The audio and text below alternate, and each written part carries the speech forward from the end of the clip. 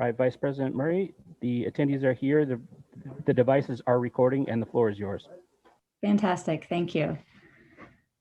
Good morning, everyone, and welcome. This is the December 10th, 2020 meeting of the California Fish and Game Commission. Callers have been placed on mute, and when it's time for members of the public to speak, you will receive instructions on how to indicate you'd like to speak to an agenda item. Speakers will be unmuted individually. I'm going to hand it over to Rachel, who's going to give us some technical notes on how today's going to work. Thank you, Vice President Murray. If you're participating in the Zoom webinar and calling in by phone, please make sure that your phone number and your Zoom webinar are linked. If you logged into Zoom first and then used the call me option, that linkage happened automatically. Please note that if you are joining by phone only and wish to speak on an agenda item, staff will identify you by the last 3 digits of your phone number. If you are having any technical difficulties during the meeting, please contact it@agpvideo.com, which is the preferred method. Again, that's it@agpvideo.com, or if necessary, you can call area code 805-801-3576. Both of those pieces of contact information are on the instructions for joining the meeting. And finally, Zoom's chat feature is disabled today. Thank you. Excellent. Thank you, Rachel. With that, I'd like to call this meeting to order. Sherry, could you please get us started with a roll call of commissioners? President Clark. Vice President Murray. Here. Commissioner Hosmer-Thompson.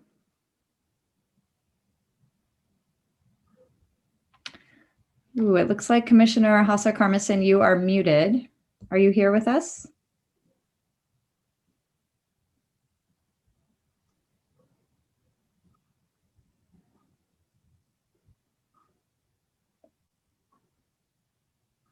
Commissioner Hosser-Carmison, are you there?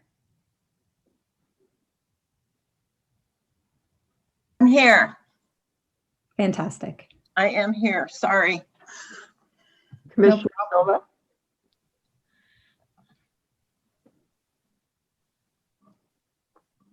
There I am. How are you? Doing great. It's nice to see you. Thank you. Sherry, could you continue with the roll call? Commissioner Silva. Here. Okay, thank you, Sherry. We do have a quorum today. We've got 3 commissioners. Next, I'd like to ask the Executive Director, Melissa Miller-Henson, to introduce the staff and leadership that we have on the call today. Good morning, Vice President Murray, commissioners. Thank you very much. Day 2 of the Fish and Game Commission meeting. We have a number of staff, in fact, almost your entire team supporting you here today. As you heard, Rachel Buante, our Deputy Executive Director, is assisting. We also have participating Mike Yon, our legal counsel, Ari Corman, who is our wildlife advisor. You'll be hearing from him quite a bit today.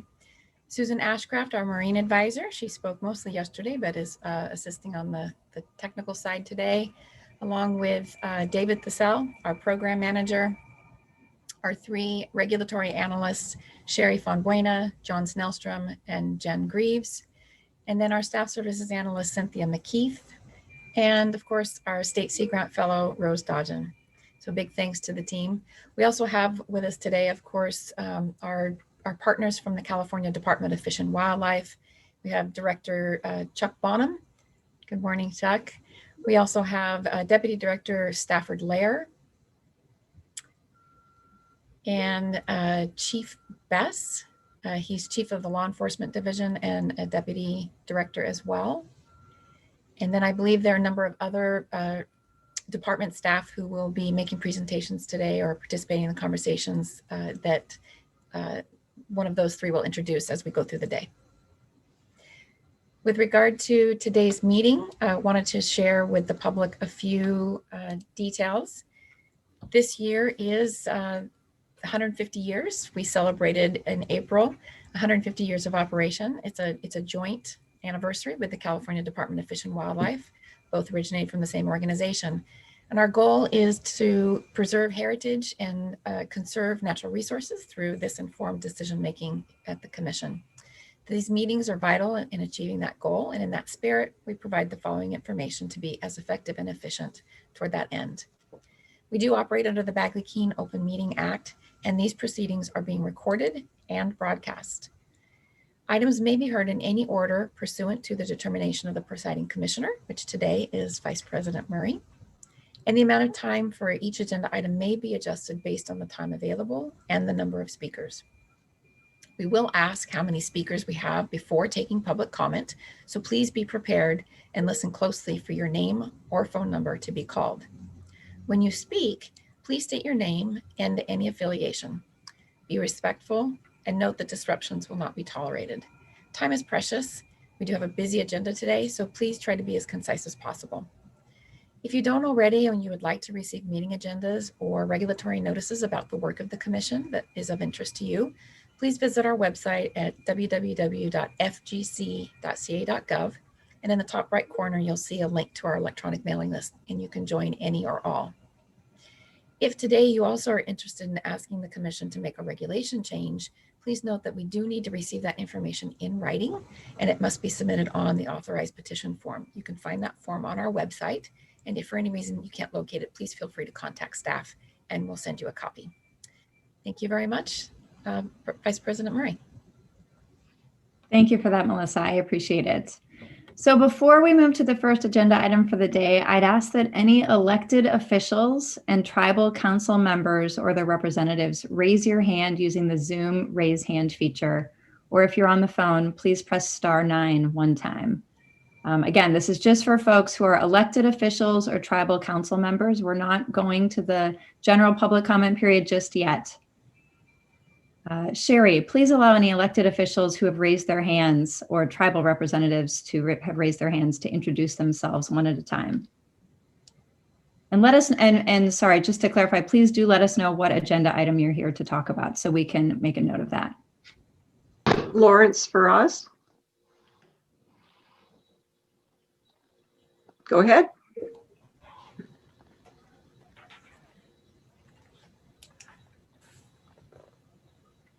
Lawrence for us.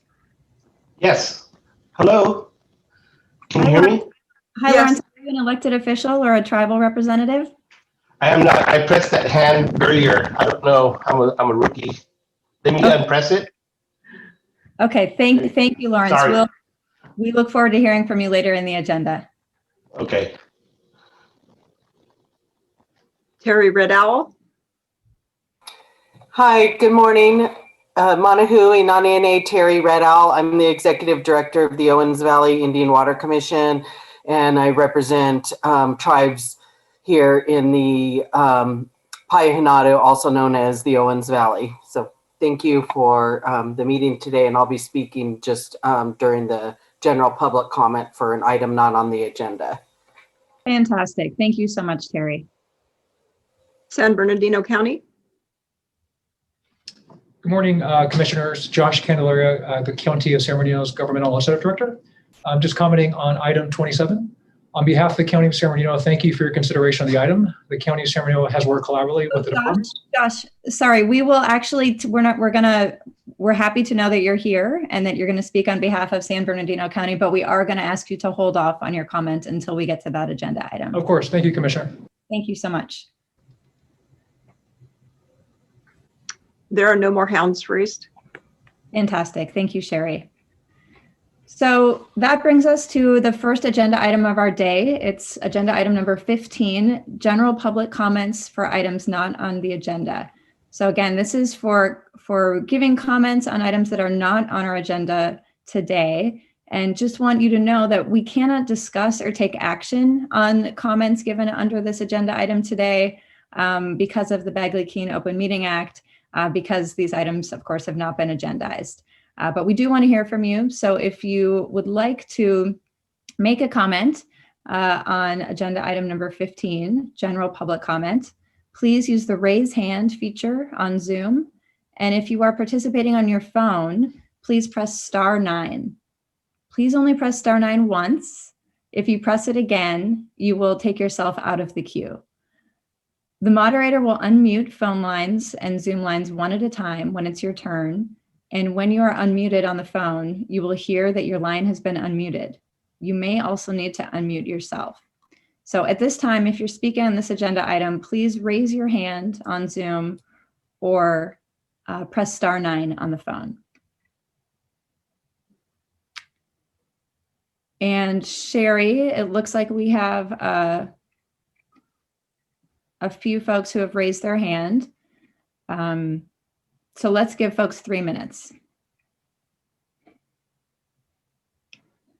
Peter Stavrianodakis, And I'm sorry if I mutilated that. Vice President Murray, just a reminder that you do have a tribal representative that had said she wanted to speak during the. Yes, Terry Red Owl, we would like to hear from Terry Red Owl first. Thank you so much for that, Mike, for that reminder. Terry Red Owl. Hi, good morning. Thank you, Commission, for the opportunity to speak. I just want to real briefly talk about the Fish Springs Fish Hatchery down by the town of Big Pine. As you guys know, this last year there was a bacteriological outbreak which resulted in the fish euthanasia, and the spring shut down for a time, or the hatchery.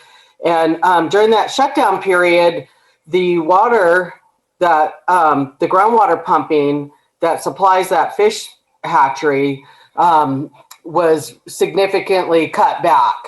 And what I'm here today is to ask the Commission to reconsider the operations down there at that fish hatchery. In the Owens Valley, there's a tremendous amount of groundwater that's pumped for exportation by the Los Angeles Department of Water and Power to supply the city of Los Angeles. And they're divided into these well fields. Well, the Big Pine well field is the most heaviest pumped well field in the entire Owens Valley. On average, over 23,000 acre feet of water is pumped. And most of that water, the majority of it, is to supply that fish hatchery that once used to be fed by a spring. So that's why it was called Fish Springs. It was fed by the spring, but that dried up with the groundwater pumping. And the pumping causes all kinds of environmental problems, especially for the tribes and the communities near Big Pine. It causes such a huge decline in the groundwater table. For instance, in Big Pine, there's over 80 feet depth to water, and as opposed to like the Bishop area, which is around 10 feet at the most.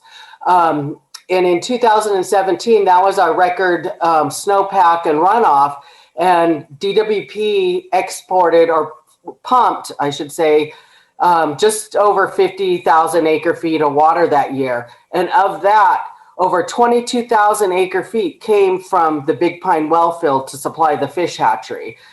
There's all kinds of vegetation problems and other issues that we have, depth to groundwater, like I said, that results from this pumping. And I'd like to see the Commission seriously take a look at that and see if there's other alternatives to supplying water to that fish hatchery, or maybe holding off on restocking fish and seeing if the springs can recover. Thank you for your time. Peter Stavrianodakis. Again, I apologize if I mutilated your name. Hello. Go ahead, please. Oh, hello. It's Peter Stavrianodakis, and you pronounced it perfectly. I'm the president for the American Falconry Conservancy. It's a actually a continent-wide organization that promotes falconry and also keeps an eye on regulations and legislation that affects falconers. The question I have for today, though I know they're not going to respond to it today, but would like to at a later meeting, is that we have lost our ability to license new falconers due to a testing difficulty. We understand a new test has been in the works, meaning falconry exam. And specifically, we would like to have the falconry exam up for public comment. The previous exam had several errors in it that led to people answering questions correctly, but getting an incorrect response and score on their sheet. And with Public Information Act, all the tests and questions should be available to the public for us to review and to make sure there are no errors or misleading or deceiving questions. So I would ask that the commission do their best to either allow us to set up a meeting with you, so at least the American Falconry Conservancy, our organization, could review the potential new exam or questions, and in addition to make that available for public comment. And I think the Public Information Act would also support us reviewing those to make sure that we don't get an erroneous test for the next go around. Again, I ask this, but also am desirous of a quick resolution so that our apprentice falconers in the works can take their test and begin flying birds this season. I'll yield the rest of my time. Thank you. Walter Lamb, you need to unmute yourself. Thank you. Good morning, commissioners. I apologize for speaking a second straight day. I'll try to keep this quick. Again, I'm representing the Bino Wetlands Land Trust. Yesterday, I had made a request. I just want some clarification about the timeline for certification of the final EIR for the Bino Wetlands Restoration Project. And I know that at the beginning of the meetings, you're very clear that you can't discuss things that aren't on the agenda. I just want to clarify that Bagley-Keene certainly doesn't prevent the director from providing, an update to the public on this, and was the case for many years. And if there's been a change in policy, I think it would be helpful for the public to understand that, beyond Bagley-Keene, which would not prevent that, but if there's been some other change in policy, that would be helpful. I did listen through to the director's response to public comments and didn't hear any information about certification of the final EIR. If that was given later in the meeting, I would have missed it, and it would be helpful to have that published somewhere. And we're 10 days short of a year since the final EIR was published, and we're getting into the holiday seasons, and so I'm a volunteer. We've got environmental attorneys who are trying to understand if this is going to be released before the end of the year, as some news reports had said. That would certainly disrupt the holiday season, which already certainly has been disrupted to a great degree. So would just appreciate the courtesy of an update from the director as to when this thing is likely to be certified, what the different steps are for certification. That's been something we've always appreciated in the past, that willingness to discuss. And then just quickly, some other comments yesterday, regarding SoCalGas. I just want to say that, when you have to cram your comments in, and of course we understand why, but to a limited amount of time, sometimes the nuance gets lost. It's very important for our organization to be as factual and precise about these issues as possible. And so I would just say that there's a lot to talk about with SoCalGas. We have not seen evidence that would support the notion that they are the driver of the Bino Wetlands Restoration Project. We've seen plenty of evidence to indicate that they are very influential in the project, that they have a profit motive for the activity that they are doing, and that perhaps that's negatively affecting what's being discussed for the wetlands. So that's not really your purview. I just wanted to clarify that a little bit, and that's something I'm sure that will come up over time. Thank you very much. And again, I apologize for taking another couple of minutes today. Marcia Hanscom, you need to unmute. Hello. Go ahead. Hello. Okay.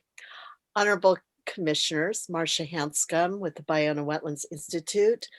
I'd like to speak about your purview as the entity that for the state of California designates ecological reserves. In 2005, this commission did designate the Bino Wetlands, a significant amount of it, most of it, as an ecological reserve. And when that was done, one of the biggest issues that was expressed by the commissioners every time they spoke about it was to make sure that ecological reserve was rather unique, very, very close to huge urban populations on the coast of Los Angeles, that public access would be a priority.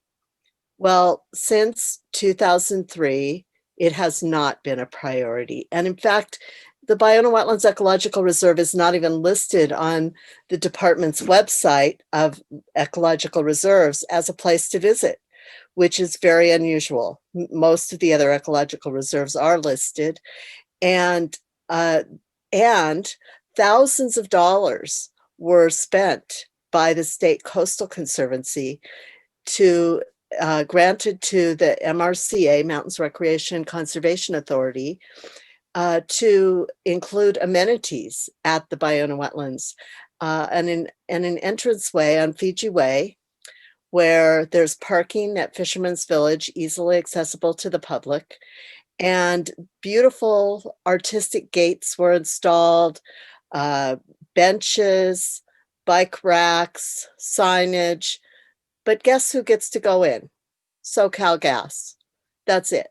And Fish and Wildlife, when they show up, which is very unusual, they're mostly an absentee landowner here. And that's a problem. When Gavin Newsom was Lieutenant Governor, we brought him out to the site and said, look, if you become governor, we want to see money given to the Department of Fishing Wildlife so that they have sufficient abilities to manage this land. We have not seen evidence of that. And we would like to work with our local elected officials, our state senator, our assembly member, to help get the funding for Fish and Wildlife to properly manage this place. Instead, they let Halliburton out there. Halliburton's out there in big ways right now, doing all kinds of things on the reserve for SoCal Gas and for this big gas storage field under the wetlands. And I don't know if Fish and Wildlife's just turning their head to what's happening or believing the false statements SoCal Gas is giving. But we need to have proper management there. Thank you. Noah Williams, you need to unmute yourself. Manahu, Anani Ne, Noah Williams, Paihupo, Numanu, Nukimadu. Hello, my name is Noah Williams. I'm speaking on my own behalf as a concerned citizen, a lifelong resident of Payahunadu, otherwise known as the Owens Valley, and my role of Water Program Coordinator for the Big Pine Paiute Tribe of the Owens Valley. Today, I am requesting the Fish and Game Commission to update the public on the status of operations at Fish Springs and Black Rock fish hatcheries. Unfortunately, 3 of your facilities were infected with a bacteriological outbreak earlier this year that led to 3.3 million euthanized fish at the Mojave, Black Rock, and Fish Springs fish hatcheries. Although the outbreak was an unfortunate situation, it presented a perfect opportunity to give the LADWP pumps, the natural springs surrounding Fish Springs and Black Rock fish hatcheries, and the groundwater aquifer a much needed rest. I asked the Commission to reconsider groundwater pumping operations at the 2 hatcheries and explore more sustainable options for future hatchery operations in the Owens Valley. Groundwater pumping continues to be a major concern of the Big Pine Paiute tribe due to the Big Pine wellfield being the most heavily pumped wellfield in the valley, much of which is pumped to supply the Fish Springs fish hatchery. Now, over the last 20 years, the average groundwater pumping in the Big Pine wellfield has been just over 23,000 acre feet per year. This continued pumping has resulted in a steady decline of the water table underneath the Big Pine Reservation, with the average water table being just over 80 feet in depth. I'd also like to invite the Fish and Game Commission and staff to continue our conversation of groundwater pumping and collaborate with the Big Pine Paiute tribe to investigate alternatives to reduce pumping in order to manage more sustainably and conserve water. I believe it is up to the Fish and Game Commission to turn the unfortunate situation at the hatcheries into an opportunity to fulfill overdue obligations to work to conserve water in the Owens Valley, or otherwise known as Payahunadu. Thank you. Naisha Frechette. Thank you. Good morning, commissioners. Thank you for the time to speak. My name is Nessa Frechette, and I'm the manager of scientific programs at Friends of Ballona Wetlands. I'm speaking today on behalf of the Wetlands Restoration Principles Steering Committee, which is comprised of Heal the Bay, Friends of Ballona Wetlands, LA Waterkeeper, LMU Center for Urban Resilience, Surfrider South Bay, and Trust for Public Land. Our coalition offers strong support for the comprehensive restoration of the Ballona wetlands, and we are anxiously awaiting the certification of the final EIR by the state and the selection of the preferred alternative. We encourage the Commission to support the project in any way that it can, as the project is long overdue and it must move forward as soon as possible to benefit both wildlife and humans. Much of the opposition to the project is based in misinformation and utilizes fear tactics and conspiracy theories to garner support. We cannot restore to a specific point in time preferred by any one group, and we must work within the constraints of urbanization and water diversion, while we are also facing the impacts of climate change and sea level rise. Many of those opposing Biona's restoration also opposed similar efforts in the past that have proven to be very successful, and I would like to highlight just a few of those projects today. In 2004, the Friends of Biona Wetlands fought to improve the tide gates on Biona Creek. The original tide gates drain the marsh, but the improved tide gates allow muted tidal flow, greatly improving hydrology. The introduction of saltwater and tidal flushing to the wetlands reduced invasive species, revived native pickleweed habitat, and resulted in the expansion of a population of state endangered Belding savanna sparrows from 13 pairs to more than 50 pairs. The opposition, who claims to worry so much about endangered species, was actually opposed to this project. They also opposed the restoration of Malibu Lagoon. Prior to restoration, the lagoon had poor circulation, poor water quality, and habitat quality. After restoration, scientific assessments showed improved circulation, increased levels of dissolved oxygen, and improved benthic invertebrate communities. The CRAM scores for the wetlands also increased dramatically after restoration, and the project has met or exceeded all of its success criteria in just 6 years. They also opposed the creation of the Biona freshwater marsh, despite now insisting that Biona should be only freshwater. In 2001, restoration began to convert a lima bean field to a 26-acre thriving stormwater runoff and habitat-created marsh. The marsh and the adjacent corridor provide stormwater quality treatment and avian diversity and have met all of their 5 and 10-year goals. I reiterate that there is strong support and for the large-scale comprehensive restoration at Biona. Thank you. Lawrence Faraz. You need to unmute yourself. Yes, I did. Go ahead. Thank you, Commissioner. I'd like to thank John Snellstrom and Christy in Santa Rosa and Lieutenant James Ober for getting back to me on my concerns. My name is Lawrence Faraz. I work for the City and County of San Francisco in the Maintenance Division.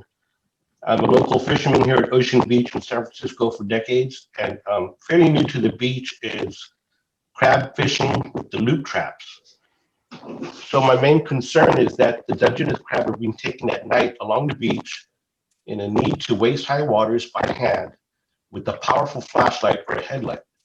The crabs are easy pickings for these guys. I don't want to call them fishermen or sports fishermen. They're not angling at all. And so in 2005, the rules state that it's unlawful to use an artificial light to take birds, mammals, or fish. I think fish is too vague. It should be called sea life. So it's been determined that using a blinding light is very unsportsmanlike. So there is an exemption that states that if artificial light not used on or part of fishing tackle. So the definition of fishing tackle is the equipment used by anglers when fishing. So these guys are not doing any of those. This other exemption does not apply in section D for handheld flashlight in a 2-cell or 3-volt, nothing larger. And also in D5 section, lantern or lamp that doesn't cast a directional beam. Also, I'm very concerned that these guys are trampling over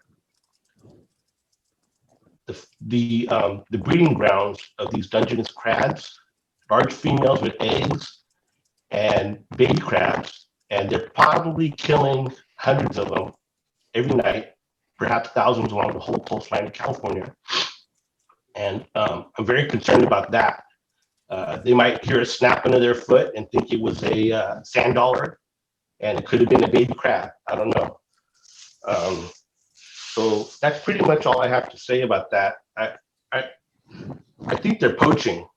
There's a fine line between what they're doing and what they're getting away with. And I don't know.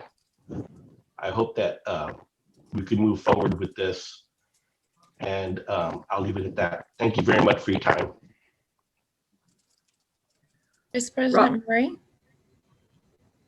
That's it. if I might, Yes, yes, please, would like Melissa. to ask Mr. Faraz, since that is a regulation change, at least in part, a regulation change request that he's requesting, would ask Mr. Faraz if he could please contact us and provide us with his email address or phone number so that we can assist him with completing a regulation change petition. Thank you for that, Melissa. Robert Jan van de Hoek.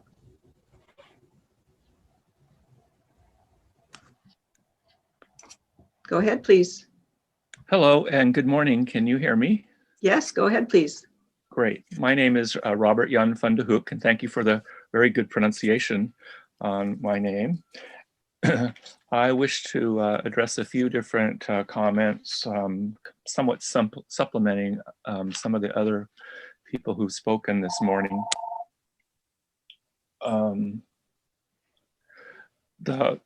First, I'd like to begin by saying that we're addressing Native American Indigenous peoples' concerns in the Owens Valley. I saw the program on PBS, Tending Nature, which was excellently done and featured the issue.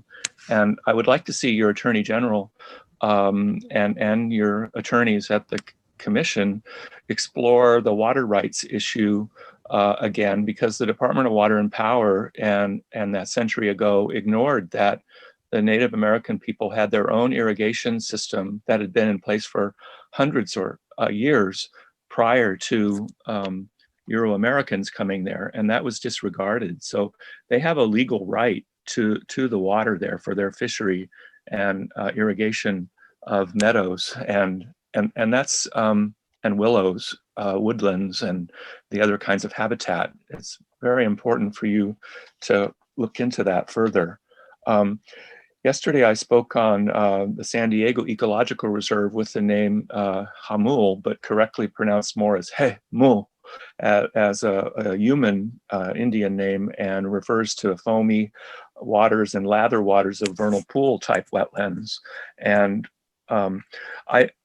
I spoke about the Ballona wetlands, but I'd like to go into a little new piece on that, different than what I spoke yesterday. And that is that the parking lots at the Ballona wetlands, where the now Governor Gavin Newsom came on a tour, then Lieutenant Governor, that's now been fenced off as the Fish and Game parking lot. And I commend the Fish and Game Department for fencing that area off. I mean for pushing the county out of that area and using it as their own parking lot. But I can't walk up to the office now without and walk in that area because of the fenced area. The other part of the parking lot I can walk in, and the county still parks their vehicles there. And then the sheriff department has a portion of the parking lot also.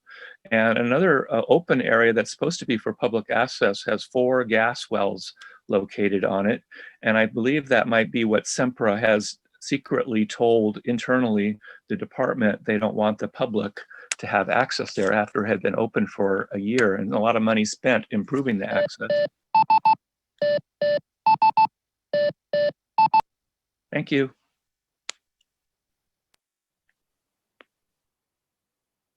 Sherry, do we have any other speakers? We have no more raised hands. Thank you so much. I think the first thing I'd like to do is offer an opportunity to Director Bonham, there he is, to Director Bonham to respond to anything that we may have heard during open public comment. Good morning, Director Bonham. Nice to see you again for day 2, Vice President. I appreciate the, looks like 65 participants, which just underscores, civic engagement is alive and well in California. A couple of thoughts, and just kind of following in order. First, I thank the tribal community that raises the questions around water use in the Owens Valley. The department cherishes its growing relationship with the Bishop Paiute tribe. In fact, you may remember about a year ago, we entered into one of our first ever agreements with the tribe in California to share co-management of a particular wildlife species with that tribe.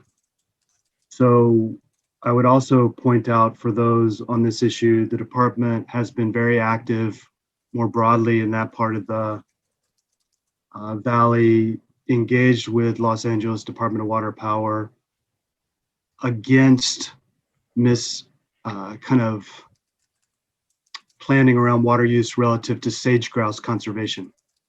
So we are pretty active in the valley broadly on water use relative to native species. And my suggestion would be, on our side, we're very open to, particularly if it were a request from the Bishop Paiute directly for government to government consultation, then our ability to sit down and think through the questions raised today. It is true that the Department of Water and Power runs the hatchery. I think we actually own it historically, but particularly if the tribe itself were to seek consultation, of course, we would respond, and I think there's a conversation to be had. Second item, I would like to check on my side, but it seems like a reasonable request in the falconry space. I appreciate Peter bringing it up to think through how to implement an exam that's correct and accurate. I think the one caution I would encourage, and I'm open to the conversation, I would probably ask our program staff to reach out to Peter, is, you know, the purpose of an exam is to test qualifications, and we don't want a situation where, you know, test questions are pre-released in a way that might kind of impugn the ability to truly test kind of qualifications for an activity. But with that, I think we could foster a conversation. Let me turn to just some all things Baiona. I appreciate Mr. Lamb has asked twice. It is accurate. We are working to certify the document. I couldn't tell you a precise date. I'm cognizant of the holidays.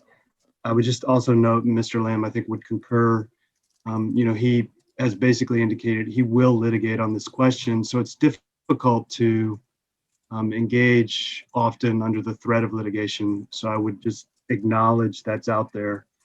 And in fact, that we are trying to certify, you know, as soon as possible. And we're cognizant of the holiday dynamic Mr. Lamb raises. On another front, I would just say I really appreciate the passion in which people come to the Baiona Ecological Reserve issue. I think we ought to have debate and discussion. I'm cautious around many of these topics. I think people come to a lot of these issues with pretty deep conviction around their beliefs of what they allege are going on. I know that it's difficult to engage when people have strongly held beliefs. I don't seek to ridicule. I would prefer to have empathy. I appreciate the remarks about thanking us for kind of improving our approach to parking there. I appreciate the offer that people really would sincerely like to help find funding for the department. But I do think facts really matter in this space, and logic does really matter. I mean, we just heard a comment which alleged there was literally no access to the reserve except for Southern California Edison. That's just not true. In 2019, actually, approximately 10,000 school children visited the reserve as part of an environmental education program. Approximately half of those children attended from Title I schools. And one of the things the department's trying to pursue, and we hope it will be collaborative, is to increase the public access features for the property and expand that service, particularly to children from disadvantaged and underserved communities. It's just logical. The facts just support that. Once restored and access improved, this ecological reserve can be one of the largest natural open spaces available to the public in the city of Los Angeles, second only to Griffith Park. So those are the facts, and those are the kinds of things we encourage everyone to engage around, and we look forward to that conversation. Lastly, shout out to the individual who goes out to Ocean Beach. I count that as my home beach. I spent a lot of time in the ocean out there surfing at the beach. So I'd just like to also acknowledge, in addition to a possible rule change, we also have a a platform which is called CalTips, and any of the public anywhere that sees a questionable activity in their mind relative to wildlife and the use of wildlife in the state can always go to CalTips. It's an anonymous platform. It goes straight into our kind of law enforcement division, and it's basically a tip hotline for potential poaching or non-compliance with wildlife laws. So, we'll make sure our folks have heard about the Ocean Beach issue, and we'll take a look at that. So I think I covered most of the input, Vice President. If there are additional questions, of course, I can field them. Yes, that's excellent. Thank you, Director Bonham, for that comprehensive global response. Commissioner Silva or Commissioner Hassler-Carmison, any questions or comments, clarifying questions on what we've heard on this agenda item? I just wanted to thank Terry Red Owl from the Owens Valley Water District and Noah Williams from Big Pine Paiute for being on and commenting, as they may not be aware of the tribal committee under Fish and Game Commission. Really appreciate Director Bonham encouraging them to reach out for government to government consultation to his office. And that would be Nathan Vogley, the tribal liaison for the Department of Fish and Wildlife. They can also reach out to the Fish and Game Commission Executive Director, Melissa Miller Henson. So just wanted to thank them and encourage them to follow up. That's perfect. Thank you. Commissioner Silva? No, I'm good. Thank you, Vice President. All right, excellent. Well, we have no motion on this, so that brings us to our consent items. I do want to remind folks that item number 18, California Bighorn Sheep, has been moved to a future meeting. So items placed on the consent calendar are placed there because they're expected to be routine and non-controversial. Consent calendar items are generally voted upon without discussion unless a member of the public, staff, or commission member requests otherwise. If you'd like to comment on an agenda item on the consent calendar, please raise your hand, either using the Zoom function or by phone. Please press *9 to raise your hand. And while we're seeing if we have any public comment on this item, Ari, is there anything, Ari Corman, is there anything that you want to say about the consent items before we go to public comment?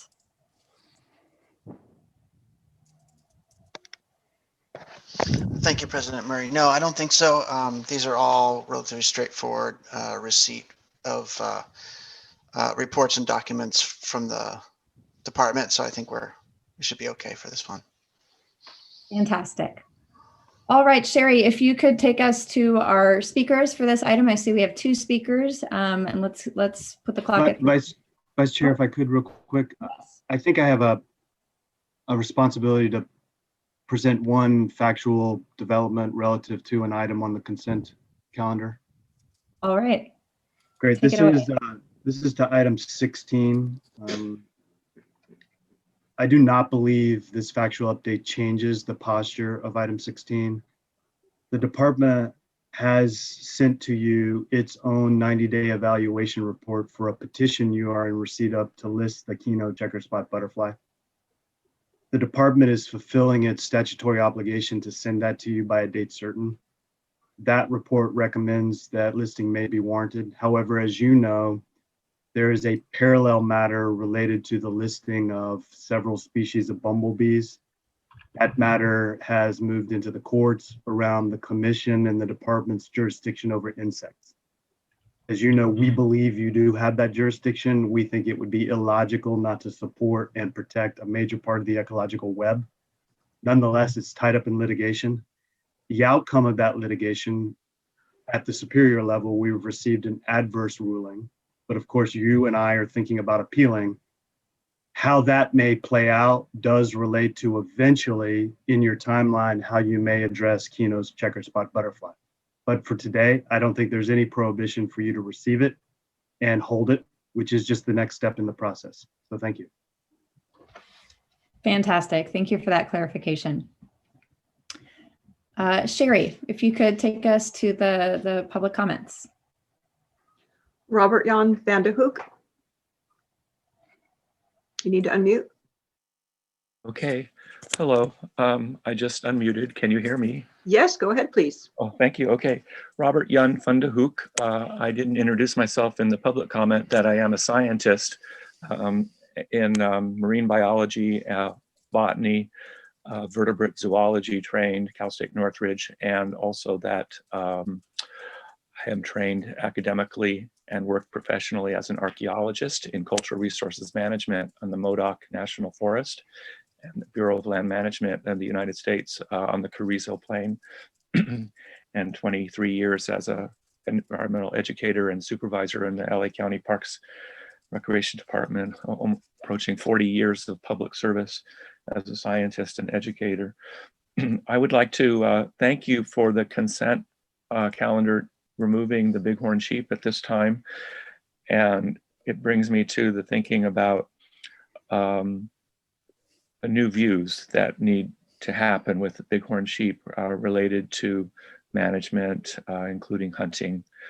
And regarding the Chuck Bonham, the department's executive director, on the consent item number 16 on the keynote checker spot, I'd like to note that that brings us back again to discussing San Diego and the ecological reserve there and the importance of ecological reserves, and that you continue to work to add new ecological reserves to the state, as well as supplementing the size of the ecological reserves. And regarding that mentioning of the word kino means another Native American word was used, and Paiute was used today, and Hamal. We're much Native American language and words, linguistics are very much in our use in language, and we need to address that to be sure that all of us are speaking a little bit of native language in these public meetings. And this brings me to the bumblebees and insects part of what the Director Bonham talked about, and the web of ecology that's involved in the native bumblebees. Los Angeles County, as I know and research there, and as the former president of the Lorquin Entomological Society, there are 7 bumblebee species in Los Angeles County alone, which is the biodiversity hotspot of bumblebees in the state, even though we're so urbanized as a county. And none of them are extinct or extirpated, but some of them are quite rare. And the Ballona wetlands is one of the places with 3 species of native bumblebee, which will all be lost if we turn it into a water dredged ecosystem. I'm really pleased to see 3 women on the screen today for the Fish and Game Commission. So pleased. And that maybe this is the first time we have 2 commissioners who are women on that commission. I'm not sure about that in the history, and celebrating the 100-year history is so important. And I want to say much more. Thank you. Vice President, the previous raised hand was lowered. We have no more hands raised. Thank you, Sherry, and thank you, Robert, for those comments. Excellent. Any questions or comments from fellow commissioners before we make a motion? Vice President Murray, I'll go ahead and make that motion if you're ready. Fantastic, please.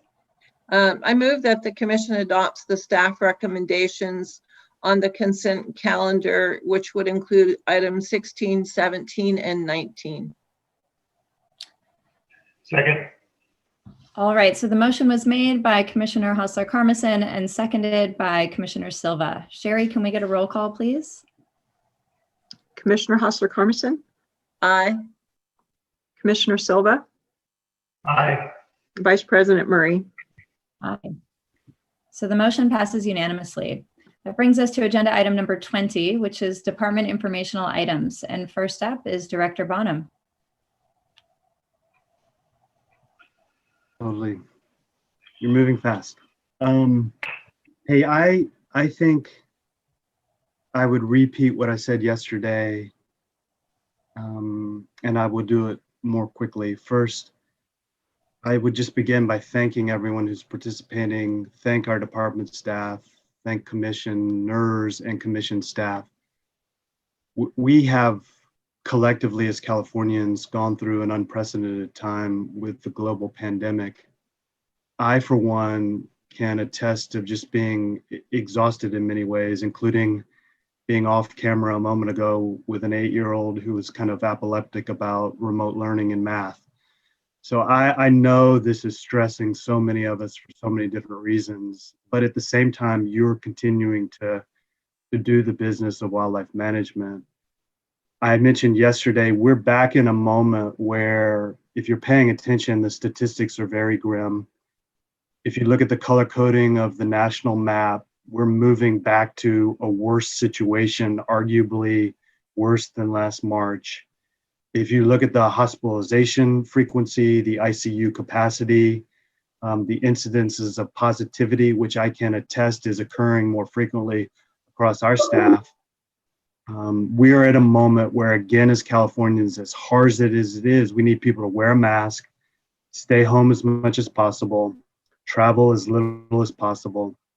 And because of that, we are continuing to keep the vast majority of our workforce, almost 3,000 people, working remotely. It's hard. It puts a stress on our capacity, but it's the right thing to do to beat this curve and flatten it again. So there's that underway. And then you heard me mention a project that I care deeply about, and I would just summarize it again. It's difficult to find moments of, success or hope against the backdrop we're living internationally, nationally with the pandemic.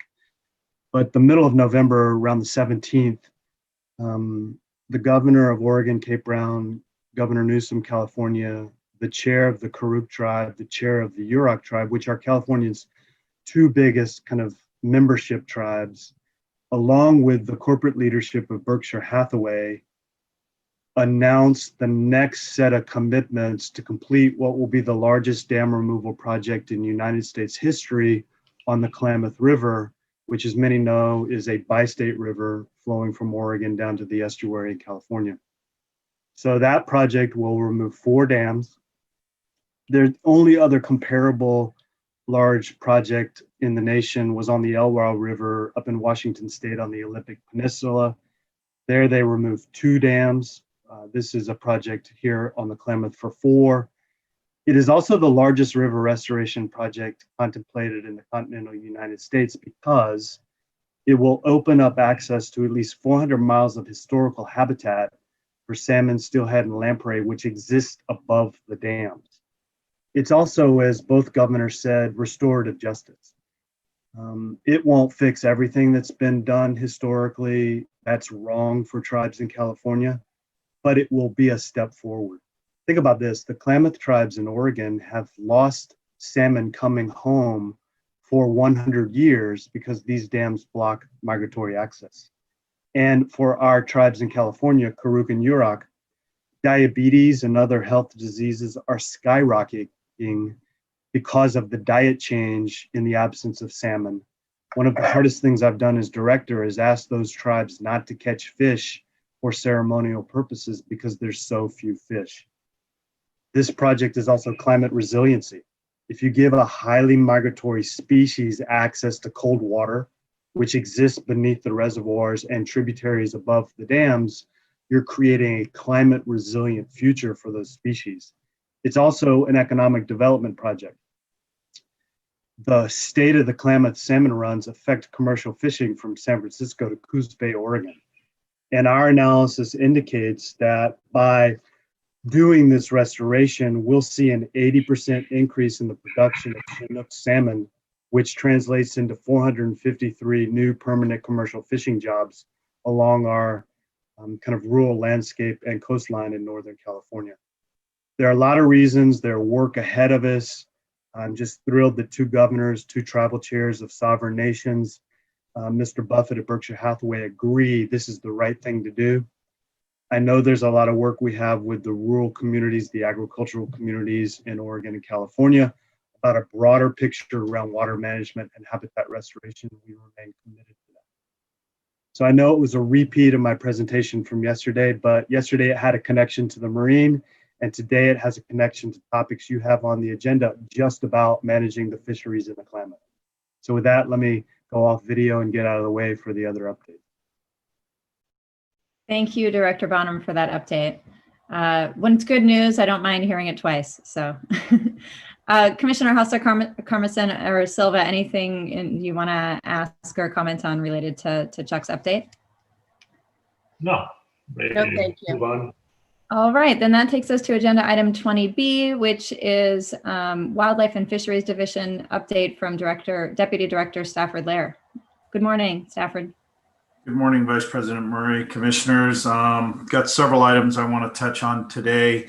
Chuck talked about, everything California has been going through. Well, we also underwent the most dramatic fire season that we have seen ever. Over 4 million acres burned, and the department entered a partnership with UC Davis. We built with them the Wildlife Disaster Network, our wildlife veterinarians with UC Davis Wildlife Disaster Network have cared for many burned animals, and those animals are slowly being returned to the wild.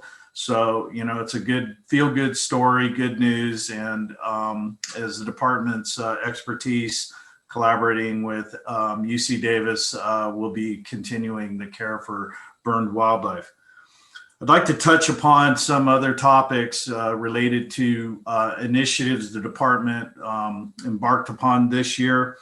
We received funding in the 2020 Budget Act to implement a forward-looking lands program. We are embarking upon 1,500 acres of restoration that will have biodiverse, climate resilient pollinator habitats. This is on top of 500 acres that we already were embarking upon in terms of restoration. We're beginning to deploy a series of climate sensing stations across the state. This network will include virtually every ecotype in the state. So we will begin collecting baseline climate sensing data that will allow us to establish trends and evaluate efficacy of restoration efforts within those ecotypes. Additionally, that will be in a sort of like a consortium of partnerships with academic and other state and federal agencies on this climate sensing network. So that's pretty exciting news there. We're also embarking upon a major campaign to improve the signage at department lands, and with tribal acknowledgement, helping people understand what were the purpose these lands were acquired for, how to talk about the biodiversity and climate resilience of these properties, and also begin to really target how do we embrace and engage underserved communities that may not have felt welcome on these department lands throughout the state. Next, the department received a pretty significant funding boost to begin embarking upon a statewide bobcat study.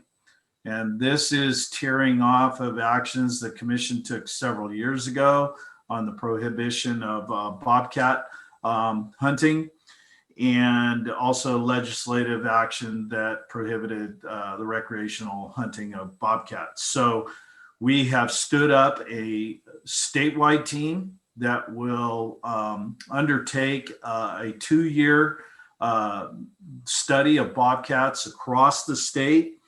Our study plan has been peer reviewed, and we are already embarking upon pilot efforts in a couple of the geographies of the state. And that pilot study will begin to test the methodologies, and we'll keep you posted on that. The intent is to deliver a bobcat management plan to the commission in 2025 per the statute requirements. The department just announced that we have awarded $550,000 in grants to 45 nonprofits to support for the care of injured and sick and orphaned wildlife from taxpayer contributions to the Native California Wildlife Rehab Voluntary Tax Contribution Fund that is on state income tax forms. So the public has said we want to donate, and we're merely channeling those dollars out to the Wildlife Rehab Network that are key partners with the department. As we come across injured wildlife, we can deliver it to them and they care for it and either return it to the wild or find an appropriate home for it. And then, just lastly, the whole conversation about how we deal with insects, let's just put aside what's happening in the court arena or the California Endangered Species Act arena. The departments recognize that we need to begin to really lean into understanding, the entomology and insects. So we're very pleased to announce that we have hired our first entomologist. This individual will become our statewide pollinator coordinator and begin to work at statewide partnerships with agriculture and other interests so that we can begin to develop approaches that can conserve pollinator habitat well beyond what the state can do within its own land's footprint. This is a pretty exciting time, similar to, standing up a genetics lab or standing up a human dimensions program. We're now beginning a pollinator program. So I'll just leave it at that. Any questions from the commissioners, but pretty busy time for us on top of all the COVID and wildfire response issues. Thank you. Thanks so much, Deputy Director Lair. Love hearing that about the, enhanced inclusivity on department lands and funding for the Bobcat study and the new pollinator program. It's exciting. Thank you for sharing. Yeah, on the signage, it will be, trying to have the native ancestral land acknowledgements. So I just want to make that point that, it's very clear we need to move quickly into that space. So stay tuned. Fantastic. Okay. I don't see commissioners unmuting themselves or poised to speak. So I think we'll move on to the next agenda item, which is 20C, and we're going to get an update from Law Enforcement Division, and Deputy Director and Chief of Law Enforcement, David Best, is going to take us through that. Good morning, Chief Best. Good morning, Vice President, Commissioners. I'm going to tell you, currently we're right in the middle of our field training program for our officers that graduated from our academy earlier this year. We currently have 21 officers that are in field training.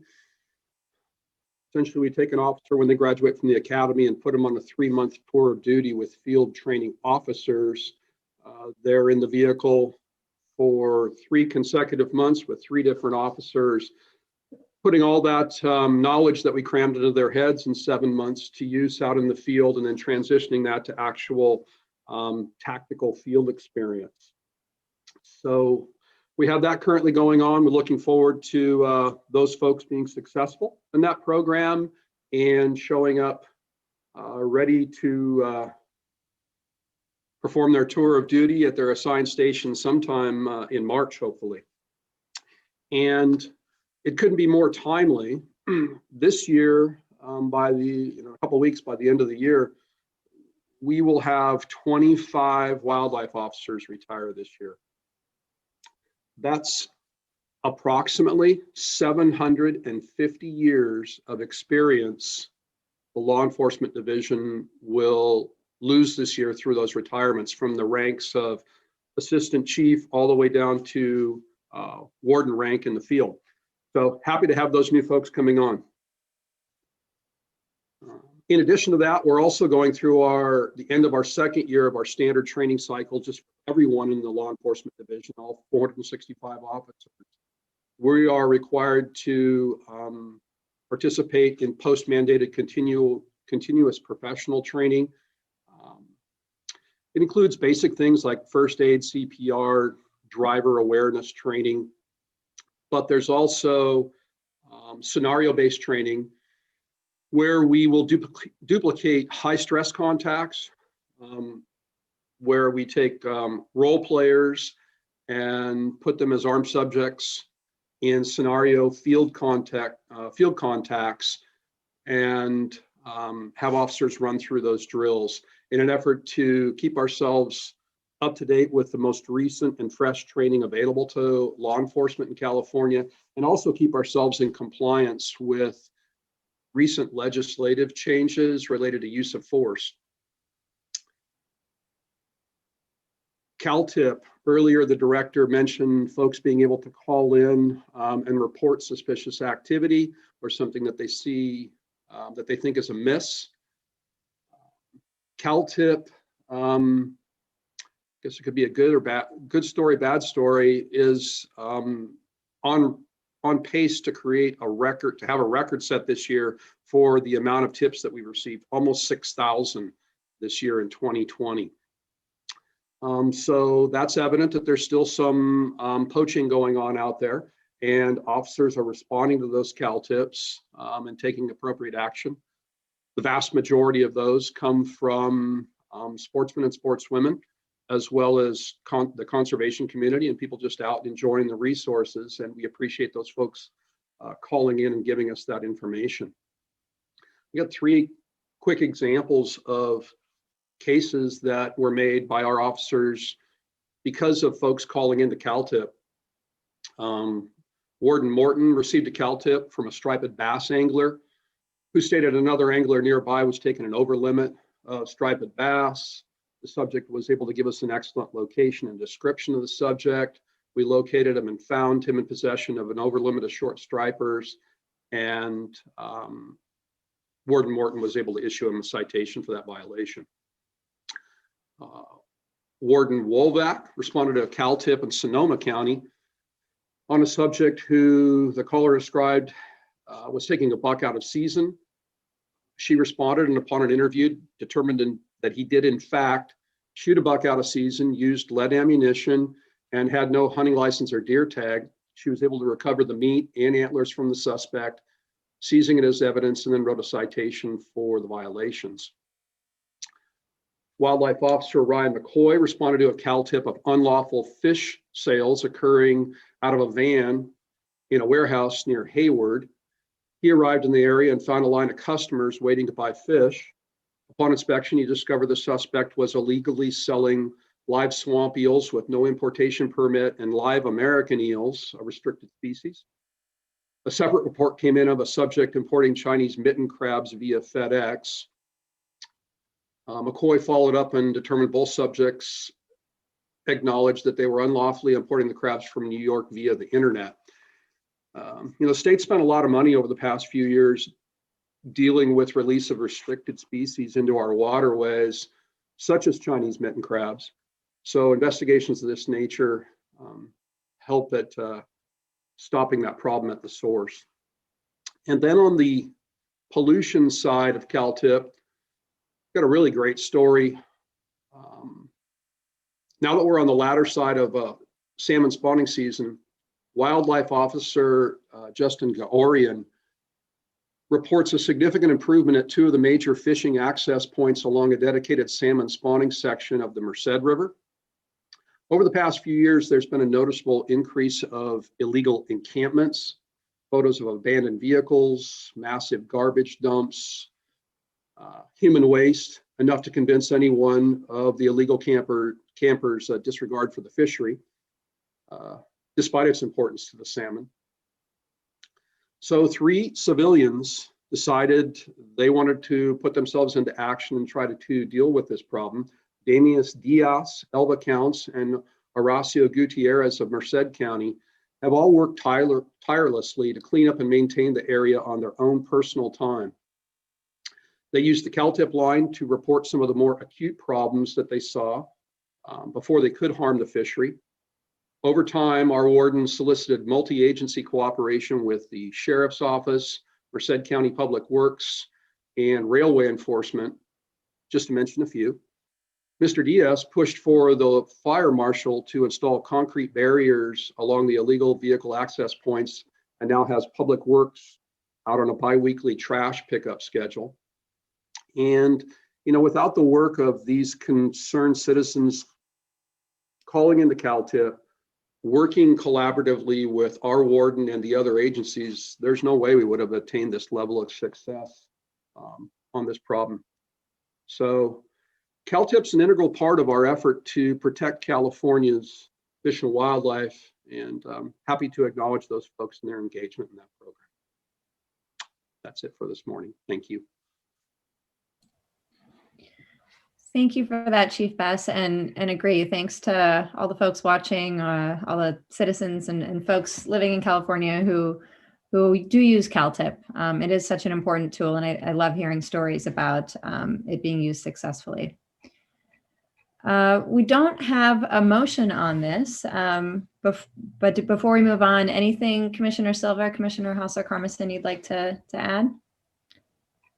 I just want to thank Chief Bess and each and every one of his law enforcement officers. I know oftentimes we take for granted law enforcement, and in listening today and hearing all of the great work that you and your team are doing, I just want to say thank you again. And we really appreciate all of your service. Thank you. Thank you, Commissioner. Yeah, thank you for saying that, Commissioner Hauser-Carmison. I couldn't have said it better myself, and I absolutely feel the same way and echo those sentiments. All right, so our next agenda item is Vice President, we do have one public speaker. Oh, okay. Sorry about that. Thank you, Sherry. Yes. So if you'd like to speak on this agenda item, please raise your hand if you're on Zoom, or press *9 if you are on the phone. Thank you so much for reminding me of that, Sherry. Robert Jan van de Hoek. You need to unmute yourself. Go ahead. Okay, thank you. I unmuted myself and you can hear me, correct? Yes. Thank you. Yes, my name is Robert Jan van de Hoek, and I also had my hand up for the previous two items, the director's report and the deputy director's report. And may I also comment briefly on those two? Yes, Robert. So we take comment on all three of A, B, and C. We take comment at the end on all three of them. So please do comment on. I see. It's a learning experience. Okay. Thank you. And also, I really enjoy these virtual Zoom public meetings, and I want to do a shout out for continuing to do this, maybe even after the COVID virus. It does allow the community, I think, a greater access, because we can't travel, to the various regions of the state. And I know that's why you travel to the various regions, so that the whole state can be involved. But even there, we have to drive sometimes quite the distance. And this is so much, I think, and the community colleges are starting to realize, and education is starting to realize this too, and other commissions of the state are realizing this as well.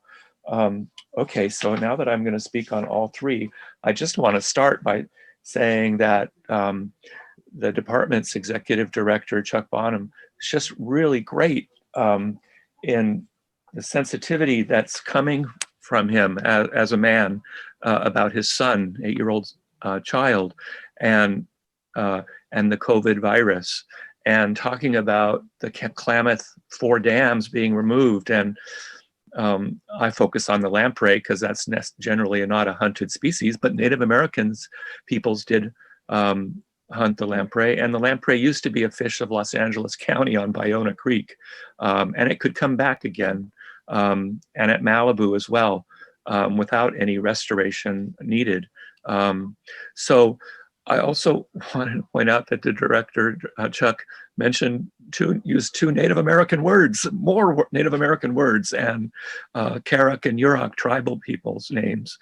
And then I wanted to speak about Deputy Director Stafford's embracing insects and having a new entomologist that I just learned about. That's really wonderful. I see so much possibility in coming with this, and now Chief Bess's words on the enforcement and And so much of the public in conservation, myself included, I've made cow tips, not this year yet, and I probably won't this year. Well, no, wait, I did one earlier, but just really good. I really want to show how this points out that we're moving into philosophy and ethics that's ecofeminist oriented by the fact that 2 commissioners were women. Your commission executive director is a woman. A minority man is present, Ms. Commissioner Silva, and the 3 people that make up your majority are not white men of the earlier type of ethics in philosophy. More on that later. Thank you. We have no more raised hands. Thank you, Sherry. And thank you, Robert, for those comments. We also see that having these remote meetings on Zoom does allow enhanced access to more people. And we also have been talking about whether there are ways to continue to do that in some way into the future, even when we can and will meet in person again. So thanks for noticing that. All right, agenda item number 21 is our Wildlife Resources Committee update. And Ari Corman is going to lead us through this. Good morning, Ari. Oh, we cannot hear you though, Ari. There we go. There you go. Good morning, Vice President Murray, and good morning to the commissioners. This item is the Wildlife Resources Committee to discuss any new topics being referred to the WRC and approve the agenda topics for the next WRC meeting. The next meeting is scheduled for January 12th, 2021, and it will be in a webinar format similar to this one. There is one new item that is being proposed for addition to the WRC agenda, and it has to do with discussions surrounding petition 2020-005 AM1 for striped bass slot limits. The commission is scheduled to consider this petition later on in the agenda for item 28, so that'll be later today. But some discussions surrounding this petition and how to go forward on it, through some of those discussions between the department and commission staff and stakeholders and the petitioners surrounding striped bass have brought into relief that the question of striped bass slot limits is probably best addressed in a larger context of striped bass management, including discussions of monitoring, the department's monitoring of striped bass, potential research projects, and maybe some partnerships on data gathering opportunities. There's even been discussion of the possibility of a striped bass fishery management plan. And as a part of these larger discussions, it was recognized that it would be really good to address some of these issues in a public setting so that interested stakeholders and the public could participate in some of those discussions and decisions that will be made in the future. And so staff is recommending that the larger topic of striped bass and striped bass management be added to the WRC work plan and be scheduled for the next agenda meeting, the next committee meeting. So that being said, the proposed draft topics for the next committee meeting are inland sport fishing, restricted species, which has to do with facilities that house restricted species, such as wildlife rehabilitators, an update on the bullfrog project, a larger discussion of human-wildlife conflict, and striped bass, as I mentioned before.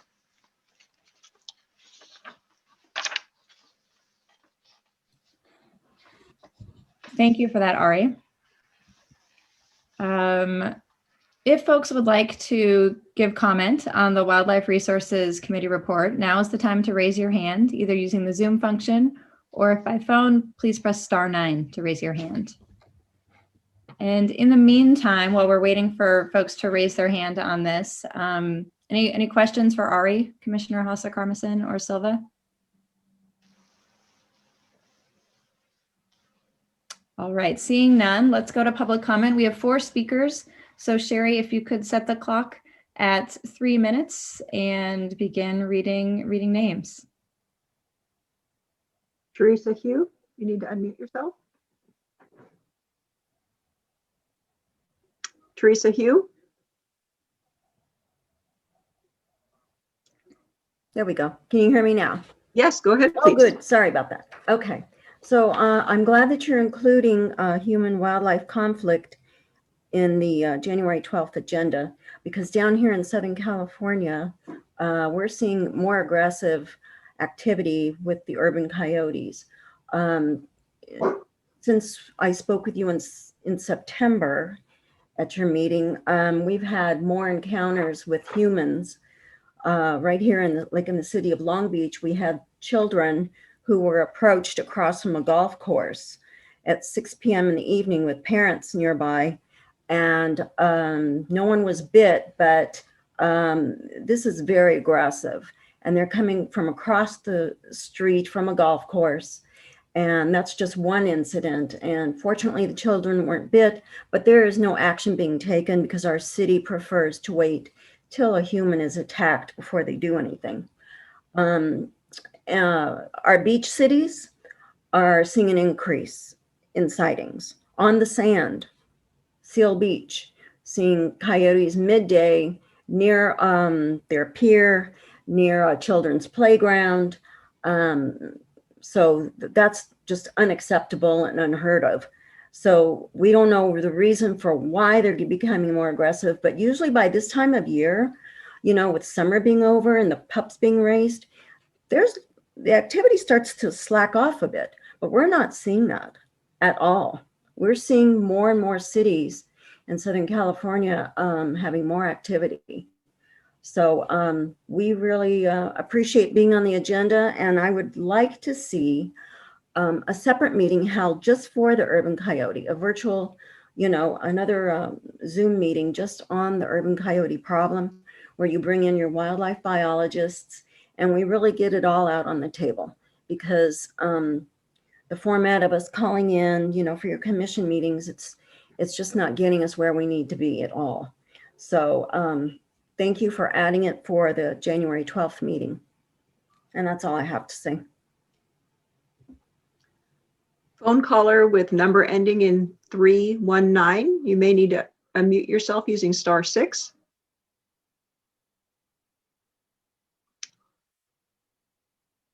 Go ahead. Hello. Can you hear me? Yes, go ahead, please. Hello? Oh, okay. Thank you. Hi, my name is Judith Simmons, and I'm a resident of Torrance, California. The urban coyote phenomena started to increase after 1998, when California voters approved a statewide ballot measure to ban the use of steel jaw leg hold traps and to restrict the use of other body gripping traps. This has severely limited wildlife management agencies' ability to control the coyote expansion into our cities. In addition, well-funded donor animal rights groups developed a strategy to file lawsuits against any city that would try to manage the coyote population with lethal control. A few decades later, and here we are, after multiple generations of city-born coyotes, they have learned that the city is a superior environment with unlimited resources to thrive compared to living in the wilderness. Coyotes have no fear of humans to stop their expansion, and the coyotes are intelligent and can adapt to almost any environment to exploit any available resource. The animal rights folks don't see the difference between the coyote that avoids human contact and the habituated coyote that is jumping block wall fences looking for easy prey in our backyards. If our urban cities can't initiate coyote population control, I feel we are doomed. Coyotes will be biting more humans, and what about our children's safety? No one that truly cares about our wildlife should be arguing that cities are an adequate and appropriate place for coyotes to live. I'm basically requesting CDFW regulation changes to help our cities with coyote population control. And I thank you, commissioners, for the time you've given me to speak about the ever-present coyote dilemma. Thank you. Seth Weinstein. Yeah, hi, I apologize. This is not the correct venue. I'm the attorney for John Woodrum and Pursuit Sport Fishing LLC. And I know we were supposed to sign in at 10 a.m. and I know this is not the appropriate time to mention it, but I wasn't sure how this proceeds since this is my first Fish and Game Commission meeting over Zoom. So I just wanted to make sure that you knew that we were present. And Seth, what agenda item were you hoping to speak on? I believe it's the open forum. It's John Woodrum, Pursuit Sport Fishing LLC. Vice President Murray, I think he's referring to the executive session. Right. And I believe you were going to, just before lunch, take comments and feedback for that session, like 11:15, 11:30, somewhere in that time frame. Perfect. Thank you so much, Melissa. So should we sign back on at 11?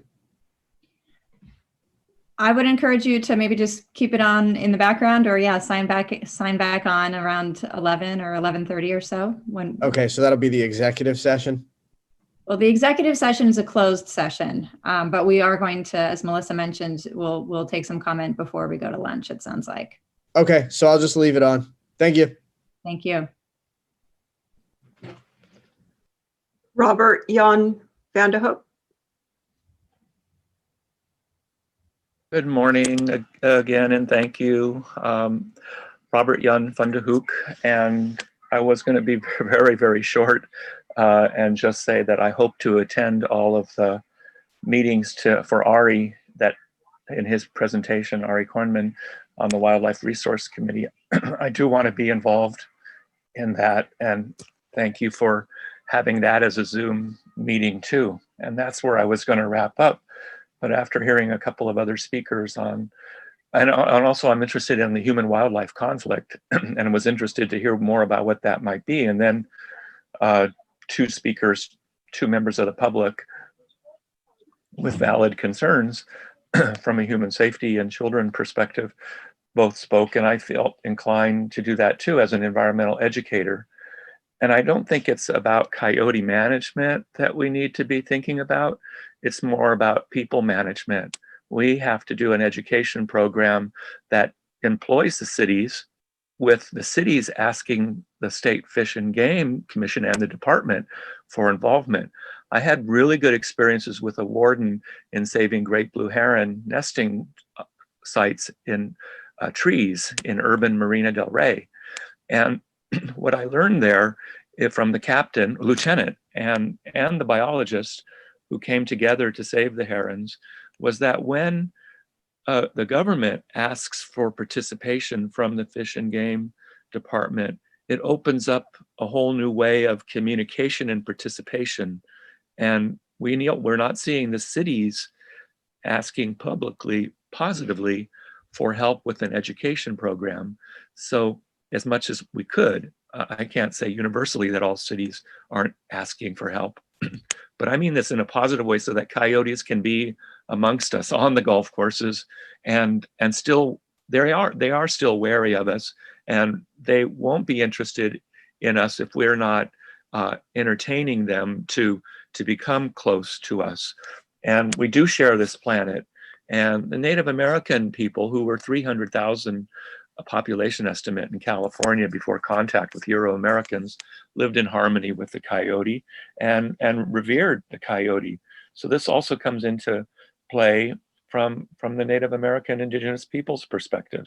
So, and I think this all comes back down to ecofeminism and a new ethics that's evolving in this commission, and you can see it happening through different laws, whether it's ecological reserves that are a late 20th century phenomenon, and we're starting to have those, whether it's codes to restrict bobcat, to have the mountain lion protected. We're on a new path, and we just, I got a little long-winded again, but I'll wrap up here, and thank you for the time. Phone caller with number ending in 826. Yes, good morning. My name is Stephen Childs. Thank you for giving us the time to talk about this stuff. I wanted to talk about the urban coyote issue, but I just want to say thank you for giving us the opportunity to talk about that. I would like to echo the same sentiment of Teresa Hugh, that it would be really fantastic if we could find a way of unpacking this in a meeting just to address the urban coyote issue. I do want to kind of also say with Mr. Vanderhoek's concerns, he's right about education being really important, and I hope that he participates in these meetings coming up. I guess that's it. All I really have to say. So thank you. Vice President Murray, we have no more raised hands. Fantastic. Thank you, Sherry.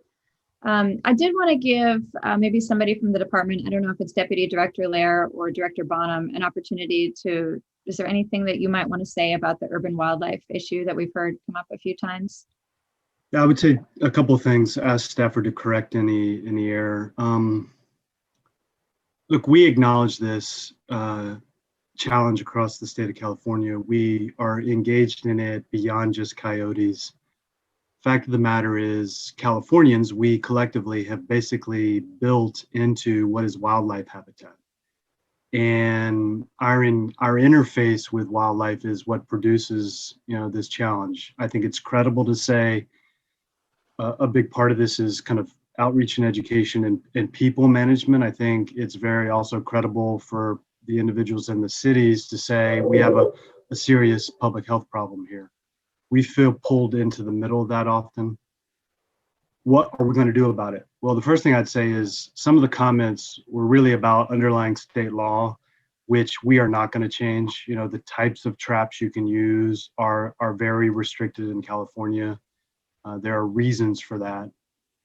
And then we are looking at the spring of 2021, I think, Stafford, where we and your commission staff, Vice President, expect to host a series of workshops through your Wildlife Resources Committee about this particular coyote issue. And that's kind of in the coming weeks and months ahead of us. Stafford, let me kick it to you.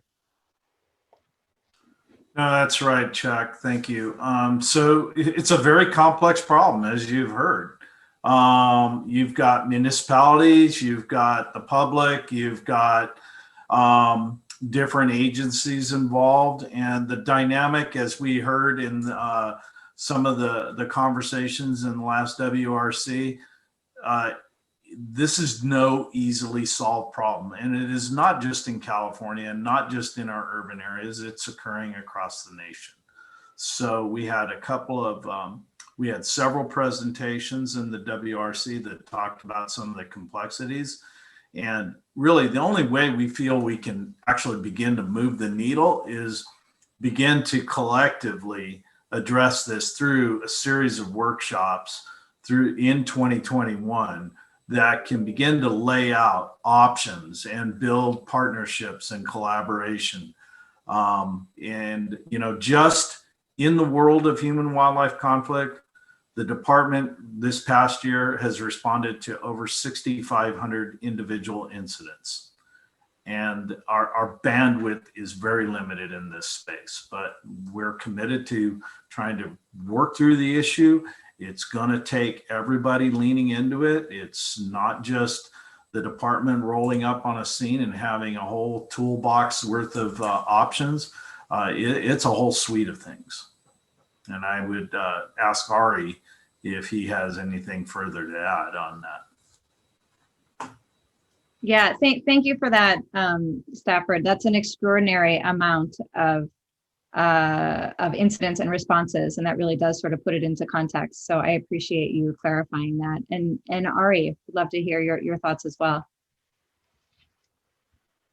Oh, we can't quite hear you though, Ari. Sorry. There you go. Thank you to Stafford and Vice President Murray. Yeah. So as Stafford mentioned, we being the commission staff and department staff are initiating a joint workshop in kind of a parallel initiative of the commission to have it's looking more and more like it'll be a series of workshops rather than a single workshop centered around the issue specifically of urban coyotes. The WRC discussion will involve wildlife-human conflict writ large, and of course that does include urban coyotes as wildlife-human conflict, but of course other issues as well. That's a larger issue than only urban coyotes. We are working on that and hope possibly as soon as next week to have the first schedule and agenda ready for that series, for at least the first workshop of the series. So stay tuned and you'll be hearing more about that fairly soon. The only other thing that I wanted to mention is one or two of the speakers mentioned regulation changes, and I just wanted to direct their attention to the Commission's website, and there's a form for any member of the public who wishes to request a regulation change, form FGC1. You can get that on our website, and if you'd like help finding it or filling it out, just get in touch with me or my counterpart, the Marine Advisor, if it's a marine issue. Fantastic. Thank you, Ari. All right, so we do have a motion on this, if anyone is prepared to make one. I'll make the motion that the commission approves adding striped bass to the WRC work plan and approves the topics for the January 12, 2021 WRC meeting as discussed today. Second. So the motion was made by Commissioner Hostler-Carmison and seconded by Commissioner Silva. Sherry, could we get a roll call, please? Commissioner Hostler-Carmison, Aye. Commissioner Silva, Aye. Vice President Murray. Aye. So the motion passes unanimously. As discussed, agenda item number 22 will be heard at a future meeting. So we're going to move on to agenda item number 23, which is Klamath River Basin sport fishing. However, first, I think we're going to take a break. So let's take a break for 15 minutes. AGP, if you could just let me know what that is. Let's say 25 after. Does that work for commissioners? Okay, perfect. So we'll reconvene at 10:25 and we will start with agenda item number 23. Thanks so much.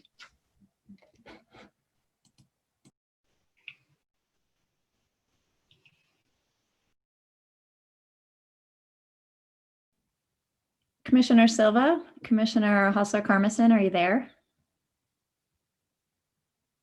I see you. Fantastic. I see Ari. Commissioner Silva, do we have you?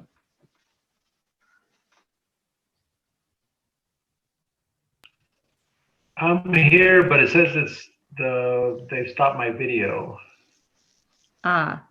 AGP, could we get Commissioner Silva's video back on? Yes, I have asked him to start his video. Fantastic. There you are. Okay. All right. And we're ready to go, AGP? Yes, we are recording and broadcasting. Fantastic. Thank you. So we are back from break and we are reconvening with agenda item number 23, which is the Klamath River Basin sport fishing. We're going to consider authorizing publication of notice of intent to amend Klamath River Basin sport fishing regulations. And Ari is going to take us through this. Thank you, Vice President Murray. As was said, this is to consider a notice for Klamath River Basin sport fishing regulations. The discussion hearing is scheduled for the April 2021 meeting, and the adoption hearing is currently scheduled for the May 2021 meeting. Each year, the Commission adopts regulations for Klamath River Basin sport fishing to bring those regulations into alignment with federal fishery management goals. I'll leave it at that because we're going to have a presentation from the department. So I'd like to welcome Kevin Schaefer, Chief of the Fisheries Branch. Morning, Vice President Murray, Commissioners. This is Kevin Schaefer, Chief of Fisheries. I'm here this morning to provide you a short summary of what would be our options going into this next regulatory cycle for the Klamath Trinity. Next slide, please. The overview, you'll see a map reminding you of the subquota areas, as well as the management of the fall Chinook salmon in those two basins. You're going to see what regulations we had in place this year, as well as the options for 2021. Next slide, please. The slide shows you the areas in the Klamath, as well as the Trinity Rivers, where we have quota systems based for the fishery in area 1 and 2 in the lower Klamath. Then we have the upper Klamath and 2 areas of the Trinity. The lower Klamath has 50% of the quota as set by PFMC and U coming up soon in April and May. And then you'll see where the percentages are split for the sub quotas for the Trinity system as well as the upper Klamath. Next slide, please. The council, you heard a little bit yesterday about the council process. They established harvest allocations and escapement goals. They'll be making those recommendations in preparation for April. The Klamath quota allocation typically conforms with a minimum of 15% going to the non-tribal allocation. We determine the bag and possession limits based on the quota and based on input from obviously your approval, and also the public. Next slide, please. This is what we have this year.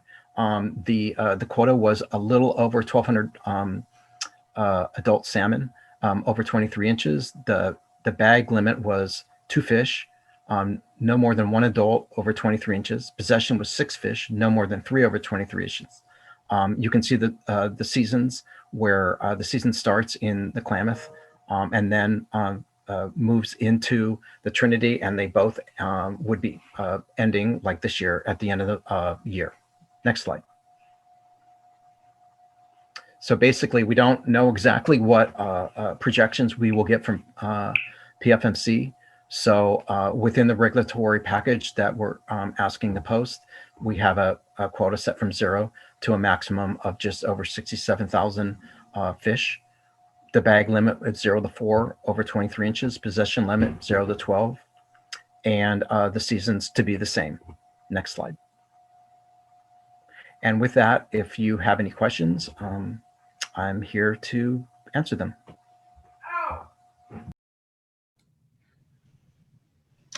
Thank you for that, Kevin. Commissioners, any questions for Kevin or for Ari on this agenda item? None for me. Okay. All right, in that case, we will go to public comment. If you'd like to give public comment on the proposed Klamath River Basin sport fishing regulations, please raise your hand on Zoom or press *9 to raise your hand.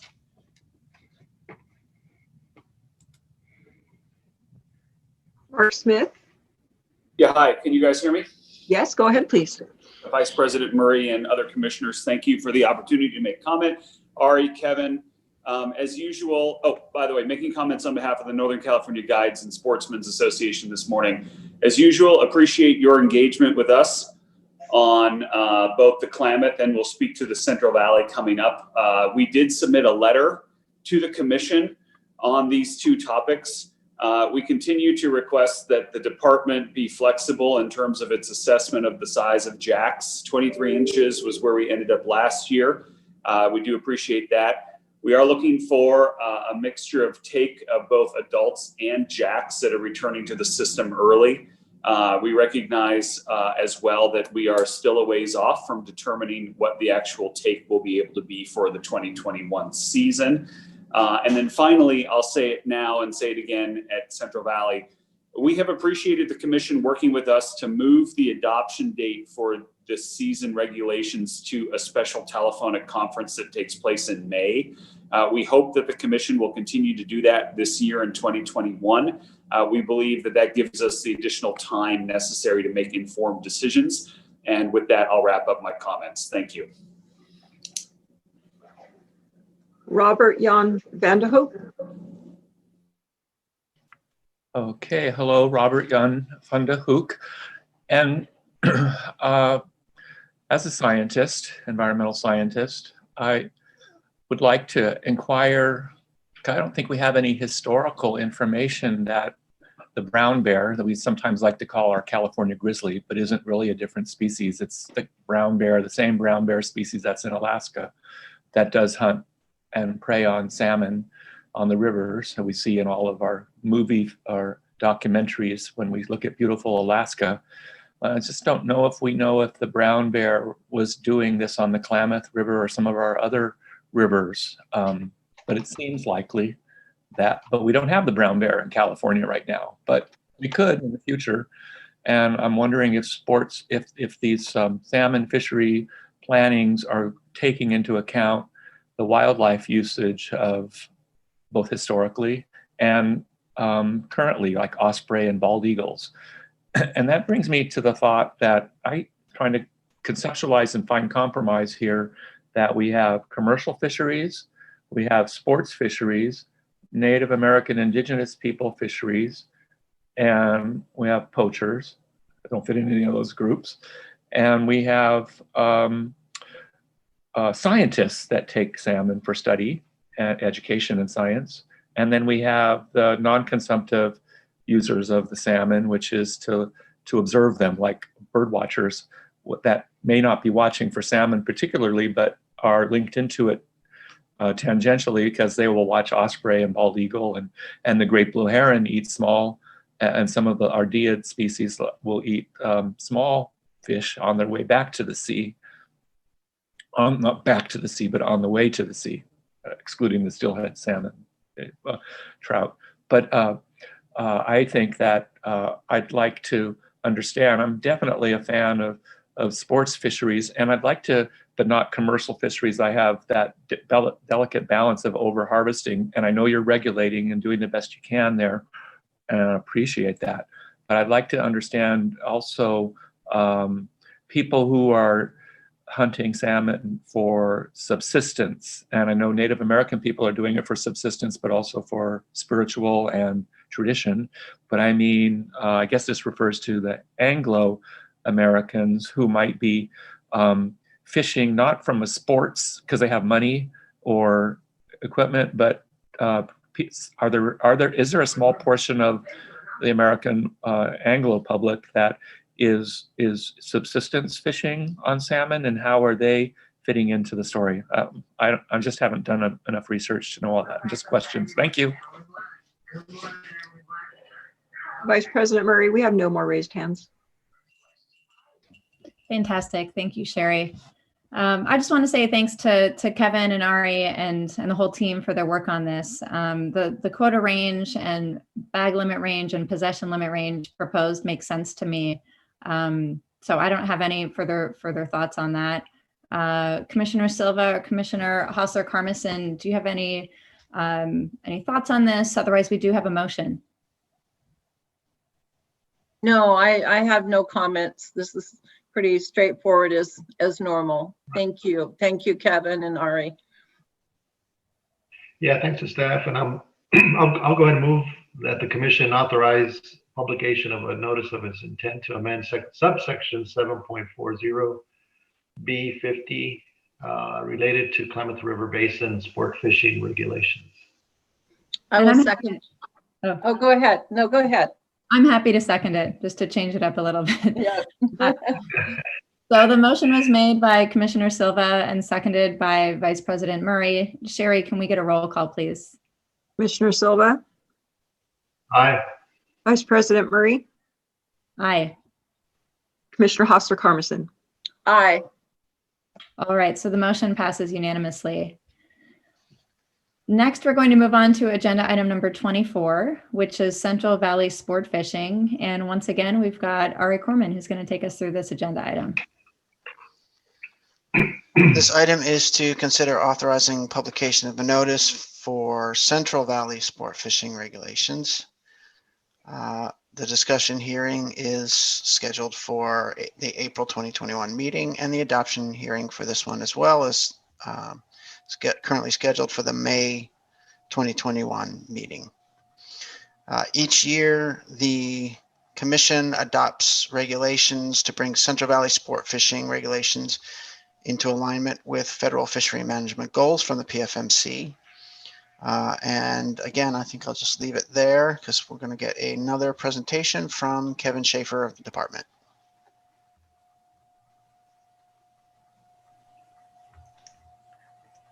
Good morning. This is Kevin Schaefer. Thank you, Ari, and thank you, Vice President Murray. I'll walk you through our Central Valley Sport Fishing regulations, and it's basically a very similar presentation. Next slide. What we're dealing with here are regulations from the McCollum River to the south, all the way up to what we call the Upper Sacramento, which goes up to Shasta Dam to the north, as well as important areas on the American and Feather. Next slide, please. You can see the regulatory regions in which we set seasons and bag limits. It's a little complicated in the coding system, but basically the way we look at it is the Lower Sacramento, the Upper Sacramento, Thermalito outfall area, the Lower Feather, several subsections of the American, and then several subsections of the McCollum. Next slide, please. What we have this year on the Lower American, the Sacramento River, as well as the McCollum, are 2 fish daily and 4 in possession. We increased this year on the Feather River to 3 fish daily and 6 in possession. Next slide, please. As in the past 3 years, based on what we learned during the drought, the prolonged drought, we are providing a range of options depending on what we get as final estimates for returns of adults and PFMC decisions. We have an option 1, which works any size Chinook salmon fishery allowing harvest. Option 2 is a limit on adult and grilled Chinook salmon, which are the 2-year-olds. And option 3, if conditions were to be considered at basically their worst, providing the recreational fishing community a gross only Chinook salmon fishery. Next slide, please. Again, you'll look at the range of bag and possession limits, and it's the same for all 4 systems. And we can, as last year, adopt something that's different in 1 or more systems, as we did with the Feather, or in years before, we can adopt the same bag and possession limits. Next slide. And with that, I'll take questions. And before so, this is probably my last formal presentation to you all. So I wanted to thank the commissioners and Ari and Executive Director Miller Henson for all that you do and all that you allow me to do. Thank you. Kevin, I didn't know that you were leaving. Are you? No, it's just the end of the calendar year. So it's just, I don't think I have anything more to say to you in 2020 formally. Got it. Okay. You gave me a little bit of a scare there, Kevin. All right. Okay. Thank you for that concise yet comprehensive presentation. I appreciate it, Kevin. So with that, we'll go to public comment. If anybody would like to provide comment on the proposed Central Valley sport fishing regulations, please raise your hand using the Zoom function or press *9 on your phone. And it looks like we've got at least 1 speaker. So Sherry, if you could take us to the public comment queue, please. Mark Smith. Hi guys, checking you can hear me again? Yes. Great. Mark Smith again on behalf of the Northern California Guides and Sportsmen. Again, we send a letter. We appreciate the department and the commission working on a range of options In the Central Valley, I think this upcoming year, this is going to be important for us to have this range of options. I think the commission is aware, staff is certainly aware. Fishing on the Sacramento system this year was absolutely terrible. It was really, really bad. There were hopes, given what we were looking at in the ocean, that we would have a solid return.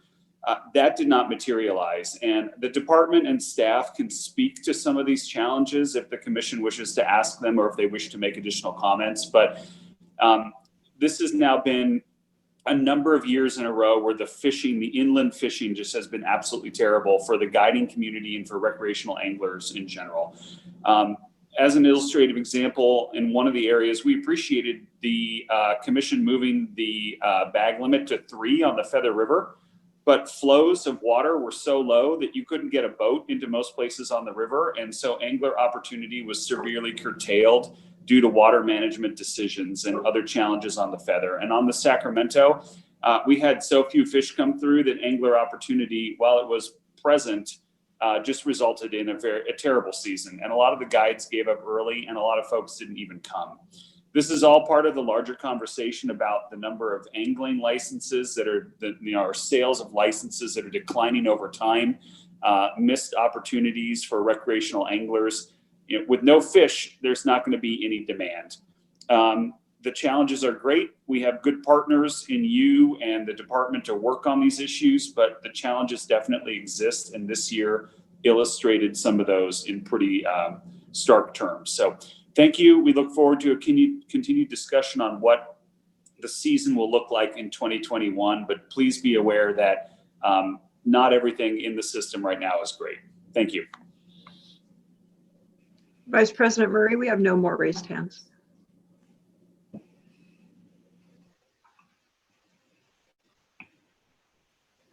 Thank you, Mark, and thank you for highlighting some of those challenges that we face related to water flow and angling licenses. We're certainly aware of those challenges, but it's nice to be reminded and sort of keep them top of mind. Although, of course, some of the things you describe are outside of our purview and jurisdiction, but important challenges to recognize in our work nonetheless.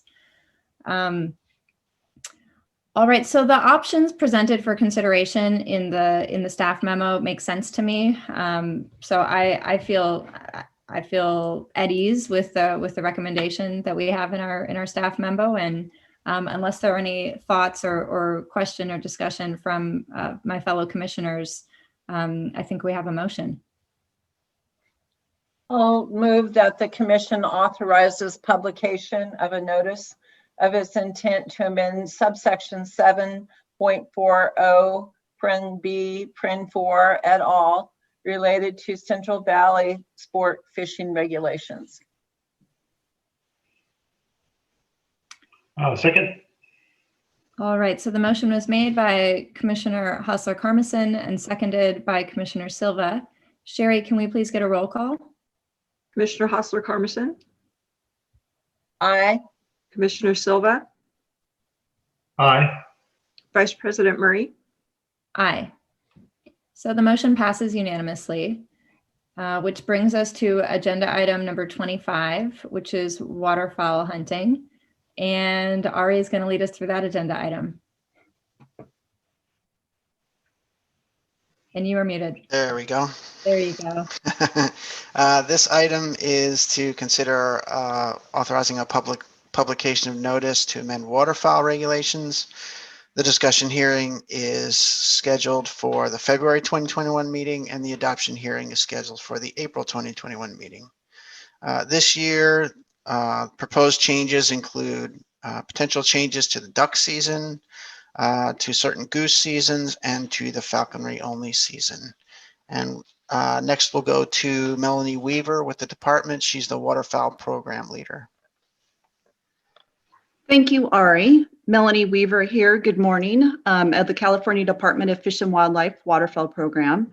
I'm here today to kick off the waterfowl hunting regulations for the 2021-22 season. What follows is a very brief.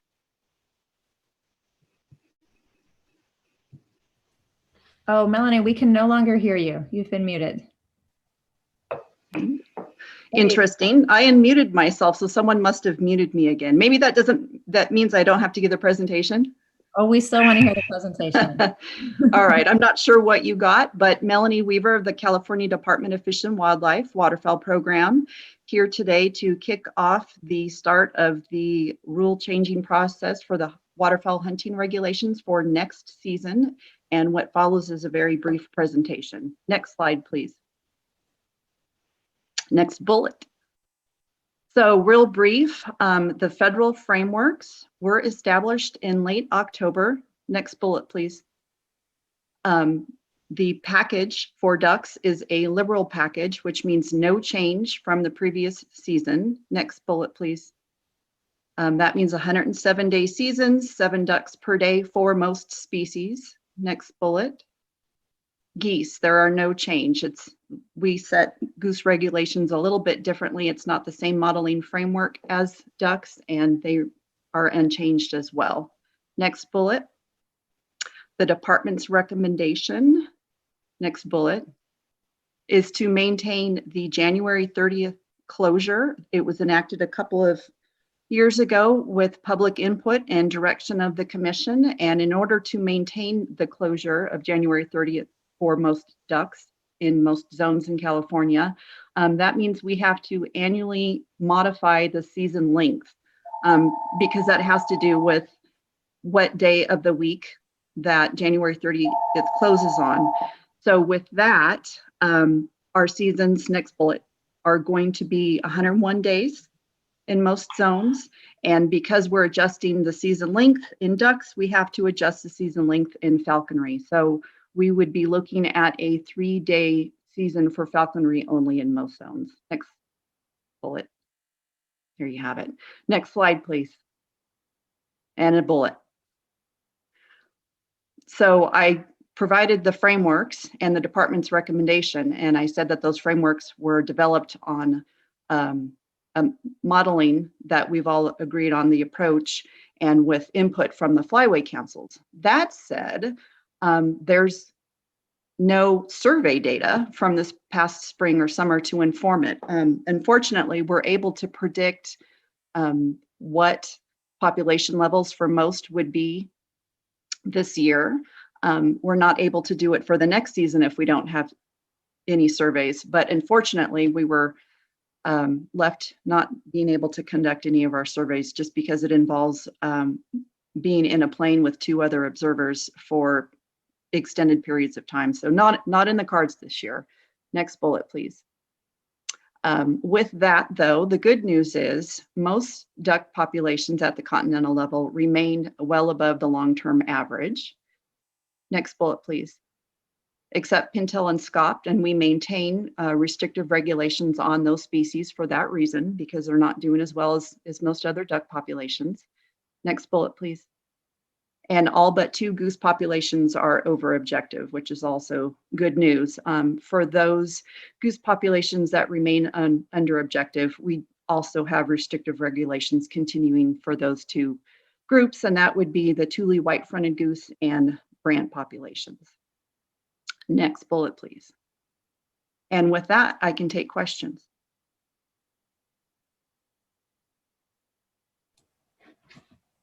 Thank you so much for your work on that, Melanie, and for the presentation. Any questions from Commissioner Silva or Hauser-Carmison on Melanie's presentation before we go to public comment? All right, then if you'd like to speak on this agenda item, number 25, waterfowl hunting, please raise your hand on Zoom or press *9 if you are on the phone. And it looks like we've got a couple speakers who are calling in on the phone. And Sherry, if you could take us to public comment.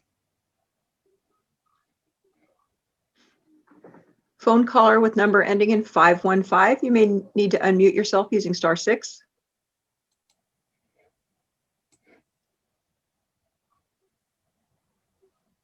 Phone caller with number ending in 515. You need to unmute yourself.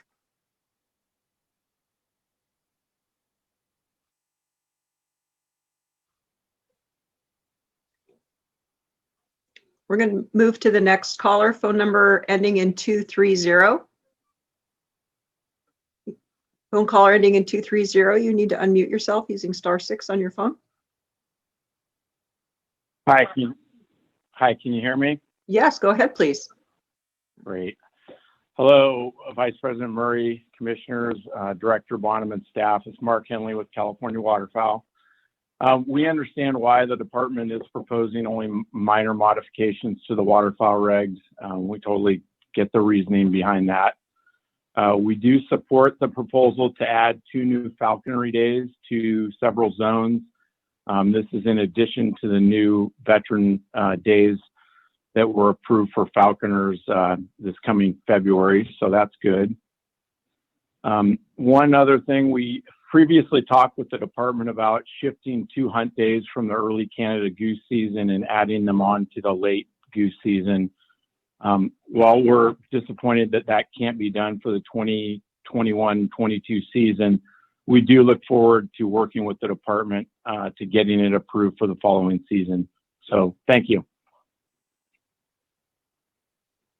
Okay, caller with number ending in 515, can you unmute yourself? There you go. Can you hear me okay? Yes, thank you. My apologies for the technical difficulties a couple of minutes ago. Vice President Murray, Commissioners, Director Bonham, Fish and Game Commission, and department staff. My name is Bill Gaines, and on this issue, very pleased to be representing the California Hawking Club, Tulare Basin Wetlands Association, the Sassoon Resource Conservation District, Cal Or Wetlands and Waterfowl Council, and the Black Brant Group. First off, we'd like to thank the department once again for allowing for, or recommending, I should say, falconry only days at the tail end of the 21-22 season. Our understanding is, like the current season, when we will see the season close here in about 6 weeks, that the 2 falconry only days, the falconers will also be able to join the veterans folks on the 2-day vamp weekend as well. So technically it'd be a total of 4 days when the falconers can hunt, 2 of them being falconry only days. Just wanted to confirm that, and wanted to thank you for the opportunity to speak today, and again thank the department for their hard work on this topic. We have no more raised hands, Vice President. Thank you for that, Sherry. I wondered if Melanie or someone else from the department, or maybe Ari, might be able to confirm or just clarify the falconry only question that Bill asked in his public comment. Might that be possible? I think Bill was asking about the current season for falconry only, and because I'm focused on next year and not this year, I don't have the regulations in front of me. As I recall, not having the regulations in front of me, we wrote it so that the falconry season overlaps, not falconry only, but portions of the falconry season overlapped other days that falconers can go out, although they do have days dedicated only to themselves. Again, I'd have to look at the regulations. When we're done here today, I can go look and follow up with Bill and have that figured out for him. That's great. Thank you, Melanie. And Chief Best, did you have something you wanted to add? Yes, thank you, Vice President. I concur with Melissa's recollection, but between Melissa and Captain Stutes, we'll figure out the reg and get back to Bill. That's fantastic. Thank you. I wanted to acknowledge that I can imagine the challenges of trying to do the surveys. Melanie mentioned that COVID prevented some of the survey work because, of course, you have to have people up in planes together. But it's really reassuring to hear that most of the duck populations are still above long-term average, and largely the goose populations are also doing well. So I'm comfortable with the proposal here to increase the duck and goose seasons and allow up to 2 days of falconry only. Any thoughts or discussion from fellow commissioners? Otherwise, we do have a motion. Yeah, I'm ready to do the motion unless you want to, Vice President. I'm happy to, sure. So I move that the commission authorize publication of a notice of its intent to amend section 502 related to waterfowl hunting regulations. I'll second. So the motion was made by Vice President Murray and seconded by Commissioner Silva. Sherry, could we get a roll call? Vice President Murray, Aye. Commissioner Silva, Aye. Commissioner Hostler-Carmison, Aye. All right, so the motion passes unanimously. And next, we're going to move on to agenda item number 26, which is mammal hunting. And the great Ari Corman is going to take us through this agenda item too. Thank you, Vice President Murray. This item is to consider authorizing notice of intent to amend regulations for various big game species, including deer, antelope, and bighorn sheep. This year's proposal includes a proposal regarding deer tag numbers and seasons, pronghorn antelope tag numbers, and the potential tag refunds and preference point returns for certain big game hunts. And I will now turn it over to Scott Gardner, who is Chief of the Wildlife Branch with the department for a presentation.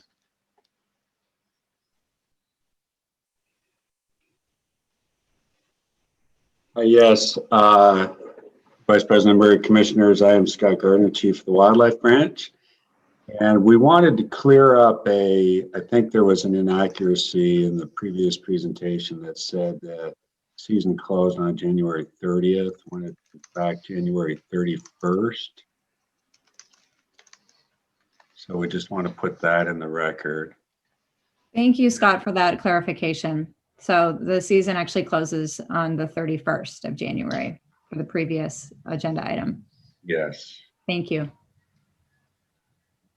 So moving on, we've got a total of 4 proposals for mammal hunting regulations this year. Next slide.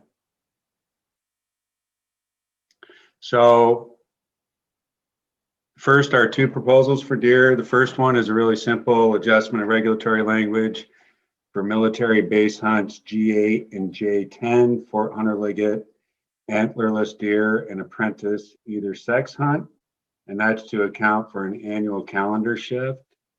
Basically, this moves us from a hardwired specific date to a date more consistent with other seasons that says it opens on the first Saturday in October, continuing for 2 days, and then it reopens on the second Saturday in October, continuing for 3 days. The regulation also has an option that allows for rescheduling by the commanding officer of the base based on operational needs with department concurrence between the season opener and December 31st. No change in hunting opportunity would result from this action. The second deer proposal is a recommendation to adjust deer tags for zone X3B general season from 795 to 500. Next slide. So deer zone X3B is located in the far northeastern corner of the state. Our population surveys combined with hunter success suggest that deer populations in this zone have decreased. And I would point out that this is an area that's been impacted over time by drought and fire, which result in invasive species, juniper expansion, invasion into the area, and quite a large number and increasing wild equid population. So there's a number of things that are impacting this ecosystem. Next slide, please. So again, in developing the recommendation, we considered our survey data along with harvest data. And we've also been receiving consistent feedback over the past few years from hunters that are expressing concerns in these harvest rates that you can see in front of you. The graph on the left shows that hunter success has steadily dropped from about 55% in 2014 to 26% in 2019. And the graph on the right also shows a steady decline in harvest in the same zone from $441 in 2014 to $206 in 2019. I will say that we are going to pay particular attention to these populations in the coming years through surveys and other more rigorous scientific investigations. Of course, as soon as we can get back out in the field from COVID to do this. I want to put this in context, although this is, seems to be a large decrease. It is still one of the highest zones if in the X zones, highest number of tags in the X zones. Next slide, please.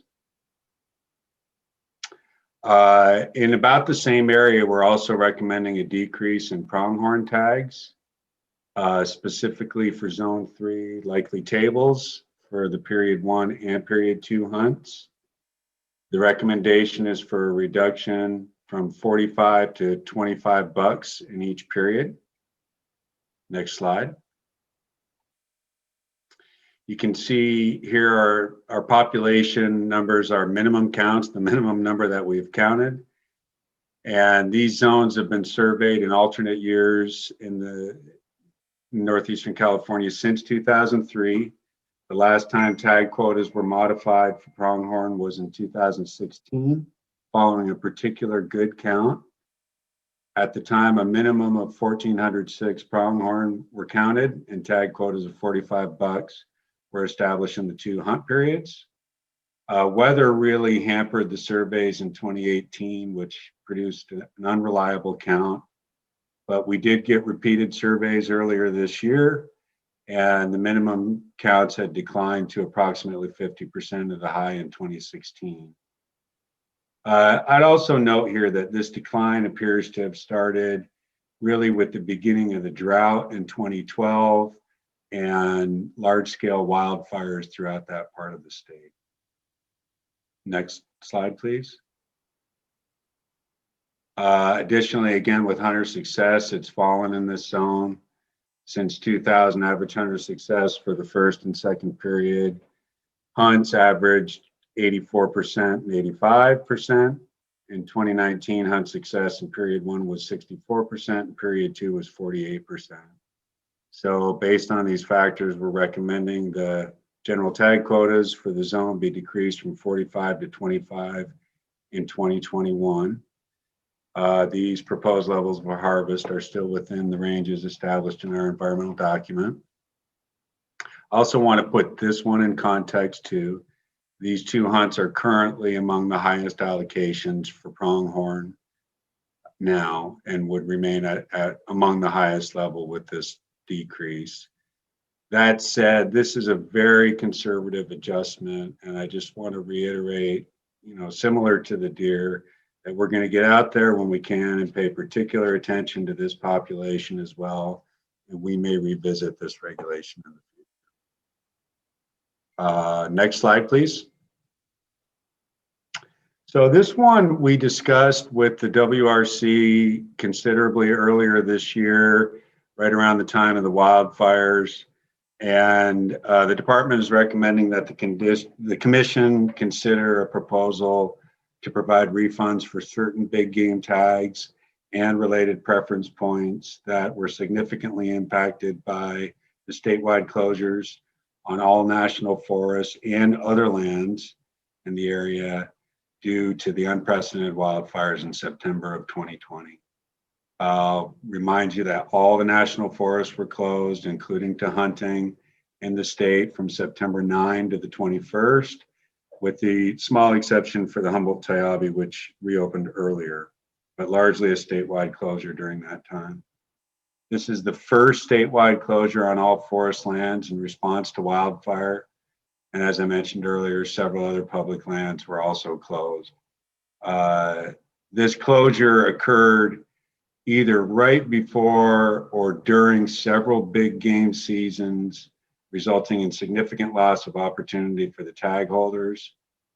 These closures particularly impacted several sort of, quote, once in a lifetime type hunts for elk, pronghorn, and bighorn sheep, ranging from 33% to 100% loss of opportunity. These are expensive tags with low drawing odds and thereby resulting in a high impact to those folks that were drawn. And of course, there were health considerations even surrounding this to getting out into that heavy smoke.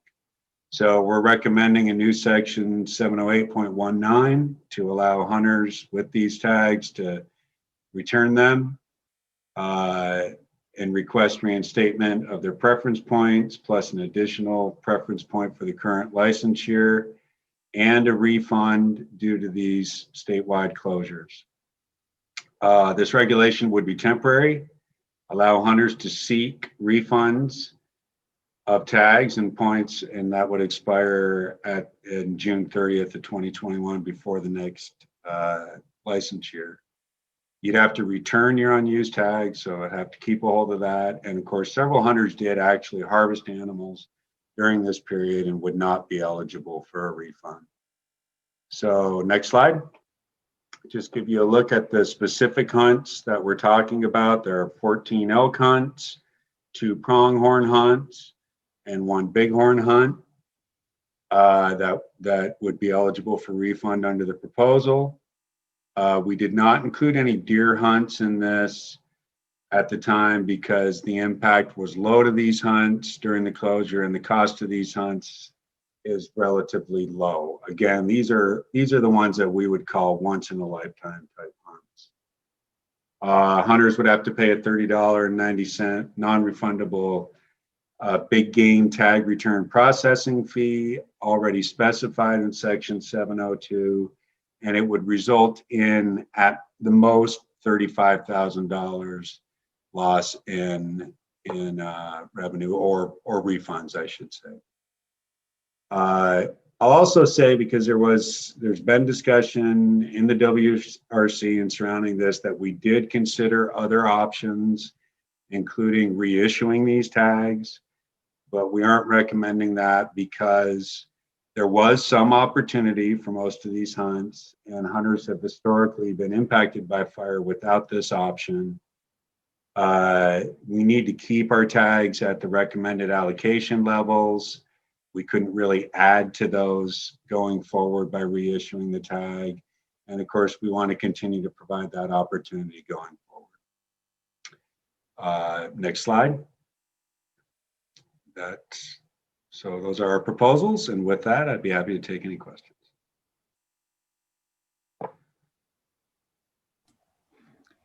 Thank you for that, Scott, and for all the work that the department and you have done on this. Certainly unprecedented times in having these statewide closures and folks not having access to the hunting that they like to do. So appreciate you coming up with elegant solutions to try to address that.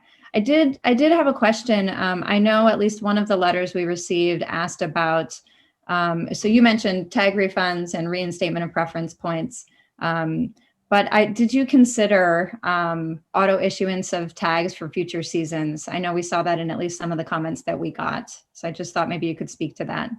Yeah, and that was the point I was making there toward the end. We did consider it. We're not recommending it. Again, partly because there was some opportunity. This is a tough one, of course. Yeah. There was some opportunity during this season, which is evident in the fact that several people actually did harvest animals.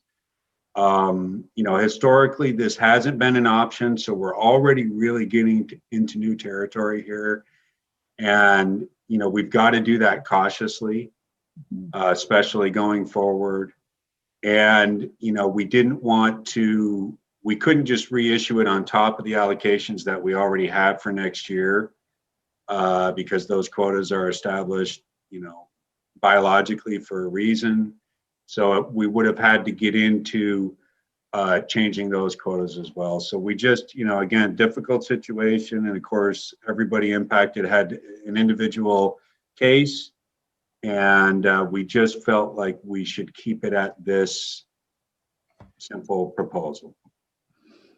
Yeah, thank you for that clarification. That makes a lot of sense to me, and certainly acknowledging this is uncharted territory and new for everyone. So again, appreciate you crafting solutions to these challenges.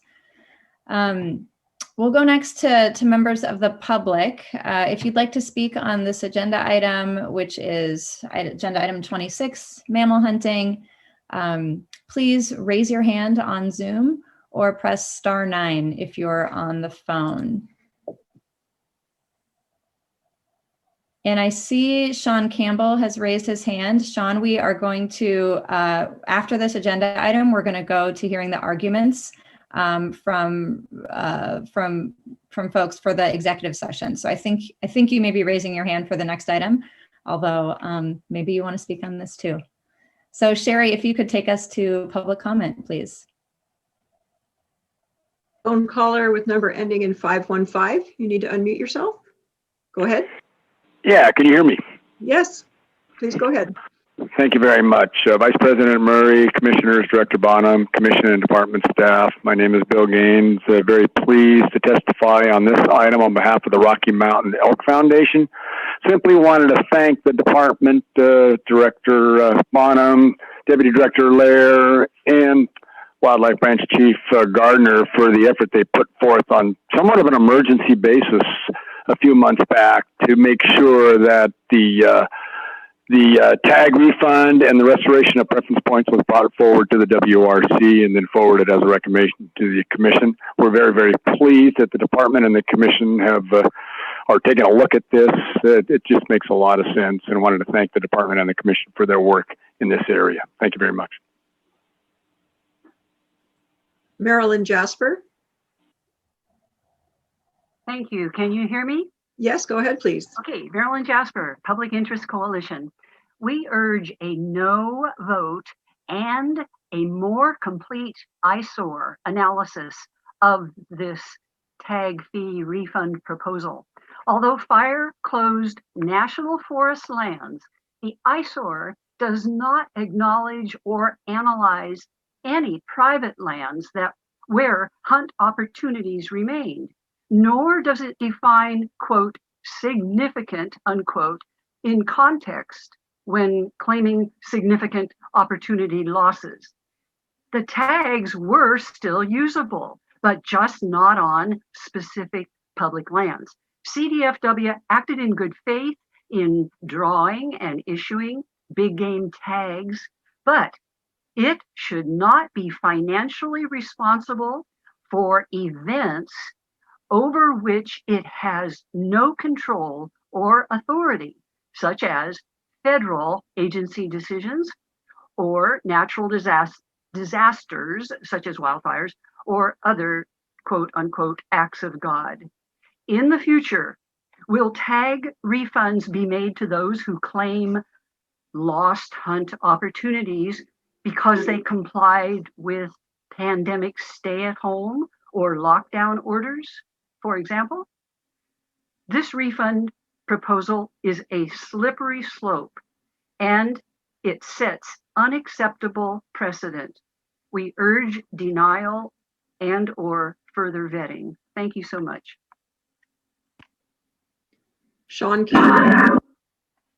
Yeah, my name's Sean Campbell. I'm a conservationist and public land hunter. I was affected by the catastrophic fire closures during the elk season. I submitted a letter expressing my opinion on it, and I am very appreciative of the fact that the commission is considering refund and reinstatement of points. However, I am disappointed in the recommendation from Mr. Gardner and staff to not reissue tags for the following year. I think that could be worked through. As he said, and as the report says, these are once in a lifetime opportunities, especially for the sheep hunters that lost out. The elk hunters, really, I've applied for this for over 17 years and would argue that it is a once in a lifetime. So simply being put back into the pool just puts me in a position that I'll probably never see that tag again, but maybe I'll get lucky. And again, I appreciate the fact that the commission is considering this refund and point reinstatement. As for the comments that I just heard about arguments against, I'm a public land hunter. I don't have private property to hunt. I don't have access to it. And it's difficult for people to get time off and to afford these tags. So a lot of times if you do hunt public land, or excuse me, private land, you have to pay trespass fees. And I understand the arguments about slippery slope. However, this is a very unique situation. Those that filled tags, they violated the closures or they hunted private land. For people such as myself, I followed the laws. I work in the fire service. So when there's a closure due to wildland fire safety and danger, I'm going to follow it. I'm not going to disobey that order from the state. So I, again, thank the commission and all staff who work so hard on this, and appreciate everyone's time and the professionalism that was demonstrated during this consideration. Thank you. Vice President Murray, we have no more raised hands. Great, thanks, Sherry. And Seth, I think I had you confused with somebody else, so apologies for that. And thank you, Seth, for your comments and your understanding as we all sort of try to navigate this challenge. Ari, did you have something you wanted to say? You look poised. Yeah, I did. Thank you. Just two issues. First of all, on the issue of those that did fulfill their tags, don't mean to imply that they were necessarily filled illegally. There were a number of seasons which did have some opportunity. For all of the hunts that are being proposed, there was a significant loss of opportunity, but not a complete loss of opportunity. So for many hunts, there were animals that were legally harvested during the portion for which the forests were not closed. There was opportunity. It was curtailed for these, but for some of the hunts, there was legal opportunity to hunt. And the second point I wanted to make was that on the issue of automatically reissuing those tags, it was considered very seriously by the department and by commission staff.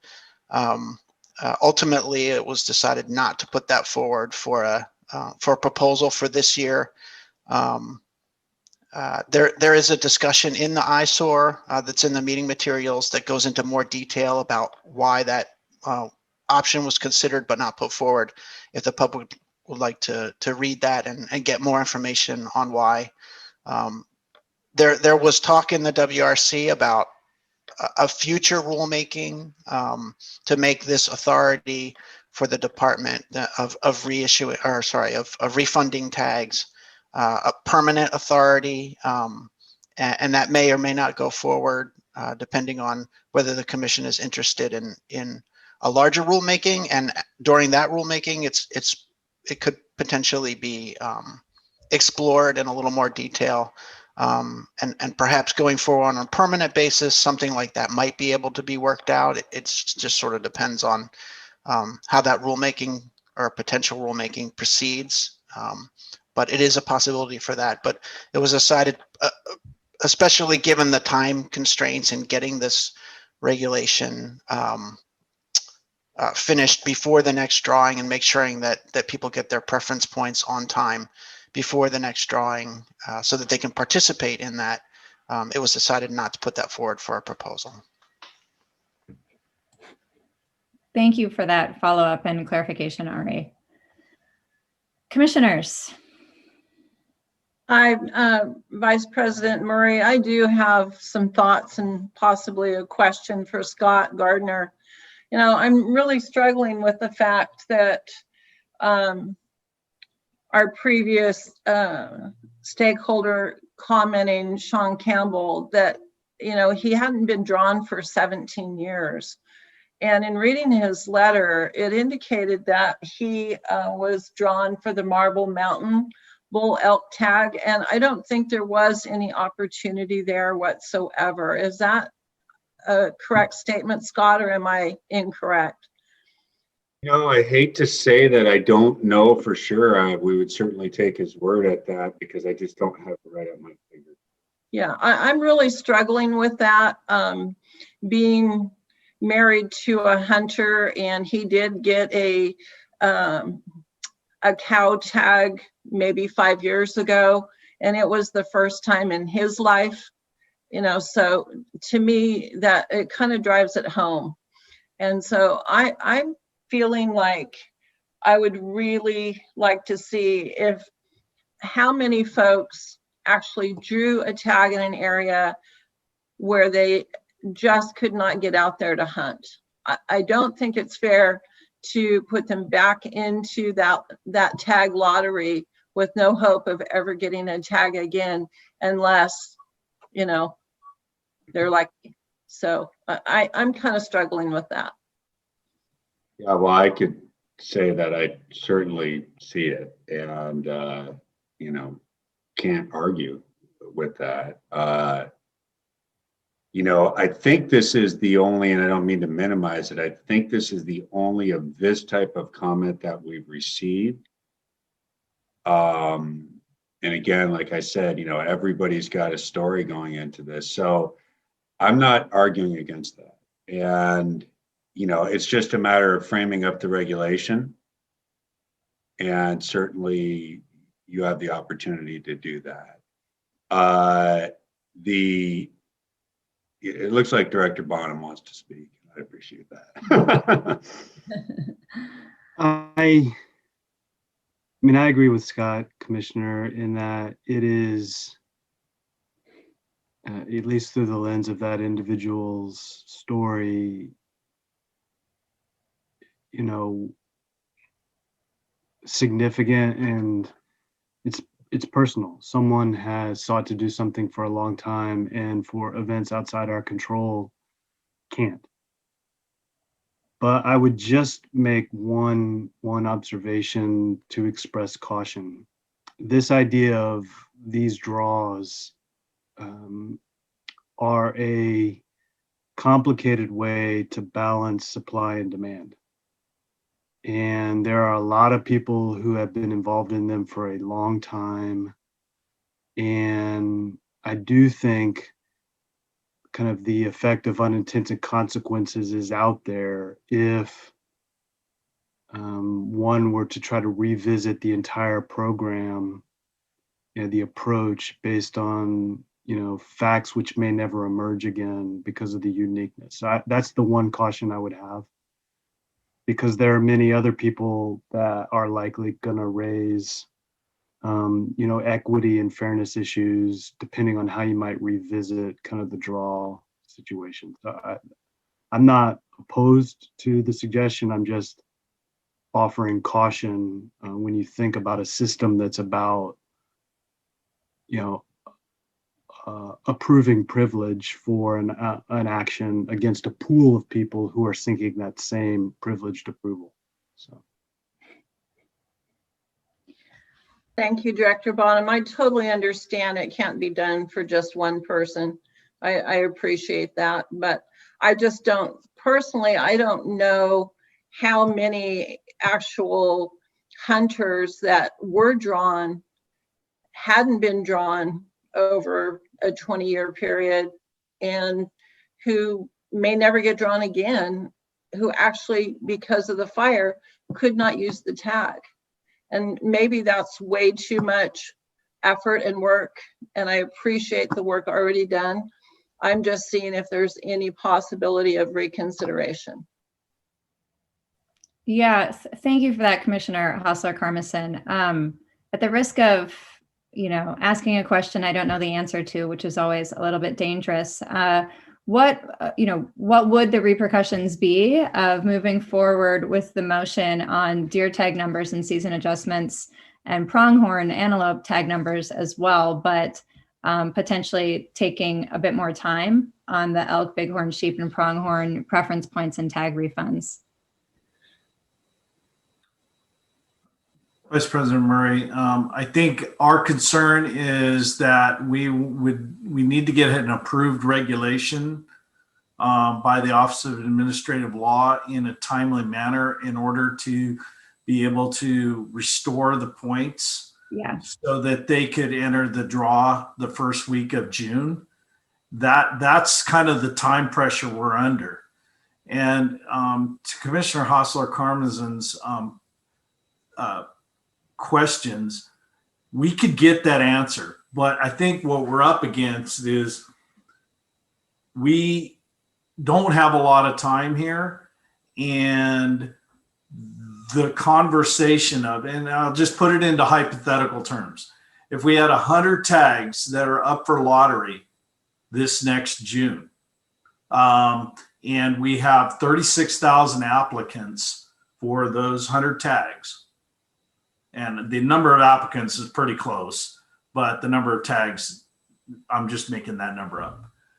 That if we pulled off the top the number of tags, that just to automatically reissue them to the awardee this past year, then that opportunity for those entering the draw this next year is gone. And that's where we're kind of like in this, don't really know how to do it. We just can't automatically add X number of tags for that zone to the zone quota for the next June. So if it was 100 and there was 34 tags that were issued this past year, everyone gets reissued, that number would go to 134. That opens up the whole can of issues related to the environmental document that we are functioning under. That's our issue right now. How do we navigate that space? And if I might, just to note that this package is already on an accelerated time frame, just to make sure that it gets finished and gets approval by the Office of Administrative Law. It's on a December, January, February time frame, squeezing in the discussion hearing and an extra meeting that was set up for a different topic, actually. Or no, actually it was set up for this topic, but you know, it was added into the schedule just to accommodate the increased time frame for a decreased time frame for this, just to make sure that everything gets done by the drawing, so that hunters would have the opportunity, would have their preference points restored, and everything would be processed by the department on time in order to make that happen. So any delays in that this package faces along the way could potentially jeopardize that. Understood. Thank you, everyone. All right, so given that discussion, commissioners, would either of you like to make a motion?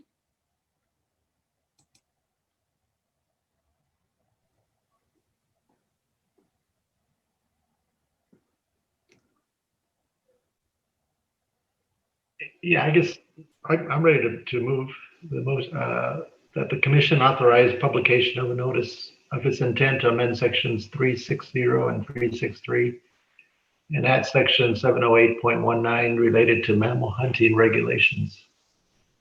Yeah, and I will second that motion.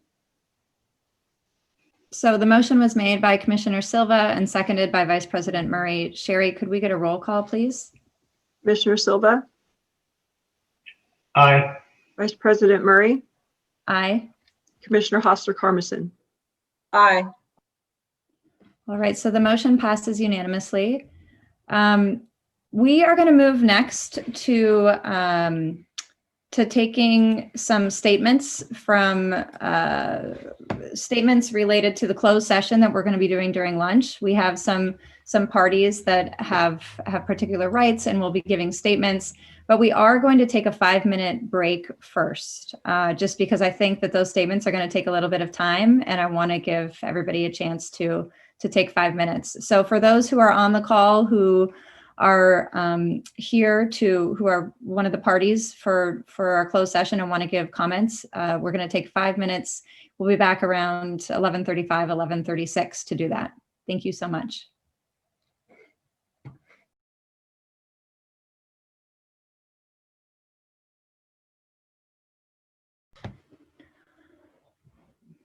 Commissioner Silva, Commissioner Hostler-Carmison, are you there?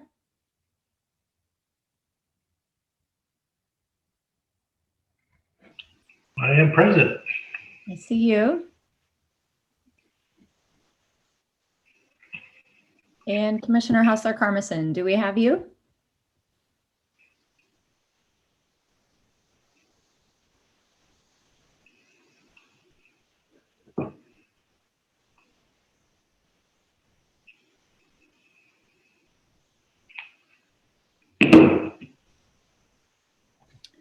Commissioner Hostler-Carmison, are you there?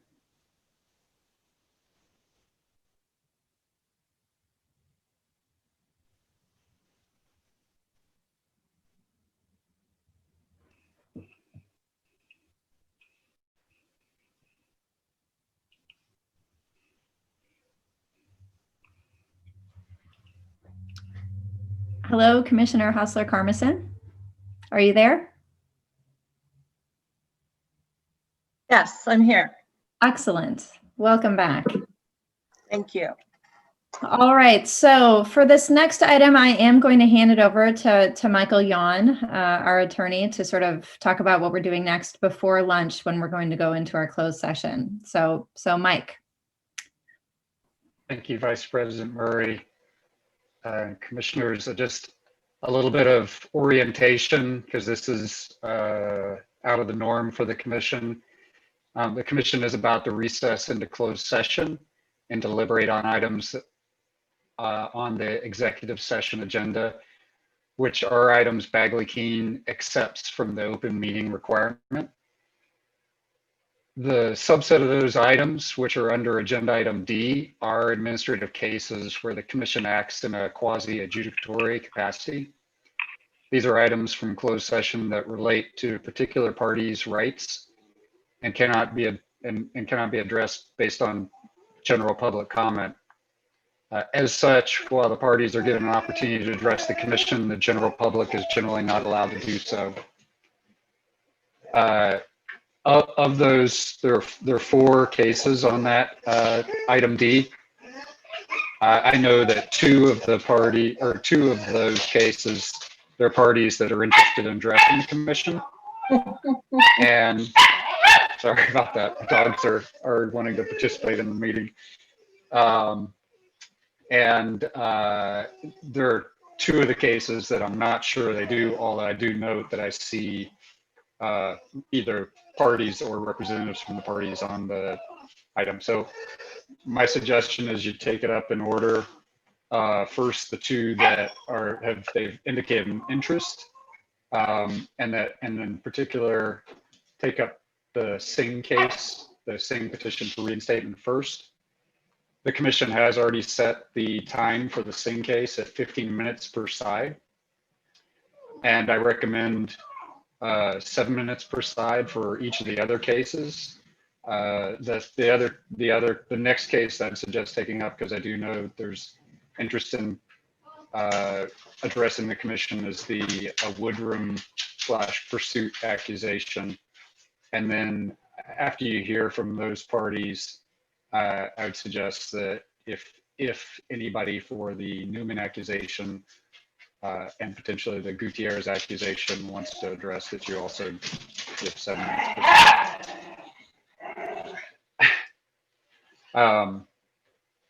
And I'll leave it at that unless commissioners, you have any questions. One final note is the time, other than the time for the Singh case, which has already been set by an order executed. It is at the pleasure of the presiding commissioner, Vice President Murray, for this meeting. And so the time I've set is just a suggestion, the 7 minutes per se. Thank you for that, Mike. And does that go for Gutierrez too? I noticed that I think we have 15 minutes for each side on that one. Or is that also 7? It hasn't been set, and I thought I was under the impression that it was Gutierrez would be the same as the other 3, and in particular, the Woodrum pursuit accusation, the Gutierrez case, are both based on that they were heard in one hearing before the Office of Administrative Hearings, and are based on common facts. So I'd suggest that the timing be treated, that they be treated similarly in timing. That's perfect. Thank you so much for that clarification, given this is a bit of an unusual circumstance for the commission. So with that, Sherry, so first of all, I'll say if Adam Stoll or Stephanie Mello are here to speak on the Singh reinstatement, if you could raise your hand, just so that Sherry sees you, and we'll start with that. And then I think we've got Seth Weinstein and Stephanie Mello here as well to talk on Woodrum and Pursuit. So Sherry will also queue you up as well. And we want 15 minutes on the clock for the first two speakers. And after that, I think it will be we'll give 7 minutes, we'll say, for each speaker. I'm sorry, did you have a particular order for these first two speakers? As long as it's, yeah, why don't we start with Adam Stoll? Adam Stoll, you may go ahead. You need to unmute yourself. Can the commission hear me? We can hear you. Thanks. Okay. Go ahead. Okay. I'm Adam Stoll and I represent Jeff Singh.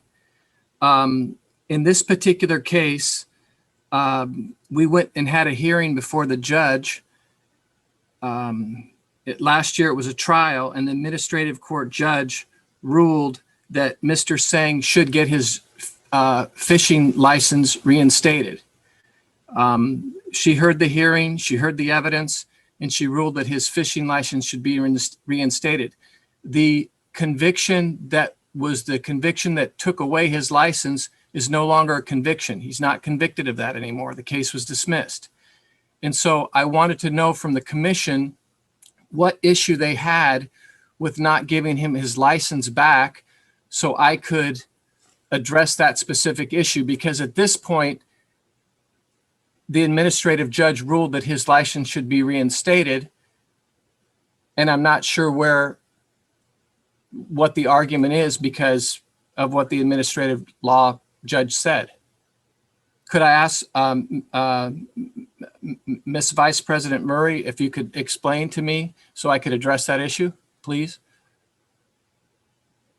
I'm sorry, Mr. Stoll. I don't think we're at liberty to respond to these, although I'll ask our attorney to clarify that. But I don't think we're in a position to respond to these statements.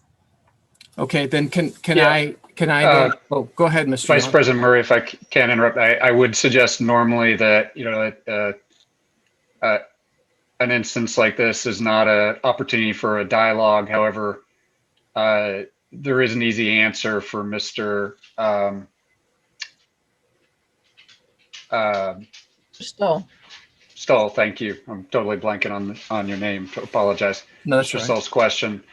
When the commission rejected the proposed decision, it did that through an order, and the order articulated that it was based on the legal argument as articulated through the department's letter. So the proposed decision has already been rejected by order of the commission, and that order articulated the basis. Okay, so okay, then this is what I'm going to say in my argument. Okay, it's wrong to take Mr. Singh's fishing license from him. He was never convicted of a crime. The crime that happened before, when we go back in time, was an issue regarding, and I would like to reserve some rebuttal on this, a few minutes for rebuttal. But I'm going to give the background and history for the commission so you can understand. The case came down that was an undercover operation from a fish and game person who made contact with Mr. Singh. That case went to court. When I was in court, I spoke to the district attorney on the case, and I said, this is not a legitimate case because it for a number of different reasons. We agreed on a settlement on the case. Sometime after that fact, we got a letter that Mr. Singh's license was revoked permanently because of this. I went back and filed a motion under 1203.4, and then went back to the Fish and Game Department and said, can you reinstate the license? They said no.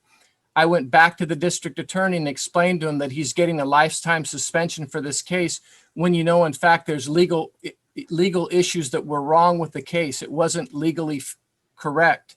It was an undercover case that there were a lot of problems with. And so the district attorney agreed that I was right, and I made a motion to withdraw the guilty plea to the case. So we withdrew the guilty plea to the case, and the case was dismissed pursuant to 1385, which means that the case no longer exists. So the commission, the Fish and Game Commission, has no legal basis to take Mr. Singh's license because there's no conviction. I sent a letter to the department and asked them to reinstate his license. They wouldn't do it. We went to a hearing and we had a trial, and the administrative law judge looked at the evidence and reinstated his license. And then the Fish and Game Department said, we don't think his license should be reinstated because of for whatever reason, that he was a trafficker of abalone taking, which is not true. There's no evidence that he was a trafficker. He has no conviction for that. And so now your department has not certified that he should get his license back when all the evidence points that he should get his license back. And so I would like to hear the opposing side, and then I would like to rebut and reserve the rest of my time for the rebuttal.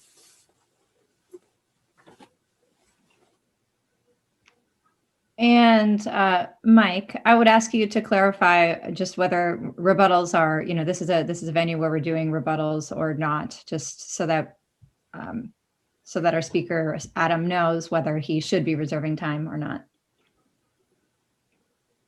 So the commission doesn't have a reg that dictates it. That is a common practice in oral argument before courts. But I would say it's at the pleasure of the commission whether or not to allow him to divide up his time. The order allowed not more than 15 minutes per side. Okay, sure. We can allow it if he'd like to reserve the rest of his time. Thank you. Mm-hmm.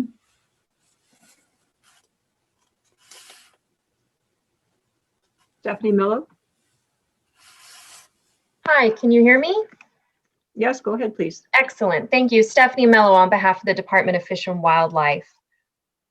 Regarding the matter of the accusation against Jeff Singh, the reinstatement of Mr. Jeff Singh's license, the Department of Fish and Wildlife strongly urges the Commission to review Mr. Singh's request for reinstatement in light of the factors listed in Fish and Game Code section 12154, subsection B, subsection 1.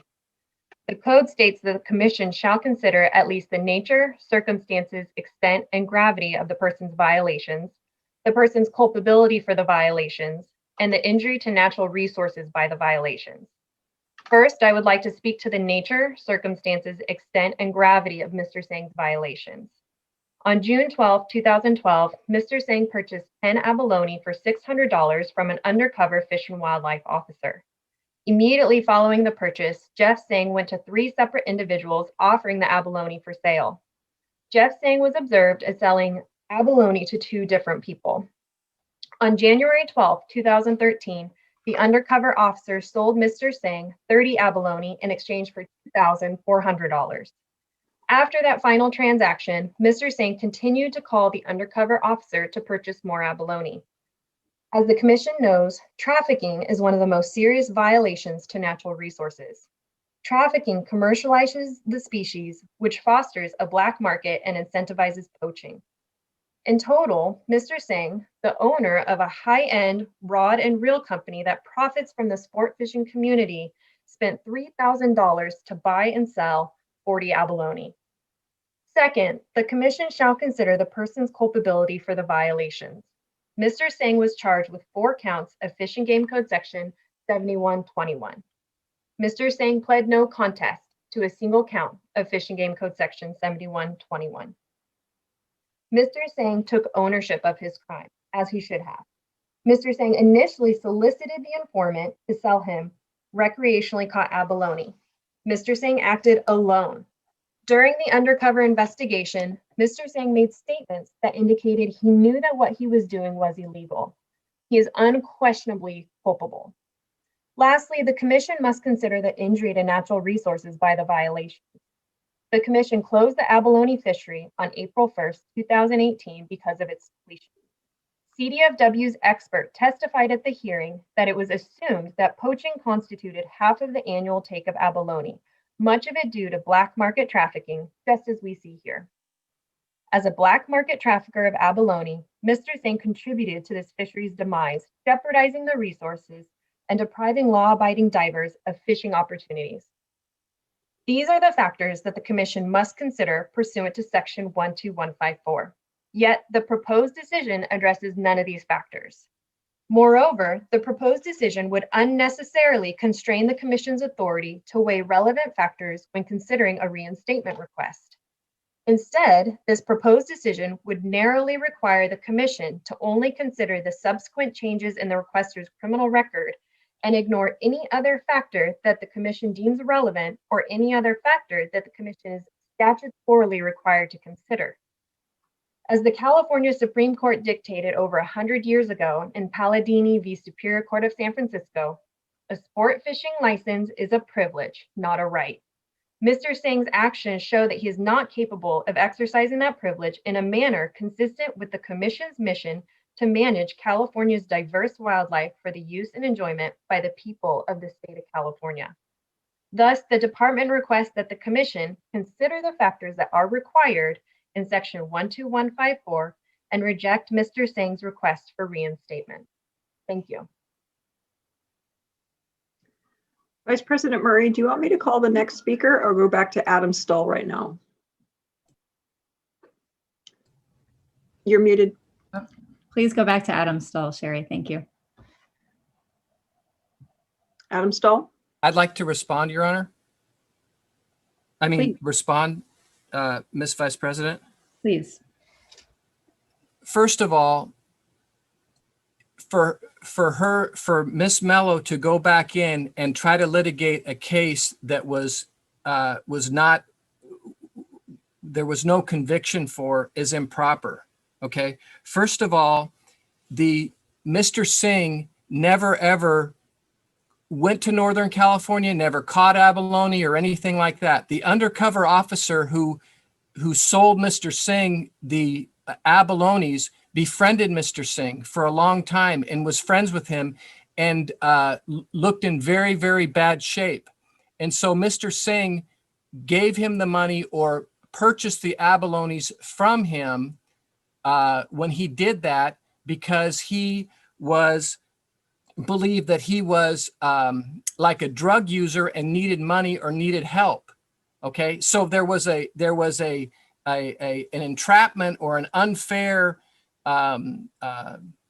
way that this undercover officer got Mr. Singh to purchase these abalones. So it was an illegal act of what he did to Mr. Singh. Mr. Singh never went to Northern California, never caught an abalone.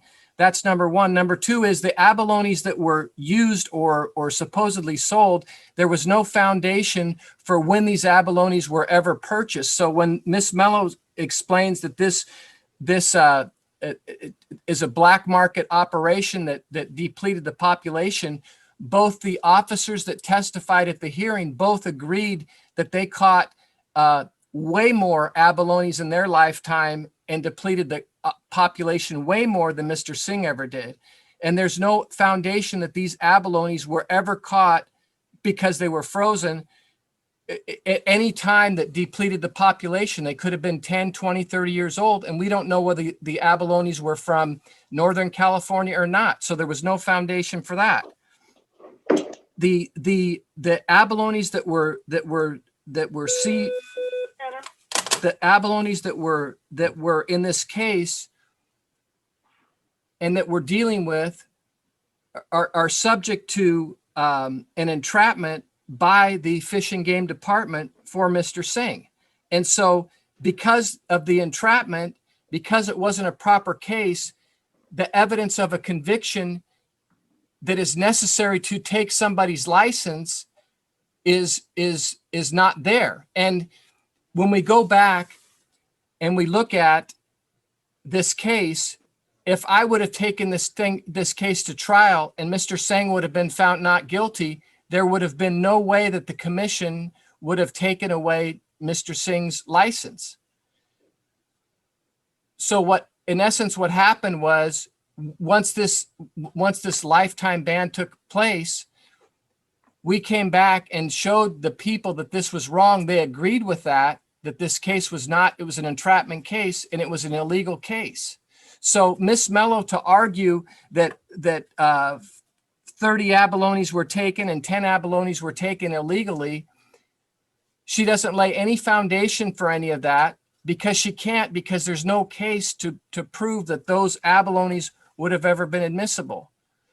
What the commission is trying to do is trying to give Mr. Singh a life sentence and take away his fishing license for life when you can't do it because there is no underlying conviction. It's not fair and it's not just and it's not right. And it's equivalent to giving somebody the death penalty when their case has been overturned and they've been found not guilty. So I urge the commission to follow the law and to realize that there is no conviction to sustain a lifetime suspension for, to allow Mr. Singh to have his license back, because that's what the judge, the administrative law judge, ordered, and that's what should be done, and that's what's right, and that's what's fair, and that's what's honest. If you allow this case to take his license for life, anybody that catches a fish or does something wrong and there's no conviction, but they don't like the fish that they caught or how they caught it or what happened, even though if there's no conviction, it gives the commission the right to take their license for life, which is not right. This isn't right. He has no conviction. His license should not be taken for life. And I'll submit on that.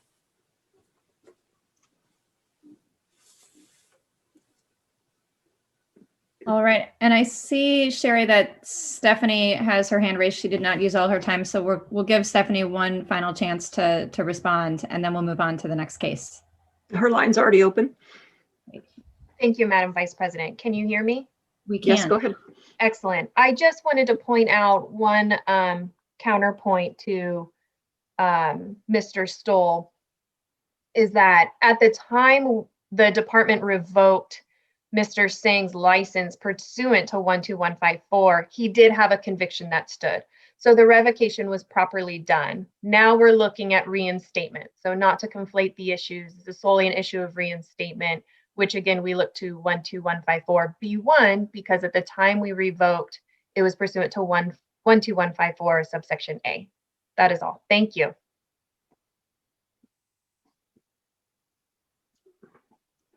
Great.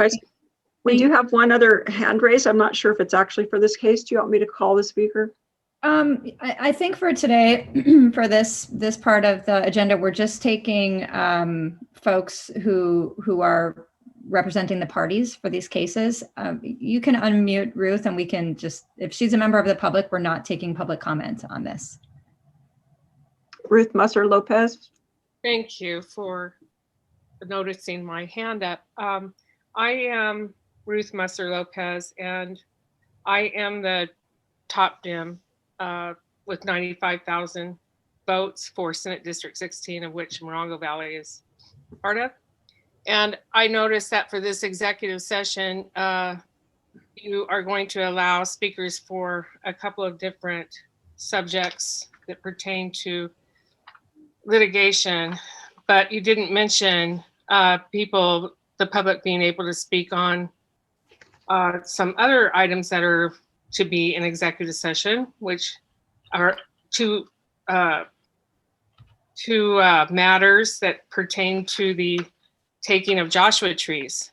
So do you want to allow me to proceed speaking? Because it appears that you're going to go into executive session and discuss the fact that you can get out of this lawsuits if you go ahead and allow the taking of Joshua trees for these vacation homes and single residence homes in Morongo Valley.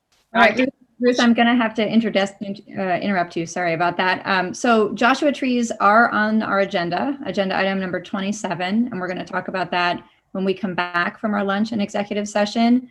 In terms of the executive session that we're doing over lunch, you are correct. We are not taking public comment on the executive session. This is a unique circumstance where parties for certain cases have been authorized by judges to make statements here today before we go to executive session. Anything to add on that, Mike, as our attorney? Just to highlight that it's just the items under item D where the commission's, again, taking action on people's rights. And so those are the only people that are being allowed to address the commission, the parties to those cases, not members of the public. Our rights are being taken when you are destroying holy trees.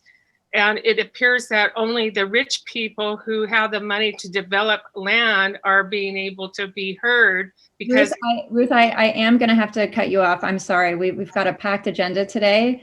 We'd be happy to hear from you on agenda item number 27, which is after lunch, if you'd like to come back for that. But for now, we are going to move on to the Woodrum and Pursuit case.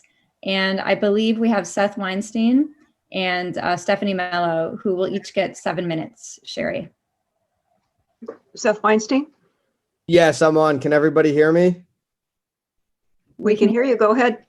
Okay, thank you so much to the members of the commission, as well as to California Department of Fish and Wildlife for facilitating this.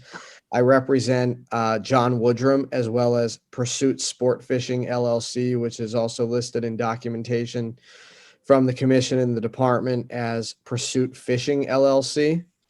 Now, John Woodrum is appearing through me in his personal capacity. He is also on the line, although not participating, as well as Gary Woodrum, who is the majority owner of Pursuit Sport Fishing LLC. He is also on the line, but he is also not participating. I'll be speaking for Pursuit Sport Fishing as well. So, obviously, we're in front of the commission. The administrative law judge rendered his proposed decision. He did note that pursuant to statute, the commission does not have a probation program. The only options are dismissal, suspension, or revocation. So I would ask on behalf of John Woodrum to allow him one final opportunity to prove to himself, as well as to the public and the commission, of course, that he is capable of exercising the duties of a commercial fisherman here in the state of California. He still does maintain his merchant mariner credential, which is issued by the United States Coast Guard. Now, I want to, even though he no longer is the majority owner, in fact, any owner of the Pursuit, it's 75% belongs to Gary Woodrum, his son, the other 25% to Mr. Gustavo Gutierrez, who I do not represent. I believe he will be, or an attorney on his behalf will be speaking later as to some of the things that I'm going to be stating as it relates to the Pursuit. The Woodrum family, both John and Gary, do not want to have anything to do with the Pursuit anymore. Gary Woodrum would like to sell his 75% share. Obviously, the boat is property. The boat can be sold. Now, what we would ask that the commission allow, and frankly, and Ms. Mello, correct me if I'm wrong, but both Ms. Mello and myself have not found any law to the contrary. But we would ask that they be allowed to, or that Gary Woodrum be allowed to sell his 75% share to Mr. Gutierrez, to allow Mr. Gutierrez to operate the Pursuit. I understand that the revocation on the license of the Pursuit is pending. Now, if the commission does not want to allow Mr. Gutierrez to take over the Pursuit and have it be licensed under Mr. Gutierrez, then we would ask that the commission not put up any roadblock to Gary Woodrum and Mr. Gutierrez selling the Pursuit, not just the boat, but the name, the likeness, and to another totally unrelated party there, because they have equity in that boat. They have equity in the business. It doesn't make much sense to sell a boat without a business. So, and again, Ms. Mello and I cannot find any law on point that says it cannot be done. We would just ask that the commission allow Gary Woodrum and Mr. Gutierrez to either sell the boat entirely, and as well as the name and likeness, and anything else associated with the pursuit to Mr. Gutierrez or to a third party that's totally unaffiliated with the current ownership and operation of the pursuit. So at least that they can, generate some income in that regard by selling the boat, the name, the likeness, the business, but that's also contingent on somebody else. And again, whether it's Mr. Gutierrez or a third party, being allowed to license the boat as the pursuit in some capacity. So that's what we would request. My understanding is that Mr. Gutierrez or an attorney on his behalf will also be addressing that as to Mr. Gutierrez. But I did just want to highlight that for the commission that Gary Woodrum wants nothing to do with the pursuit anymore, which I believe accomplishes the objectives of the commission. If the Woodrum family is no longer associated with the pursuit. And I would also ask that Mr. Woodrum be given one final opportunity, Mr. John Woodrum, I'm sorry, be given one final opportunity to prove that he is totally capable of exercising the duties of a commercial fisherman here in the state of California, and therefore have the commission consider an alternative penalty other than revocation of his commercial fishing license. And if the commission does, find itself wanting to adopt the revocation of the administrative law judge that he proposed, we would ask that it be for a reasonable time period as opposed to a lifetime commitment, because ultimately Mr. Woodrum may want to go back and function in this industry. Thank you very much. Stephanie Mello? Hi, thank you. Can you hear me? Yes, go ahead, please. Excellent. Thank you. Stephanie Mello on behalf of the Department of Fish and Wildlife. In the matter of the accusation against Pursuit Fishing or Pursuit Sport Fishing LLC and Mr. John Woodrum, the Department of Fish and Wildlife requests that the Commission adopt the proposed decision issued by the Office of Administrative Hearings. I believe it's a very well-reasoned proposed decision. We ask that you adopt it. Thank you.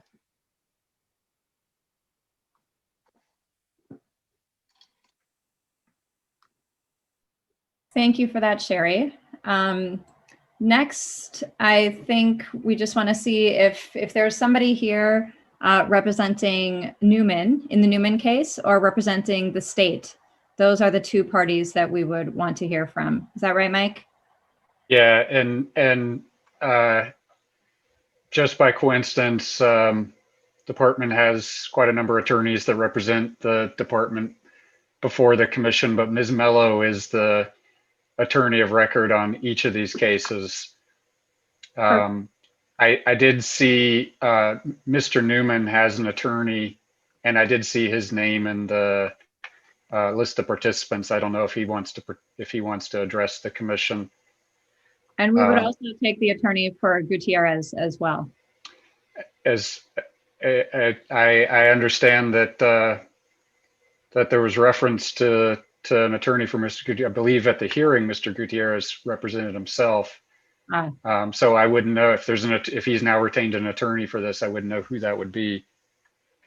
But Mr. Gutierrez, I also saw that he appeared to be present. So, all right. Well, it looks like Paul Brisso has raised his hand. Mr. Brisso is the attorney for Mr. Newman. Perfect. Sherry, if we could give Paul Brisso permission to speak, that'd be fantastic. Paul Brisso, you've been allowed to speak. You need to unmute yourself. Thank you. Are you able to hear me at this time? Yes, go ahead, please. Great. Thank you very much. I'm a little bit confused, to be honest with you, about the executive session item D, Roman numeral number 1, because the only proposed decision of which I'm aware is the one of a couple of years ago that you adopted, and that order was the subject of what you have listed in executive session A Roman numeral 2, the writ of mandate action brought by Mr. Newman against the commission concerning the enforcement of that order. As far as the reconsideration of the proposed order under D, Roman numeral number 1, I believe based on the Superior Court judgment and writ that it issued on October 23rd, you no longer have the right or authority to readopt that decision. So I think as far as this agenda item is concerned, my understanding would be the only possible action you could take on it would be to make a decision not to adopt the proposed decision as your order and ruling. And with that, I would leave it.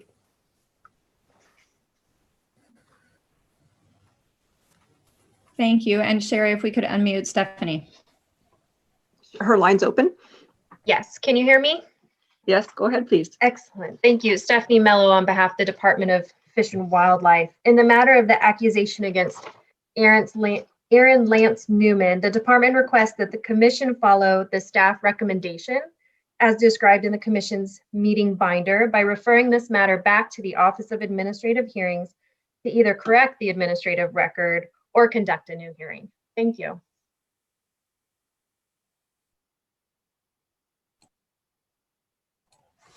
Fantastic. I see that. Yes, please, Mike. Well, I was just going to suggest that absent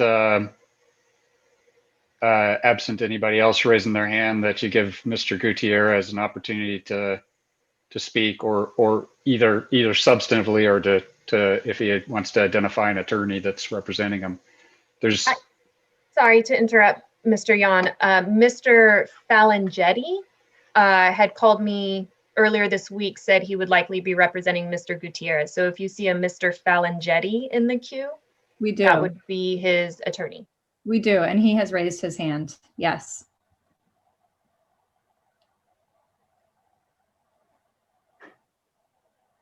You want me to? Then Paul Brisson's hands was raised and now it's down again. I'm getting a little dizzy here.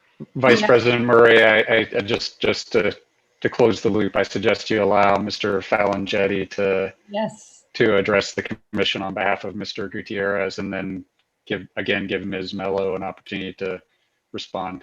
Absolutely. Please, Mr. Falangetti.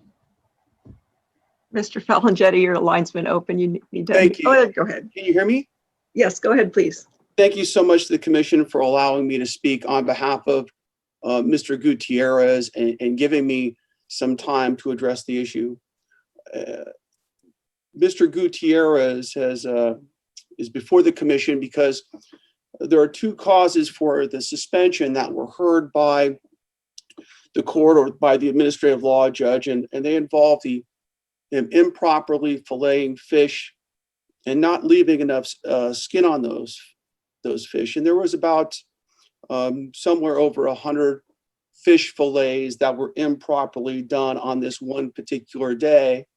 And that was back in April of 2016 on one particular fishing trip where Fish and Game found that he had not filleted these fish correctly.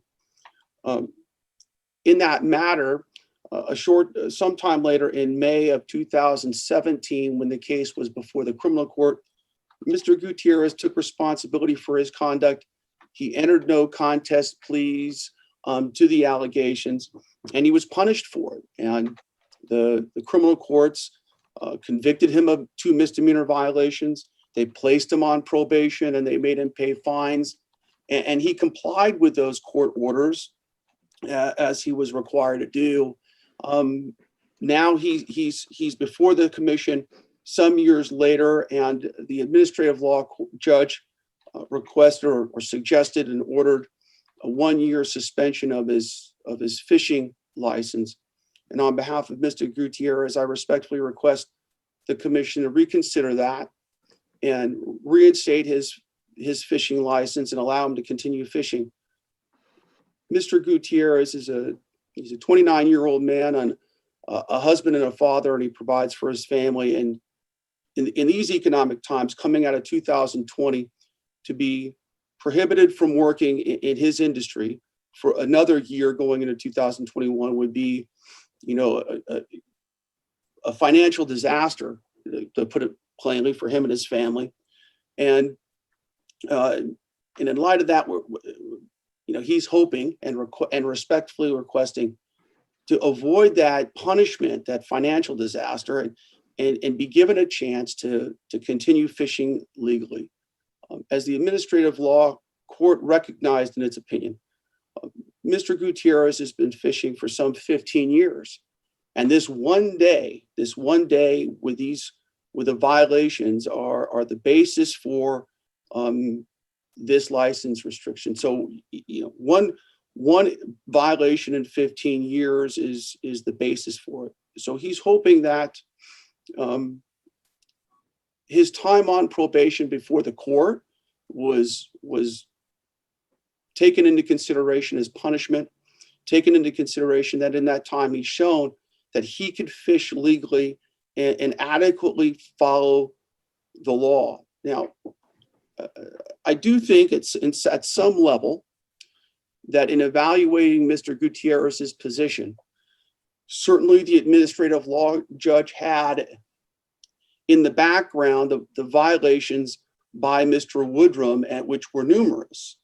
And regretfully, that baggage, I think, has a bad influence on the decision-making process for Mr. Gutierrez, because Mr. Gutierrez was a 25% owner in the pursuit at the time of this event. Although in functional reality, being only a 25% owner, he was basically an employee of Mr. Woodrum. He was a deckhand on the trip in particular where he committed the violations, and he didn't have a controlling interest in the boat. And I think if the commission were so inclined to give Mr. Gutierrez a chance to continue fishing for this year and show, as he's done for 15 years, that he could do it responsibly, he could follow the law and maintain the requirements of the commission, I believe Mr. Gutierrez can do that. And in particular, if he's allowed to continue to fish, I think that it is his request, I should say, that he be able to do it aboard the pursuit.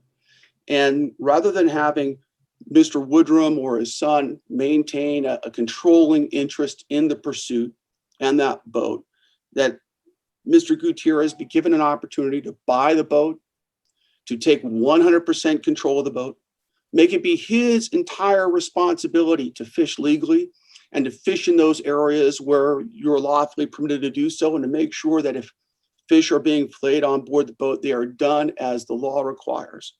And so that's Mr. Gutierrez's request, that he might not have his license suspended, that he be able to continue to work and provide for his family, that he be required to break away from Mr. Woodrum entirely, and be given an opportunity to be a 100% owner of the boat, have it completely under his control, and let his own responsibility show the commission and Fishing and Wildlife that he can do it legally as required. And I thank you again for your time and listening to Mr. Gutierrez's plea. Thank you.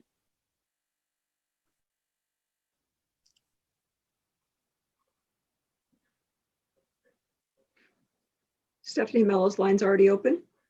Thank you. Stephanie Mello on behalf of the department. Can you hear me okay? Yes. Great. Okay, thank you. In regard to the matter of the accusation against Gustavo Gutierrez, the department had requested a 3-year suspension of his sport fishing license. After a 3-day hearing and Mr. Gutierrez's pleas to the court, the administrative law judge, the ALJ made a proposed decision of a 1-year suspension. The department does not intend to argue against that.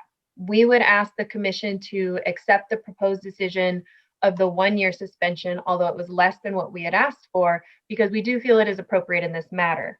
largely because the CPFV license of the pursuit to which Mr. Gutierrez is partial owner of is being rescinded permanently. Because of that permanent revocation, we believe a 1-year suspension for Mr. Gutierrez is appropriate. Of course, we're not looking to negotiate whatsoever about reinstating it due to the pursuit's long history of violations as noted in the transcript of the hearing.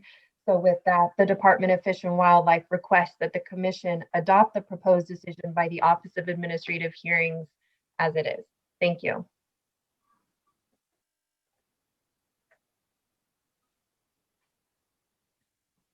Vice President Murray, if I may. Please, Mike. I believe that concludes all the allowed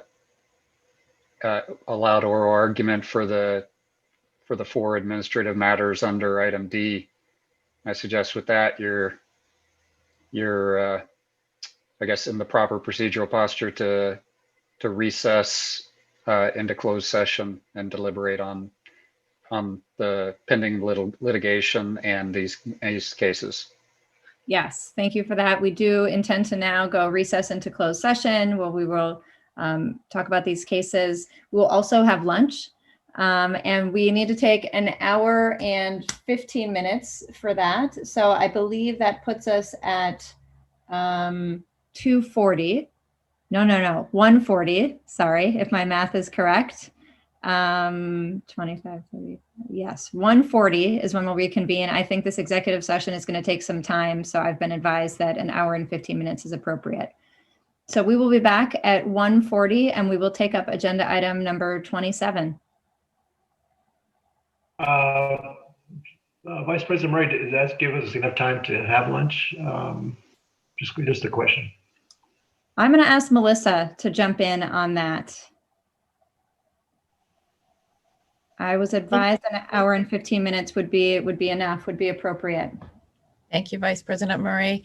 Commissioner Silva, clearly your commission can choose however much time it needs to take for lunch. We do anticipate that the executive session will require 45 minutes to an hour. And in the past, you've taken 15 to 20 minutes for lunch. But if you'd like to take additional time, clearly, commissioners, you have that option. Yeah, what is the pleasure of the commission? Would you like a bit more time, Commissioner Silva and Commissioner Hassler-Carmison? Yes, I would. I would like to reconvene at 2 o'clock. Sure thing. Yeah, okay. Yeah, that sounds better. 2 o'clock sounds good. Yeah. Okay, great. So we will plan to be back at 2 o'clock then. And right now we will go into our closed executive session. So just for clarification for staff that will be joining you in closed session, are we going to go into closed session first? Or do you want to take okay. Is that the will of the commission? Commissioner Silva and Hassler-Carmison, would you rather take the lunch first or go into closed session first? It's up to you. I'm fine either way. Okay. Why don't we meet in, say, 10 minutes? Does that work? So for those of us who want to maybe take a bio break or grab a snack, we can do that and have something to eat while we have our closed session and then have a bit more lunch after. But we will reconvene in the public meeting for agenda item 27 at 2 o'clock. Just a question, where is the information for the closed session? You should have gotten an email invite for the call, I believe. Yes, we sent out calendar invites via Outlook. And if you did not receive that, just let us know, Commissioner Silva, and we can resend it. Okay, I'll look for it. All right. Thank you. So fellow commissioners and staff who will be in the closed session, see you in 10 minutes. And members of the public, we will see you for agenda item number 27 at 2 o'clock. Excellent. Thanks so much.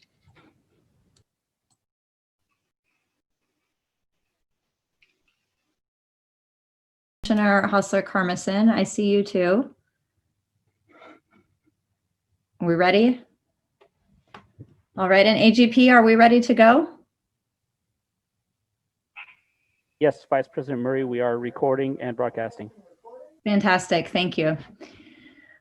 Welcome back, everyone. Good afternoon. We are now reconvening our December 10th, 2020 meeting of the California Fish and Game Commission. Before we jump into item number 27, I want to hand it over to our attorney, Mike Yon, to report out on the executive session.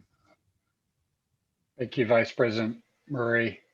I just wanted to report out that in the closed session, the commission deliberated on the 4 administrative cases pending before it. In the matter of the accusation against Aaron Lance Newman, the commission rescinded the previous decision, rejected the proposed decision from OAH, and referred the matter back to OAH to allow OAH the option to either correct the administrative order or conduct a new hearing. In the matter of the request for reinstatement filed by Jeff Singh, the commission denied the request. In the matter of the accusation against John Gary Woodrum and Pursuit Fishing LLC, the commission adopted the proposed decision. And in the matter of the accusation against Gustavo Gutierrez, the commission adopted the proposed decision. Fantastic. Thank you. So our next agenda item is number 27, conditional take of Western Joshua Tree during candidacy period. And I believe our attorney, Mike Yon, is going to lead this agenda item for the commission staff side. And then Director Bonham, I believe, would like to make some comments and maybe set the context for this as well.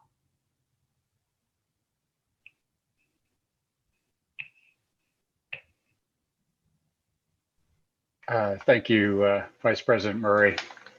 The little trouble shifting gears virtually. If you remember at your September meeting, you determined that listing may be warranted, and as a result, Western Joshua Tree became a candidate species with CEQA protection. Fish and Game Code Section 2084, as you know, permits the commission to authorize, subject to terms and condition it prescribes, the take of candidate species, provided that the take is consistent with CEQA. Based on your request to continue to explore ways to address issues raised at your previous meetings, last week, the Department of Fish and Wildlife provided 2 proposed regulations under the authority of Section 2084 to authorize the take of Western Joshua trees in certain situations. One of those regulations, proposed Section 749.11, relates to take authorized by the department for hazard trees. The other regulation, proposed Section 749.12, relates to take authorized by 3 local governments and can be broken down in several different parts conceptually. This is not necessarily the framework of the regulation, but one relates to hazard trees. It's effectively the same type of authorization that would be granted to the department if you passed 749.11. Second part, conceptually, it doesn't call out the High Desert Wastewater District wastewater treatment project, but that is a public works project conceptually, and the reg talks about that, and it's within one of the local government's jurisdictions. Then, as I've already hinted at, the reg generally talks about public works projects, and so there's conceptually you could think about all other public works projects that the reg deals with. And finally, the regulation grants the authority to authorize take related to single-family residences and accessory structures. And you can similarly think about those either related to the High Desert Water District wastewater treatment project or any other single-family residence. The department's proposal to you last week potentially triggers your need for emergency action, and the staff summary addresses the legal tests for what constitutes an emergency. I'm not going to go through all that again. But one of those elements is CEQA, and regarding the CEQA emergency exemption that the staff summary contemplates, I need to provide a significant update related to that second regulation, the local government regulation. after publication of the binder, the 3 local governments each provided an addendum to previously adopted CEQA documents. San Bernardino County provided an addendum to the program environmental impact report for the county's 2007 general plan program. That's state clearinghouse number 2005-101038. The town of Yucca Valley provided an addendum to the town's general plan update certified environmental impact report. That's state clearinghouse number 2012-111021. And the city of Palmdale provided an addendum to the city's mitigated neg deck for the Joshua Tree and Native Desert Vegetation Preservation Ordinance. Those 3 documents are included in your supplemental handouts that were distributed after publication of the binder. Your staff has reviewed those CEQA documents, and the documents have informational value for purposes of the decision related to the proposed regulation. And your staff believes you may rely on those documents if you choose to take action related to 749.12. It's in a responsible agency capacity. If you choose to take action today to adopt all or portion of that second regulation, you can rely on it. I can, of course, help with a revised motion because your staff summary doesn't contemplate those documents that weren't available when the staff summary was completed. If you authorize going to notice today as a regular rulemaking for all or portion of that regulation, you don't need to make any decision today for purposes of CEQA, but those documents could be relied upon at a future adoption. And as you already mentioned, I think Director Bonham would like to address, and I also would like to point out that I believe you have public officials in attendance that would like to speak to this item. Absolutely. Thank you, Mike. And I just want to thank commission staff and particularly you, Mike, for all the effort that went into putting together the staff memo and just doing all the background research to make sure we had all the information we need to make an informed decision. Also want to thank you, Director Bonham, for the extraordinary amount of work that you and your team have done over the last couple months to create the proposals that we have before us as well, and absolutely want to give you a chance to set some context and talk about that a bit. Thank you, Vice President and Council. I concur with you, Samantha, that the staff analysis, particularly Michael's, does a good job of identifying those things you should be thinking about.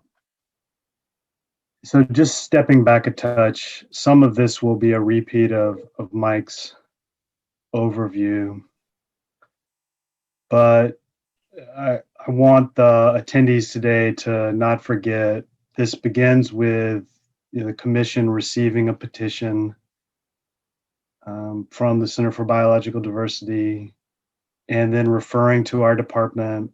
And as everyone should remember, our department made its scientific conclusion and recommendation back to you that the requested action of listing may be warranted. And for several reasons, one of which was, the threat climate change does pose to this species, cognizant that you've never yet based a listing on that potential threat factor. So from that moment, of course, we've already been sued. You've been sued and we've been sued just on that step alone. And, the judicial system will manage those who disagree with either our evaluation report or your decision to go to candidacy. And if I could just real quick, I forgot to test with AGP. Could I confirm that Deputy Director Chad Dibble and our Assistant General Counsel Steve Ingram are also on this side of the platform? Because I think technical questions may come up. Chad, I see you. I'm here if you can hear me. Okay. Yep. And Steve Ingram, are you out there? I'm here if you can hear me. Perfect. I didn't want to get too far, make a mistake, and not have that lifeline available. So I think one of the really next most important things where the commission and department are very much aligned y'all know it, and I think a lot of the attendees know it. There is an ability within the Fish and Game Code to use a section 2084, to deal with a situation for, take impact of the candidate species. I think the use of 2084 should be pretty rare and not frequent. When I began as director, I've mentioned the commission was using the tool a lot. And I think it raises the question, what is really an emergency? And I know that that's identified in the staff report. So I think that's an important issue. So kind of at the commission's request, we think, and at the commission staff kind of encouragement, we have spent some considerable time, and I want to thank each of the individuals for their time and their professionalism. The department staff I just mentioned, Curtis Yakimau, who's I think the city manager of Town of Yucca Valley, Carlene Sackton, who's with the city of Palmdale, Josh Candelaria at the county of Santa Barbara, Bernardino, and Brendan Cummings at the Center for Biological Diversity. And it was really important for us that we not have a discussion just with one of those entities. The petitioner needed to be involved. And there's a lot of moving pieces now that we have this overlay of candidacy across a pretty good region for an iconic plant. So what you have in front of you is kind of the result of that discussion. I think you could look at it several ways. I think you need to be thinking about the California Environmental Quality Act aspect. Mike points that out. I think you need to be thinking about the emergency aspect. Mike points that out. I also think you need to be, thinking about emergency or normal rulemaking.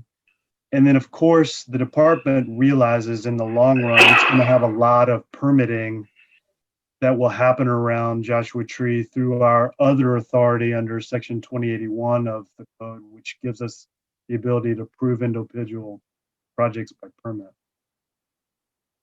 So I guess the last thing I would mention is we're here, and I'd like to turn it to Steve Ingram to give you a quick summary of the technical details you may hear in the public discussion on the second rule. The first rule is really for the department to have an ability to deal with hazard trees. But the second one, 74.9.12, is really about 3 local governments, subsidiaries of the state. You may hear that it's proposing an inappropriate delegation of authority to those jurisdictions. And I would actually take a different perspective. And I believe that it's very credible to frame it as not a delegation of authority, but rather an approval of a program that requires compliance. The structure here is those authorities at the local level would have to follow the program identified in the rule. Their responsibility is compliance with those criteria, which allows them to then deal with their constituents for permission of that take coverage. So that's, I think, the more correct construct. And with Steve, I'll flip it to you. And if you could just, in really quick form, give the commission a sense of the key variables of the 2 rules. Okay, good afternoon, Vice President Murray, commissioners. Again, my name is Steve Ingram. I'm an assistant chief counsel for the department. So with the first proposed 2084, the one that's focused on the department, this 2084 would allow the department to issue permits to remove dead Joshua trees and to trim live Joshua trees under 3 very limited sets of circumstances. First, where the tree or the limb has fallen over. Second, where it's leaning against an existing structure. And third, where it creates an imminent threat to public health and safety. And these 3 criteria are fairly narrowly circumscribed, and they're intended to focus on threats to public safety, threats to property, and threats from wildfire. In addition to being very limited in the scope, there's also limits on who can do the actual removal.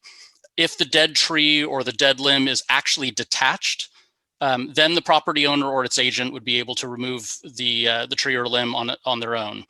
All other removals of dead trees and all other trimming would have to be done by a desert native plant specialist, which is a defined term in the proposed 2084 and includes certified arborists and a couple other categories of people with significant education and experience. And then finally, this 2084 establishes a very simple permitting process that would largely be able to be completed, both the application and the issuance of permits by email, which is important both for cutting down on the time because many of these permits will need to be issued very, very quickly.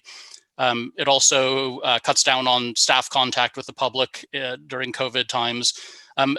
That said, there is an option to use regular US mail so that we can accommodate anybody who doesn't have internet access.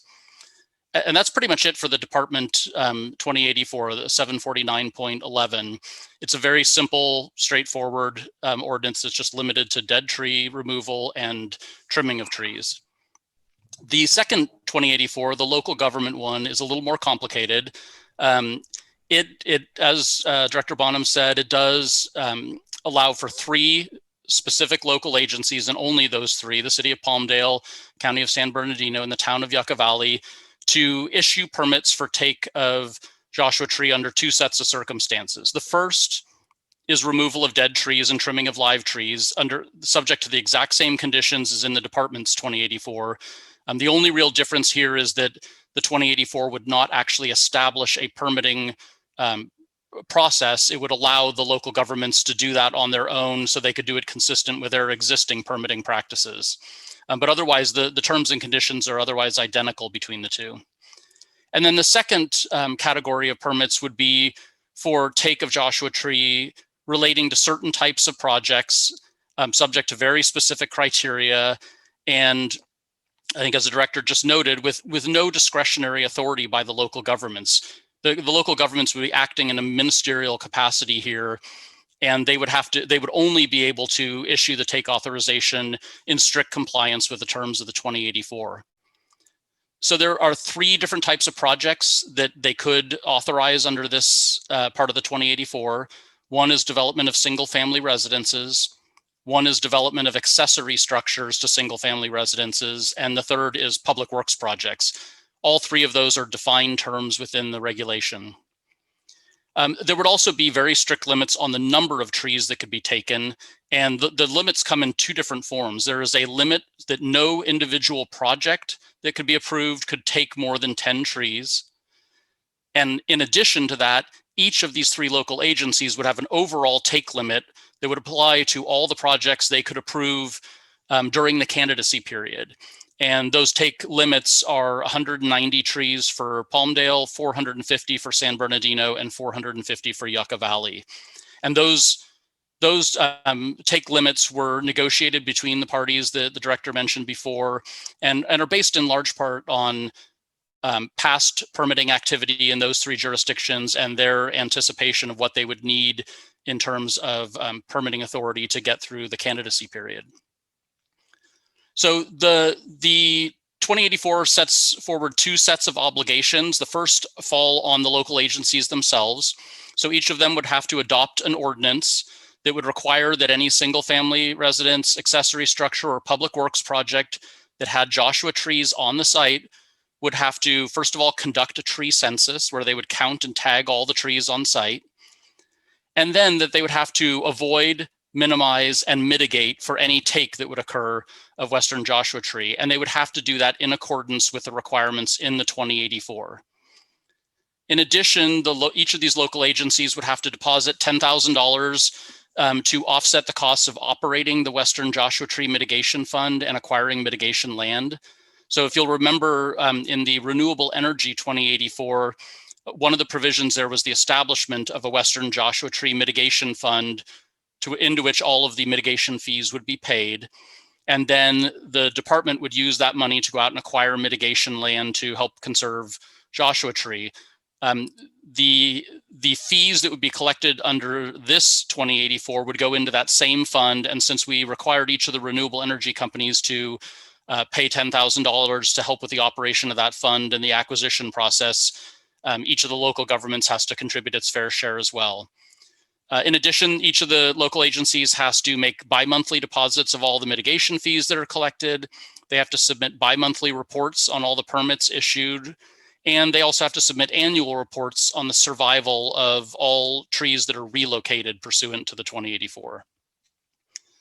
So then each of the project proponents must do a number of things, and these correspond with some of those obligations of the local agencies. They do have to conduct a tree census.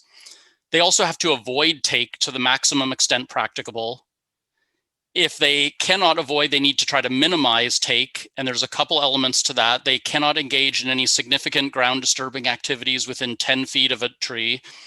And also, to the maximum extent feasible, they have to relocate all Joshua trees that cannot be avoided.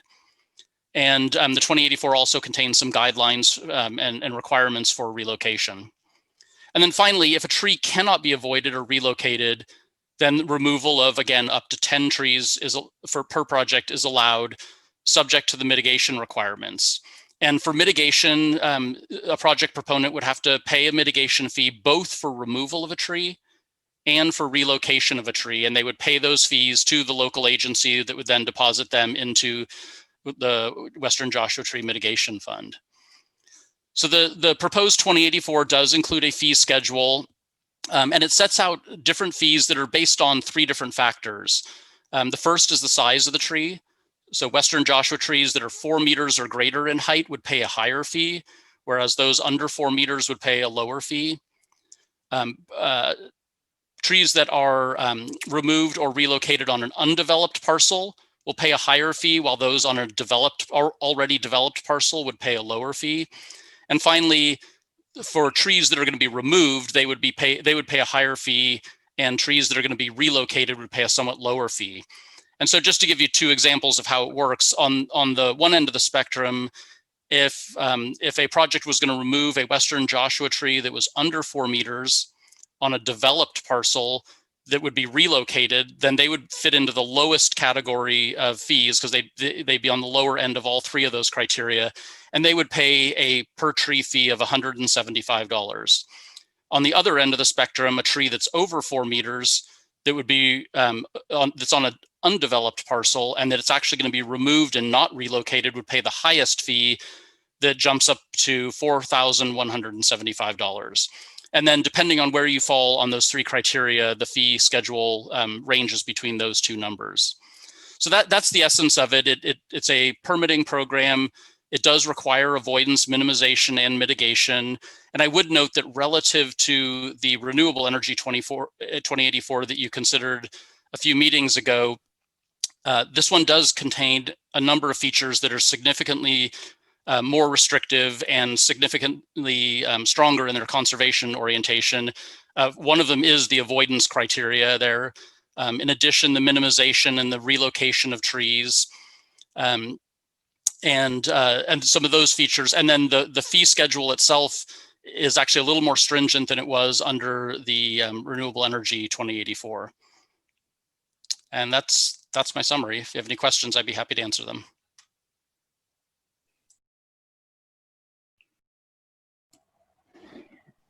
Thank you for that, Steve. Director Bonham, were there any other members of your team that you wanted to queue up, or does that conclude the sort of overview from the department? I think we're good to go and are available as the discussion plays out for questions in response to public comment.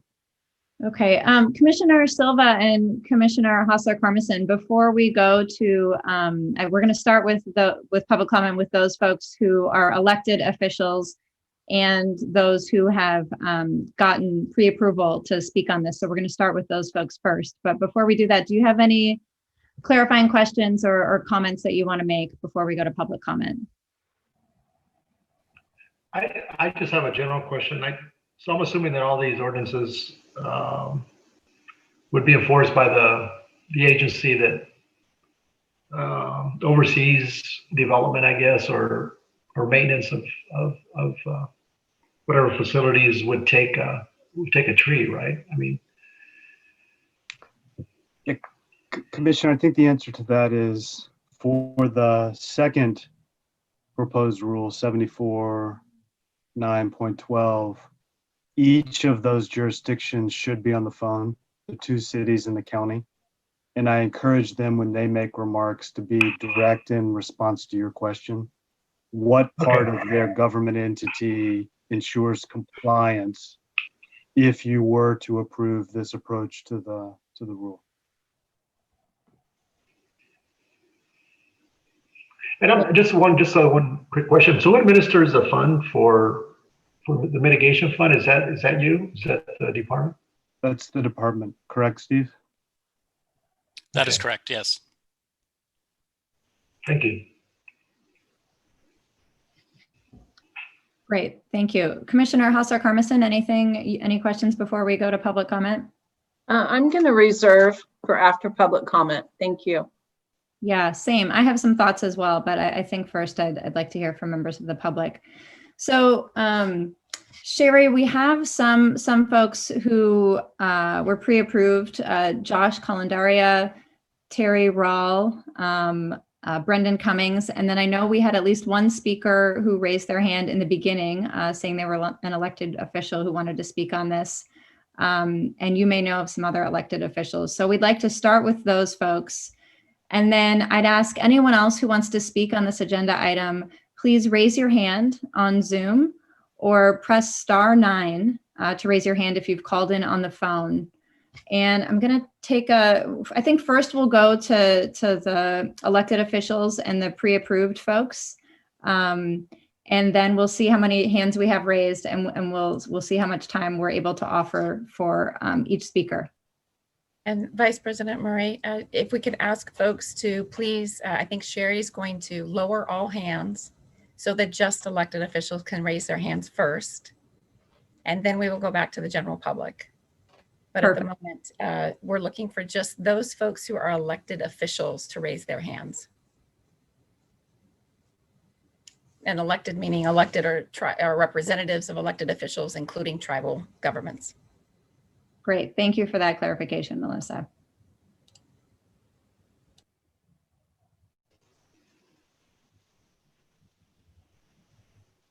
San Bernardino County. Thank you for the opportunity, Commission members. On behalf of the county, thank you for your consideration of the item as presented to the Commission.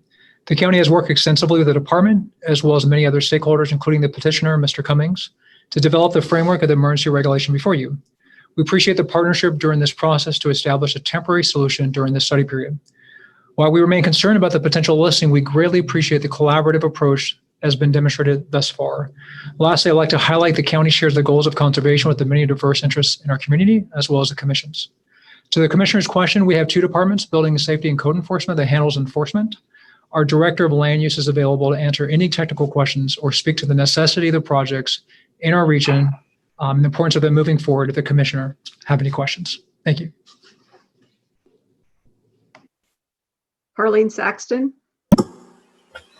Thank you. This is Carlene Saxton from the city of Palmdale. First, we would just like to thank the commissioners for hearing this item and also for the help from the department, specifically Director Bonham and Chad Dibble and Stephen.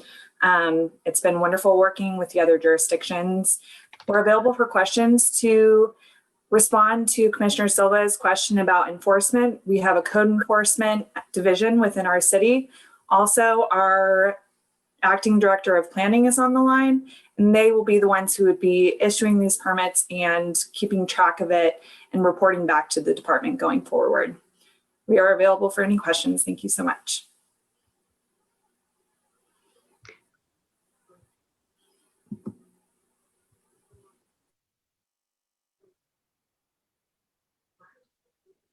Vice President Murray, there is an individual, we recognize a name from a letter, but there's a phone number. I don't know who that might be. Should I call on that person at the phone number? Yeah. Let's see if that person is an elected official or tribal representative. Phone number ending in 171. You need to unmute yourself using *6.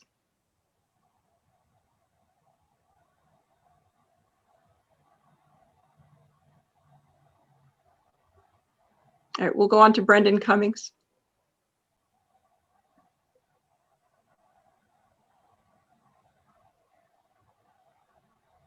Brendan Cummings, go ahead.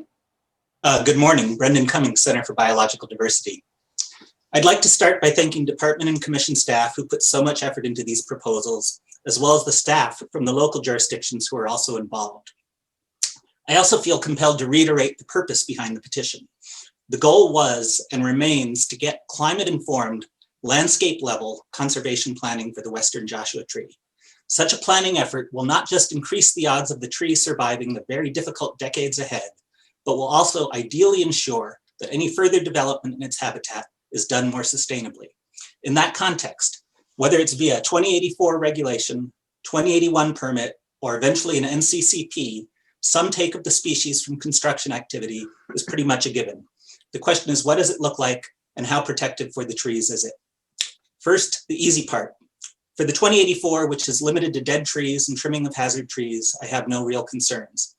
How to deal with such trees has probably been the #1 issue that has been asked about over the past 6 months. And because it will be implemented by the department, I have confidence it will be properly administered and enforced. Moving forward with this today seems appropriate, so I agree with the commission staff recommendation here. As for the 2084 addressing single-family homes and public works projects, that is much more complicated.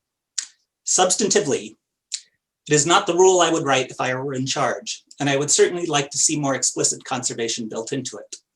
That said, the permitting regime it requires is much more protective of Joshua trees than existed prior to the species becoming a candidate.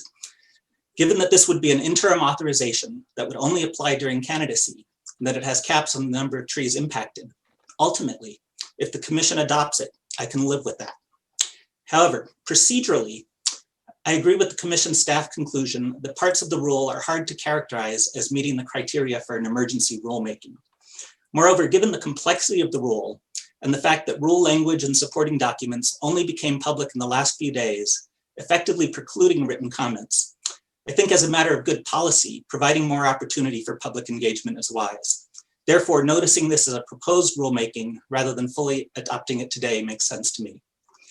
Finally, as you will likely hear concerns today about the local jurisdiction's capacity to effectively administer and enforce the proposed rule. I share some of those concerns. And while the rule has some safeguards such as reporting requirements, moving forward, we should have as much transparency as possible, including making the permit information publicly available with periodic reports back to the commission. If we do so, hopefully the large gap in trust between the jurisdictions and their constituencies can be narrowed and we can better work together to protect our Joshua trees. Thank you. Vice President Murray, we have no other, I think Ms. Musser-Lopez is an elected official. I'll allow her to speak next. Ruth Musser-Lopez? Yes, I am Ruth Musser-Lopez, but I want to clarify that I do not hold an elected seat per se, but I was elected during the primary as a top Dem for Senate District 16, which is one of the largest Senate districts in the state physically, and it includes Barongo Valley. And I think part of Palmdale or nearby, but not LA County. But anyway, I just want to say that, this emergency taking of Joshua trees, I mean, to call it an emergency taking for vacation homes is a joke. And when I found out from Brendan right now that you didn't even let us have time for public or written comment, and that's why now I understand why I'm sitting here waiting all day for this meeting. And it's not fair. But the main thing I noticed while you were talking, I think it was Steve Ingram or one of your staff people presented, I noticed that you have no zoning plan. It's just like a willy-nilly take. And so I agree with Brendan that this is presumptuous. It's too early to make. This should be a proposed rulemaking. And you shouldn't establish this today for the reasons Brendan said, but also because it's not well thought out to the extent that, I mean, yeah, I agree that you have really taken some steps, some thoughtful steps, to distinguish between the large and the small Joshua trees. And, the very large ones should be protected. And so you're on the right track, but you're not there yet. And I want to read to you something that if you think that these local public officials are going to implement these rules for you, You're mistaken. You don't understand San Bernardino County at all. This is not, San Bernardino County is a very red county. It's not like the rest of the state. Our supervisor, Robert Levingood, I'm going to quote him what I just got today. And he's talking about Western Joshua trees opposed to Eastern Joshua trees. And he even mentioned Central Joshua trees, which are right down the middle of the I-15, and the I-15 separates the two, Eastern and Western. So you're going to have okay. And then he calls us extremists, people who want to protect this Joshua tree, this holy, sacred habitat that birds, butterflies, animals of all kinds. I mean, the climate is so important to our whole desert environment there. And he wants to call us extremists and that we're shutting down more and more of our desert. And then he says, and this is a quote, when extremists come to town, I encourage every hotel, restaurant, and every other employer to decline their business. Until we start standing up, the cuckoos will prevail. Okay? That's a quote. That's what he thinks of people. And you're putting him in charge. You're putting him in charge of protecting this sacred specimen. I have other things to say. I'm going to say it. That's why I could put things in writing. I don't see how you can pass this. I'll tell you what, I will write to Gavin Newsom. If you pass this today, I'm going to be really furious. And you're not going to, you're going to hear Thank from you, her. Ruth. Thank you.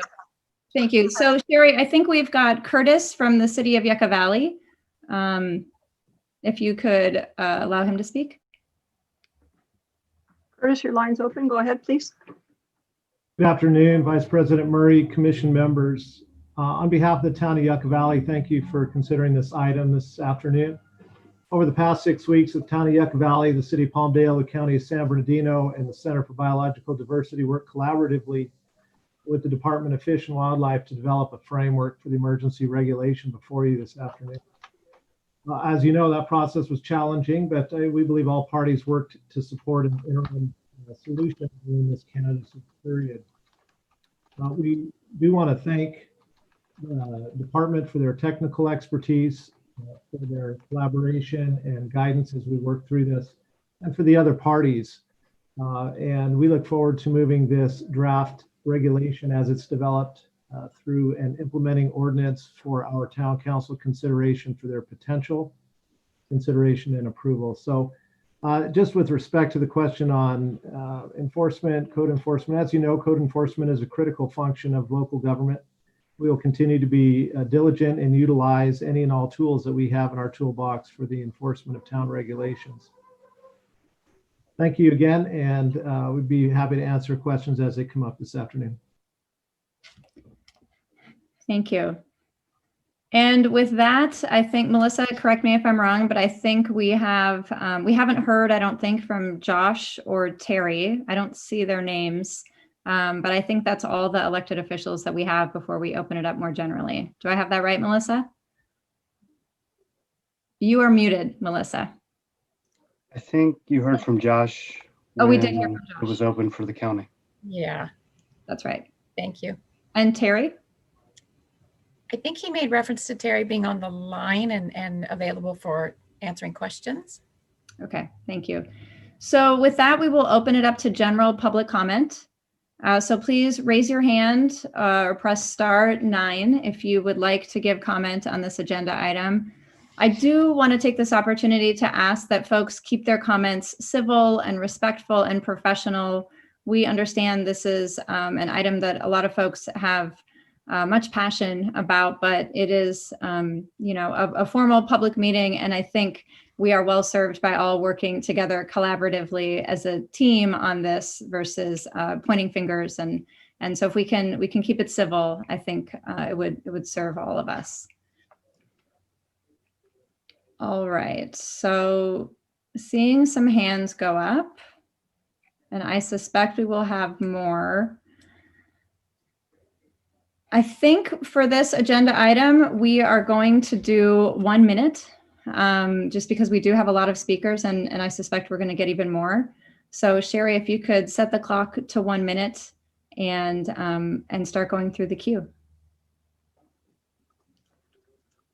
Phone caller with number ending in 171. You need to unmute yourself using *6.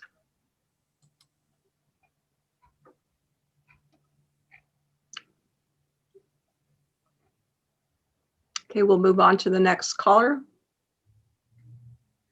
Susan Nash. You need to unmute yourself. Good morning, Commissioner. Sorry about that. That was me. You know. Okay. Good morning, Commissioners. This is not an emergency. I'm the attorney who's filed a lawsuit challenging the emergency status of the solar regulation that you passed that didn't even have any conditions in it. This does not need to immediately happen.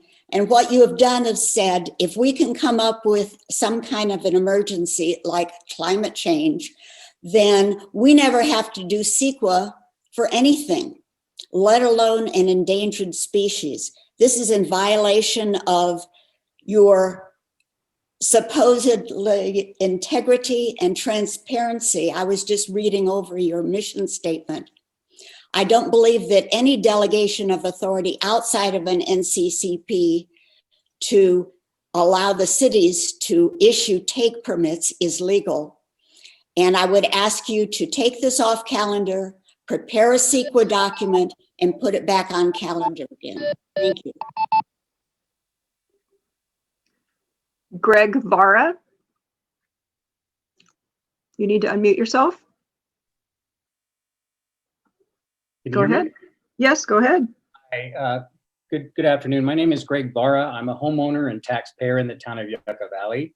I'm here today to express my opposition to giving the town of Yucca Valley, Palmdale, the county of San Bernardino a blanket 2084 exemption and prefer the 2081 incidental take permit.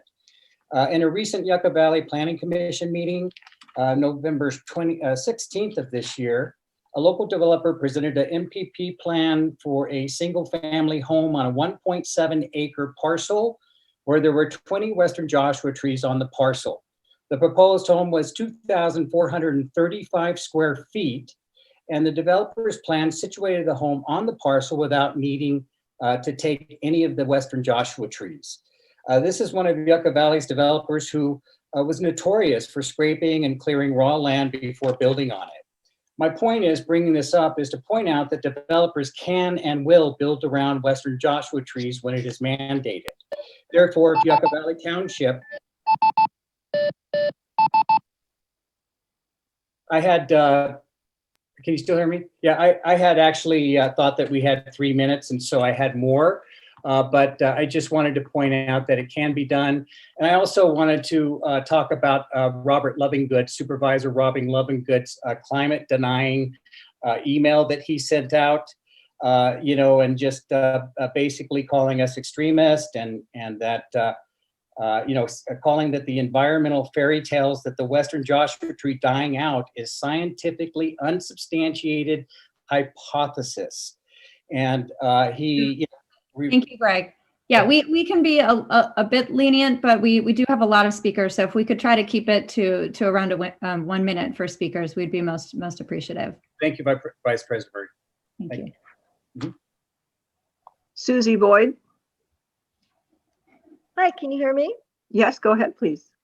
Good morning, commissioners, and thank you for taking the time to review our comments. I'm Susie Boyd, Public Policy Coordinator with Mojave Desert Land Trust, speaking on behalf of our organization's Executive Director, Gary Hund, who has lengthy experience as a biologist with California State Parks and U.S. Fish and Wildlife Service. We are committed to acquisition and stewardship of desert lands across the entire California Desert Conservation Area, including Western Joshua Tree woodlands. Regarding the 2084 permit provisions addressing removal of dead Joshua trees and trimming of hazardous trees, we have no substantial objections. Regarding the 28.4 permit provision addressing single-family homes and public works projects requested by various local governments, we would like to see additional conservation measures built into the permit.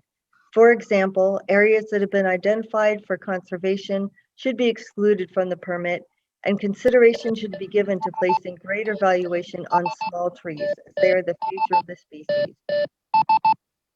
We believe additional review time is warranted given the complexity of the rule and the late release of rule language, which limits the opportunity for public input.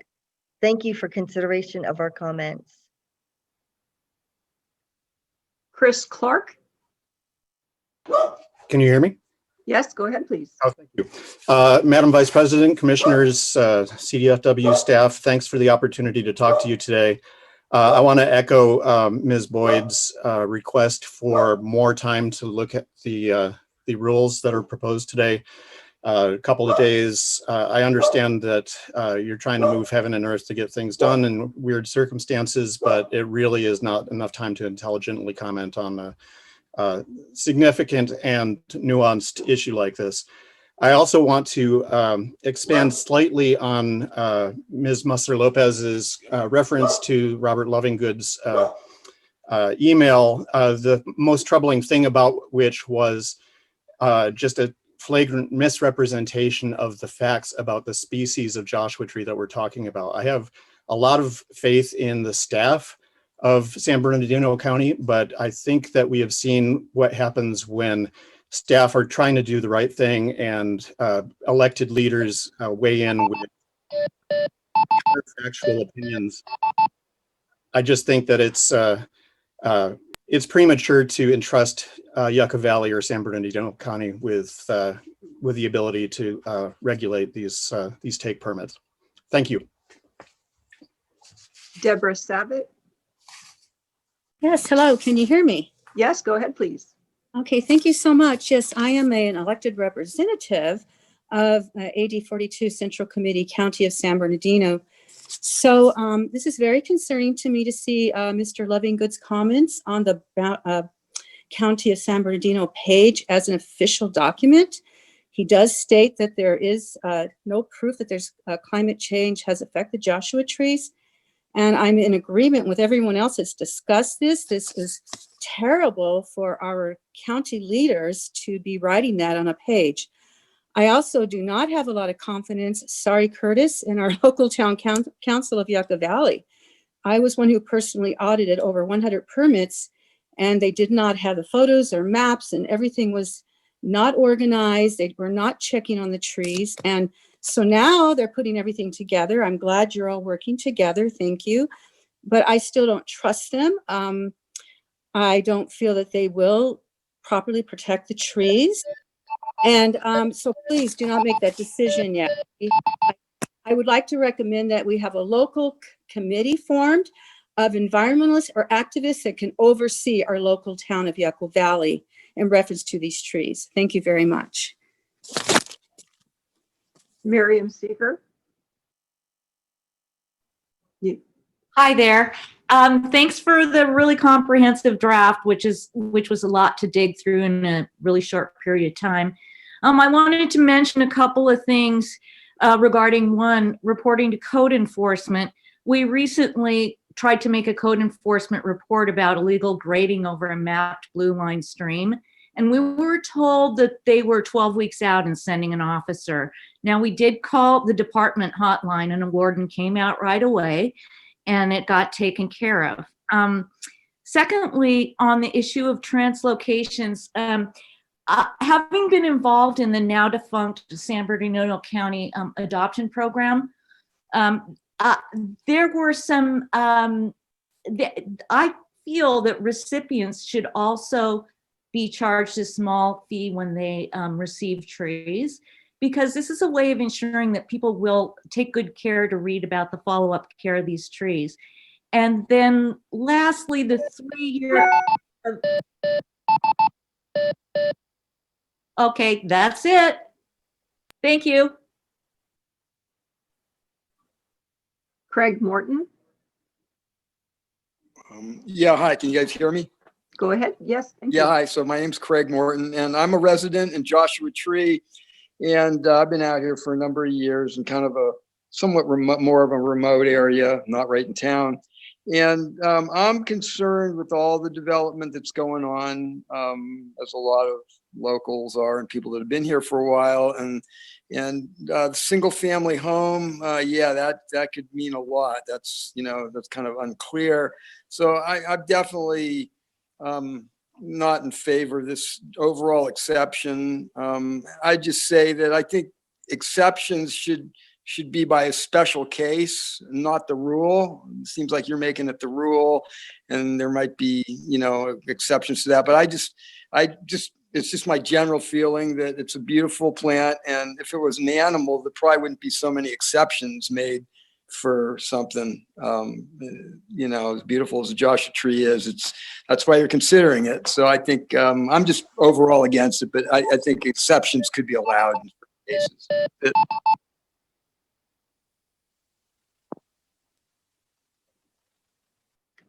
Patricia Clark. Hello, can you hear me? Yes, go ahead, please. Thank you. Good afternoon, honorable commissioners. Thank you for the opportunity to speak today. I realize we don't have much time.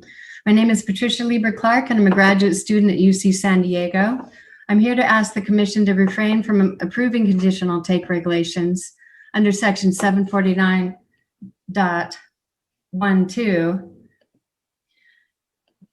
And because the Mojave Desert is facing so many environmental threats, and habitat destruction due to poorly planned development is the main cause of the demise of this ecosystem. These desert habitats are so ecologically specialized and slow to recover from disturbance that they're functionally irreplaceable once destroyed or severely damaged. All of these pressures are now in combination with climate change effects, which are an increasing threat to the Mojave Desert and other specialized ecosystems throughout California. So the present day Joshua Tree habitats could act as climate change refugia, increasing the odds of their existence in California's future as we keep pace with habitat shifts due to climate change. Thank you so much for your time. Phone caller ending in phone number 171. You need to unmute yourself using star 6.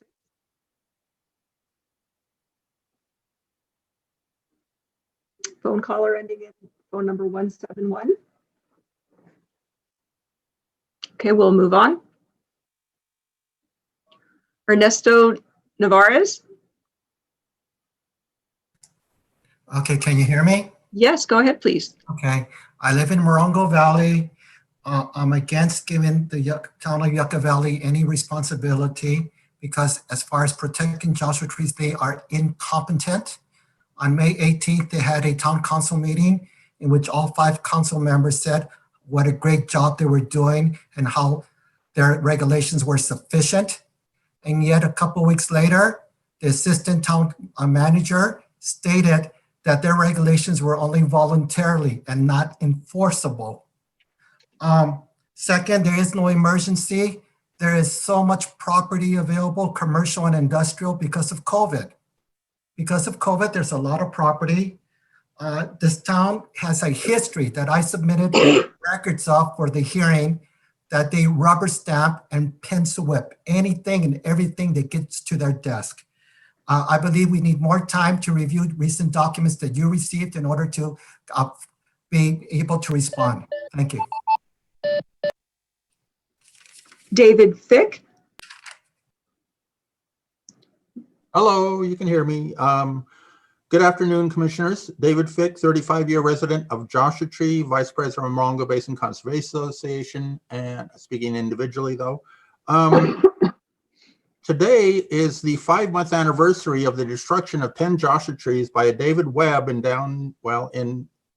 Yucca Valley. And what he destroyed 10 Joshua trees on 2 parcels. He was fined $300.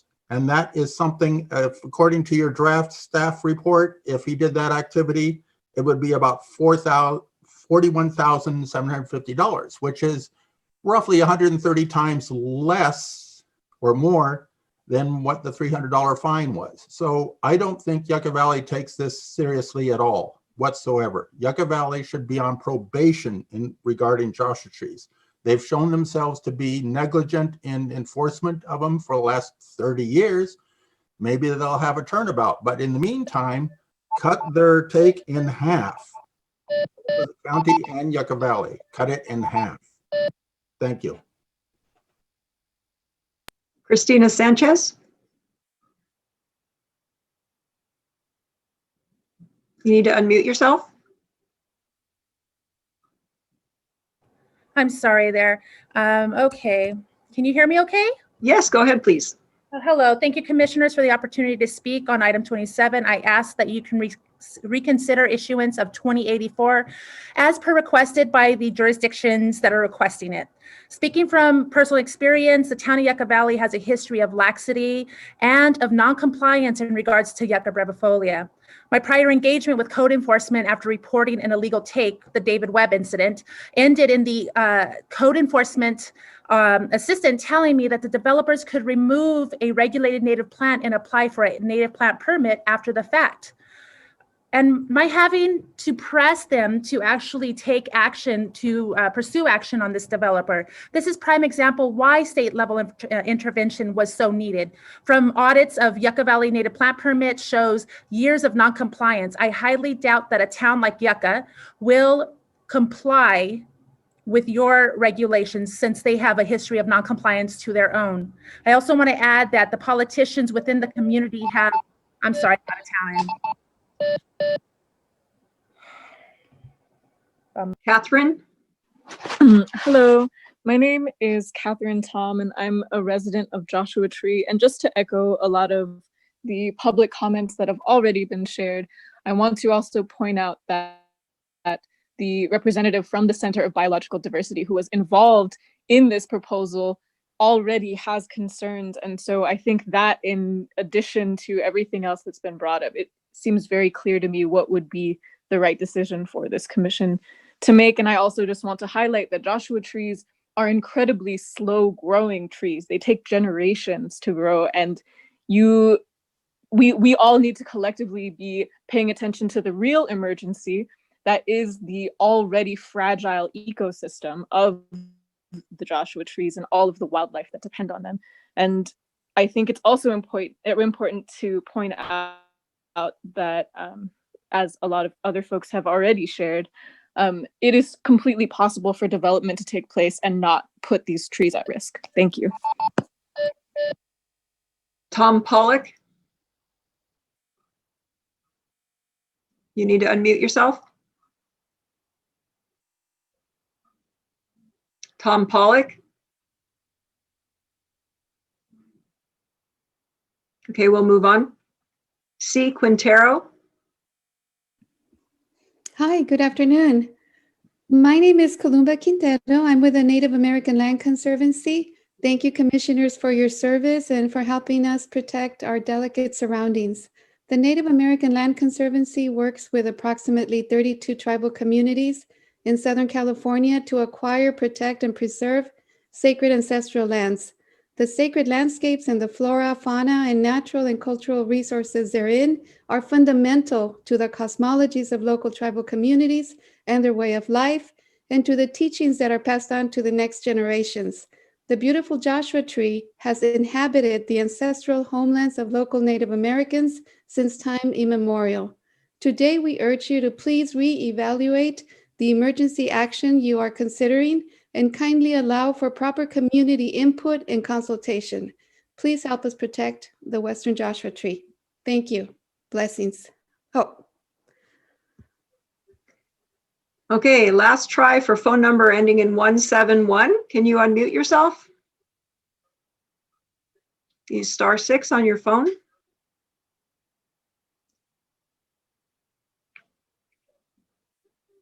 All right, moving on. Tom Pollock, can you unmute yourself now?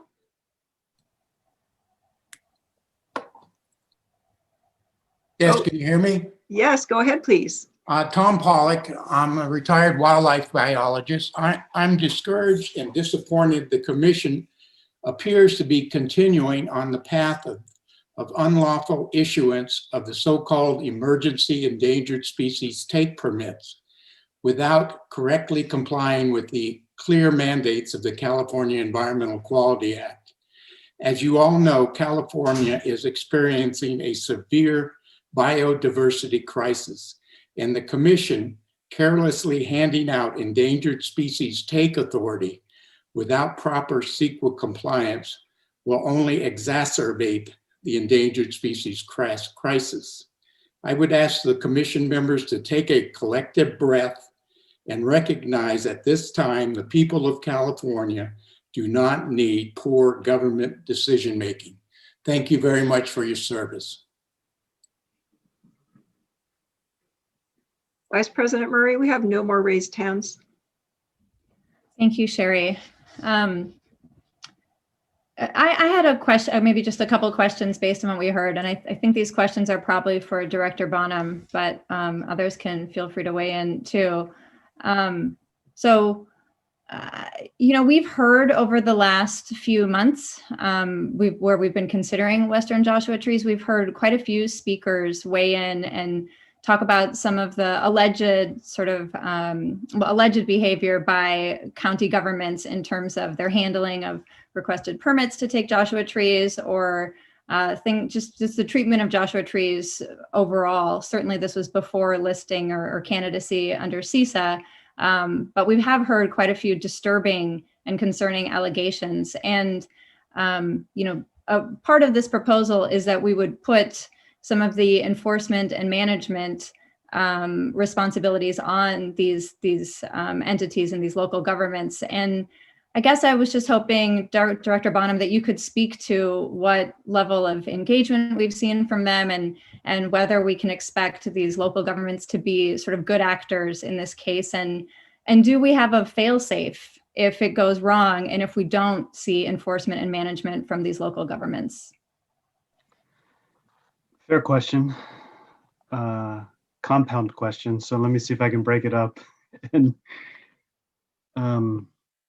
let me first just affirm, in my experience, the individuals on the phone today that are the representatives of the two cities in the county have been extremely professional and have discussed in good faith, I think, in the presence of the petitioner, Center for Biological Diversity. So these individuals themselves, in my opinion, are civil servants at their jurisdictions and have engaged in this discussion with a commitment to get to an outcome that would be more strenuous than their existing ordinances. And I think that idea that it would be more protective than their existing ordinances is a point also captured in Mr. Cummings' comments, at the top of the public comment, right? Now, enough or too little, of course, people are going to debate that, but I do think it's more than existing ordinances would be requiring, frankly, because those ordinances date back to a time before candidacy and are really driven by an entirely different law around native plants in the desert. That is also an important distinction around why, any structure here would be different. You're now in the space of the California Endangered Species Act, and in the second rule package, 74.9.12, there's an express reporting responsibility from these jurisdictions back to us. I think that's distinguishable from what reporting may exist or not. And frankly, if you look at the Desert, kind of Plant Act, it's really about potentially agricultural commissioners more than it is our department, right? From there, look, I don't seek to insert myself into local political dynamics that really are beyond my ability to fully appreciate and live.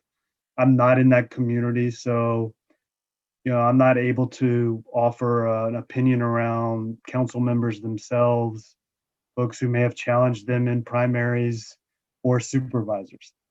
I don't think it's helpful for any of us, from however you're coming to this discussion, to turn it into good and bad and as to individuals. I think people are trying to navigate for whatever motives they may have. So that's my view on that front. One of the challenges our department is going to face, for what it's worth, and I'm assuming, listing could be an option, right? We need to go through the scientific review, but let's say it were listed, our department is going to really struggle at a capacity level to deal with what could be hundreds or thousands of individual project requests, right? That's how this would typically work. Someone would seek an individual permit from us. There are ways within 2081 and ultimately a natural community conservation plan, which is the petitioner's long-term goal potentially, that we could have a regional program where take authorization is allocated to the regional governments. That is the bread and butter construct of an NCCP. And then they in turn are managing the activities within their jurisdictions. So that concept is not novel, it's not alien. It does require trust, it does require compliance. And it's obvious to me we have a trust and kind of compliance dynamic that's very much underneath all of what you're thinking about here. I also would just say, when I hear the conversation, I don't hear a complete, I don't hear anyone arguing about hazard trees, right? I think the discussion is about a different part of the dynamic here, and that's important to note, I think. Yeah, that's actually a good segue into the next thing I was going to ask Director Bonham, which is, I think that's right. I think the hazard trees issue, folks generally seem to be coalescing around the idea that you can make the case for that being an emergency and would sort of pass the straight face test with the Office of Administrative Law and so forth. But I wondered if there's anything you might say about some of the other components of the proposal, given that you just mentioned, NCCP and an ITP, and why aren't those the right vehicle for accomplishing what we're trying to accomplish? Why is it an emergency for the other issues that aren't hazard trees? Okay, so let me, and I'd ask help to Steve Ingram if he wants to weigh in here, but let me move the technical term emergency kind of to the Zoom side for a moment. To the Zoom parking lot. Yeah, Okay. it just focus in on a timing dynamic. Remember, the whole discussion that's been generated right now is, what happens from moment of candidacy to possible listing. So let's assume it's listed. So 12 months, let's hypothetically say. And I agree with the commenters. It's my own position as director of the department. This idea of using the 2084 dynamic is not a automatic regular tool the commission should look to. That's going to take us back to the emergency question. But eventually, if listed, we are going to get to individual 2081 permits. I believe we should get to some regional conservation plan, which could be an NCCP. I think there could be an aspect of something called a regional conservation investment strategy. And when we do that, there'll be a program which is identifiable. It'll have the mitigation, avoidance, minimization of the legal authorizations and entitlements. But none of those things are available legally for candidacy. They're only ripe when the subject animal or plant is classified as, endangered or threatened. So it puts us back into what do we do in the interim? Hazard trees, seems to be something people realize is imminent and emergency. We've had a discussion about solar. I do think from the local level, and they'll need to speak for themselves, there's a case being made about projects which are midstream and underway. A potential example of that could be the regional water treatment plant. Now, this is a complicated plant and I'm not the expert on it, but my understanding is that plant, the managers of the districts are under a separate directive from another part of the state to deal with their water quality treatment issues. So they have a directive to get the treatment plant done. And now on the other hand, while they're mid-project, they have a candidacy. I think that's an example of something that's creating this legitimate conundrum people are trying to figure out in this space. Up to the commission, your legal counsel, how you want to think through this question of emergency relative to these categories. Steve Ingram, you want to weigh in on say anything there? I would just add one minor point about incidental take permitting in this context. The department historically has not issued many incidental take permits for small projects like the development of a single family home. And that's been for two reasons. One, most of the plants that are listed don't tend to occur in areas that are being developed. And most of the listings for animals, more often than not, there are ways to avoid, or the animal will leave of its own volition. And so for these small projects, they rarely actually get to the point of having a take permit. Because of the permitting fees that were required to impose by statute, along with the mitigation requirements, it does mean that for somebody building a relatively small single family home, the costs of complying with of obtaining a incidental take permit, when you consider the permit fees, the cost of the mitigation, the cost of the CEQA compliance, the cost of all the surveys and monitoring that may need to be done, it could be a $50,000 or more price tag for somebody to build a single family home, which in some cases can be cost prohibitive depending on the individual and the project. So this has posed a very new challenge for us, I think, in terms of incidental take permitting, because this species is going to require a significant number of very small projects to have to confront the possibility of take of a Joshua tree. And that's just something that we haven't dealt with before. And it does make it much more difficult to funnel everything through incidental take permitting. Thank you for that. And I just have one more clarifying question before I hand it over to my fellow commissioners and see if they have any questions or thoughts. I'm sure that they do. Steve, are you able to put a finer point on the connection between the wastewater treatment and individual homes as an emergency? Sort of make the case for why that qualifies as an emergency and why that's so necessary now? I think I can add a little bit of detail, but like the director said, I'm not an expert on this either. And I think there may be folks from the town of Yucca Valley that might be able to address it better. But my understanding is the actual wastewater treatment plant itself, I don't believe has any development that it needs to do in the next year that would be impacted by the candidacy of Western Joshua Tree. However, that project is being funded. I believe they issued bonds and they have bond obligations, and they have to repay those by collecting connection fees for the sewer connections for each of the individual parcels that are there. So if there are properties in which they have not yet done a connection and it's cost prohibitive for somebody to develop that property, they may not be willing to pay for a sewer connection.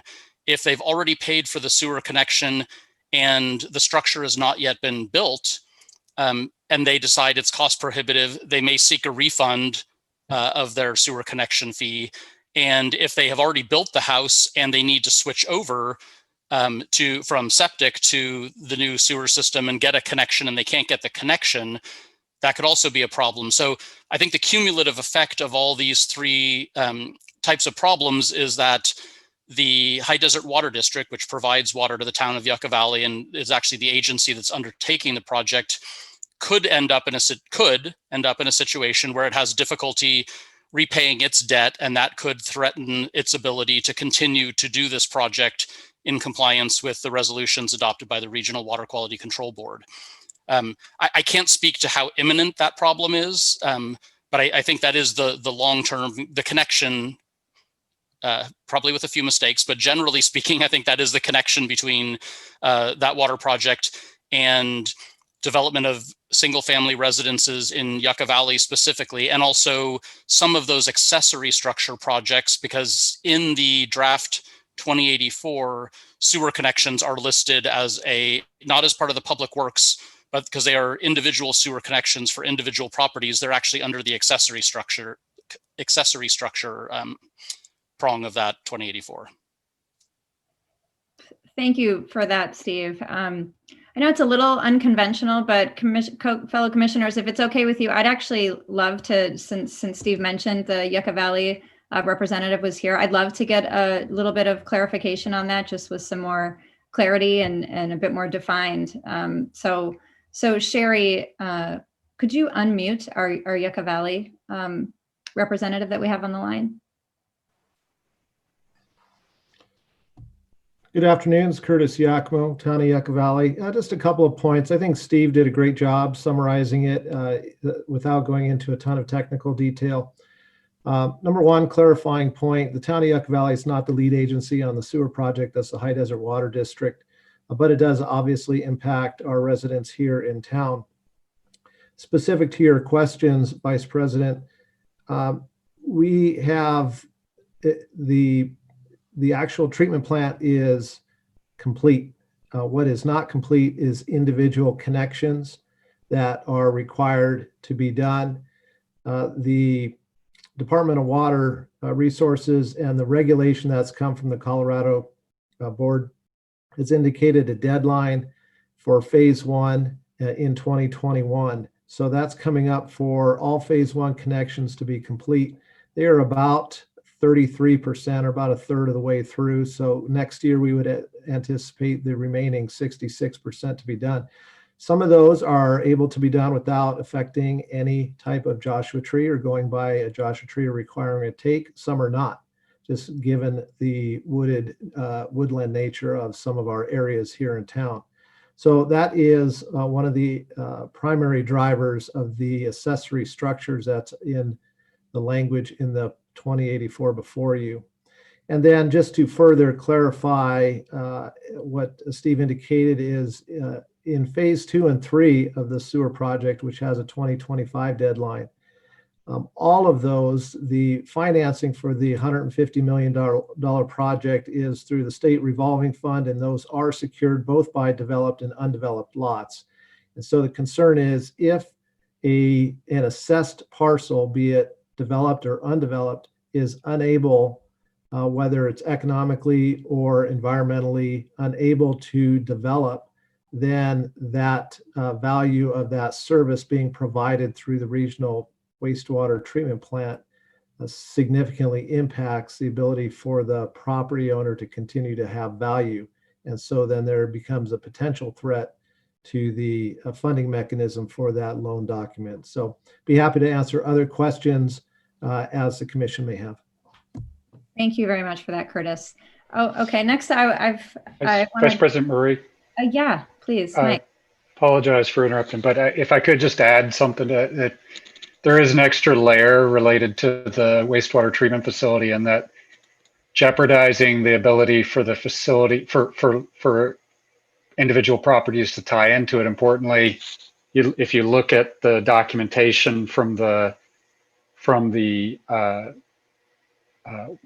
Regional Water Board's website, makes clear that there's both an ecological and a human health motivation for it. So while as Steve explained you're jeopardizing the facility coming online, and the proverbial second shoe to drop means, and therefore you're delaying or totally frustrating the ability for that facility to treat the water in a way that's not able to be treated by the existing septic systems, to avoid the increase in nitrate pollution that's caused by the existing wastewater treatment.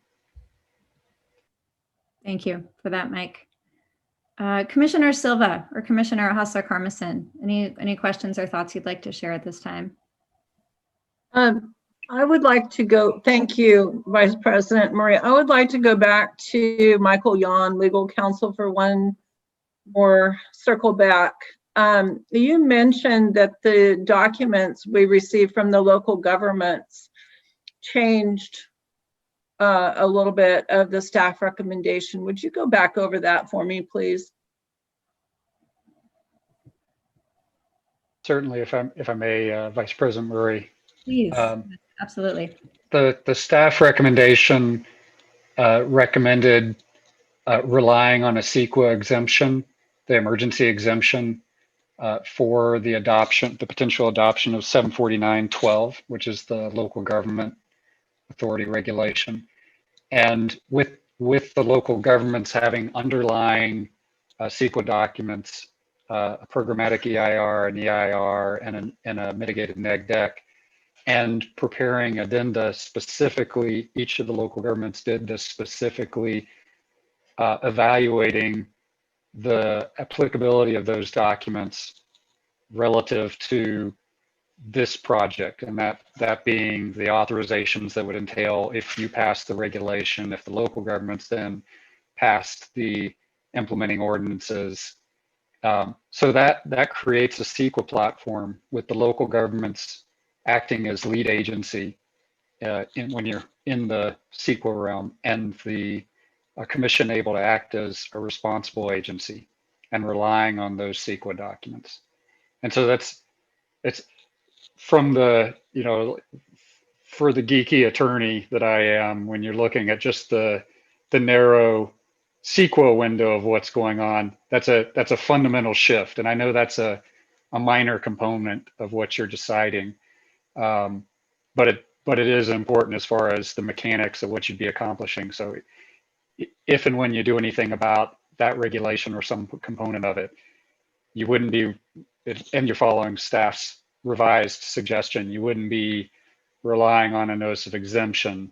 You'd be relying on those local government CEQA documents. Thank you, Michael. Overall, I'm satisfied, President Murray, and thank you, Director Bonham and Steve Ingram. I feel like I'm ready to move forward with this issue. I think the department has done an outstanding job in meeting with the petitioner as well as the local governments and also stakeholders. I feel like we do need to move forward with this, and I think it is a good solution. While it may not be perfect, I think it does improve and protect Joshua Tree. So I'm ready to vote yes on this. Thank you, Commissioner Hassler-Carmison. Commissioner Silva.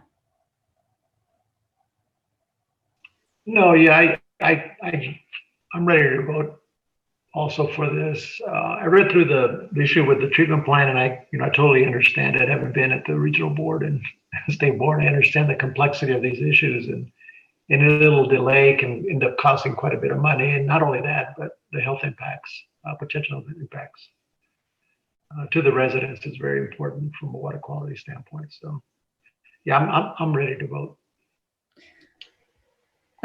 Yes, Mike. Just one other minor point. The department authorized reg 749.11 that you're considering, you heard some critique about what would happen on individual properties. And it was noted by staff that the one component of that regulation and that has similar hazard tree language in 749.12 talks about fallen trees independent of any proximity to structures. And while I know the main intent when the department was coming up with that language was for threats associated with structures, you could add in a clause to the portion of the reg that talks about the fallen trees and restrict it to when it's within 30 feet of a structure, and that would accomplish what the department was considering when it was doing that. And the 30 feet, the reason staff is proposing the 30 feet as a potential addition is that's the CAL FIRE's zone 1 fire safe zone. So you'd still be allowing anybody that had a down tree potential, a serious fire threat to their structure to remove the tree under this, under either or both of the regulations, but would be limiting it to that. Just something for your consideration. Okay. Yeah, and in the interest of just exploring all options, I hope my fellow commissioners will sort of indulge me, but I just had one more question for Director Bonham. What if we did move forward on the hazard trees, which we seem to all sort of coalesce around, but we came back later focused on the water treatment? We had some further consideration on that. Would that even be possible if that was something we wanted to pursue? Well, very few things are impossible,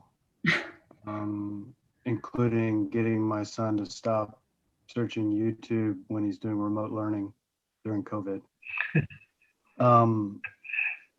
But so, it's possible. I do think you have to acknowledge the time and effort put in by the staff of the two jurisdictions in the county and also Mr. Cummings.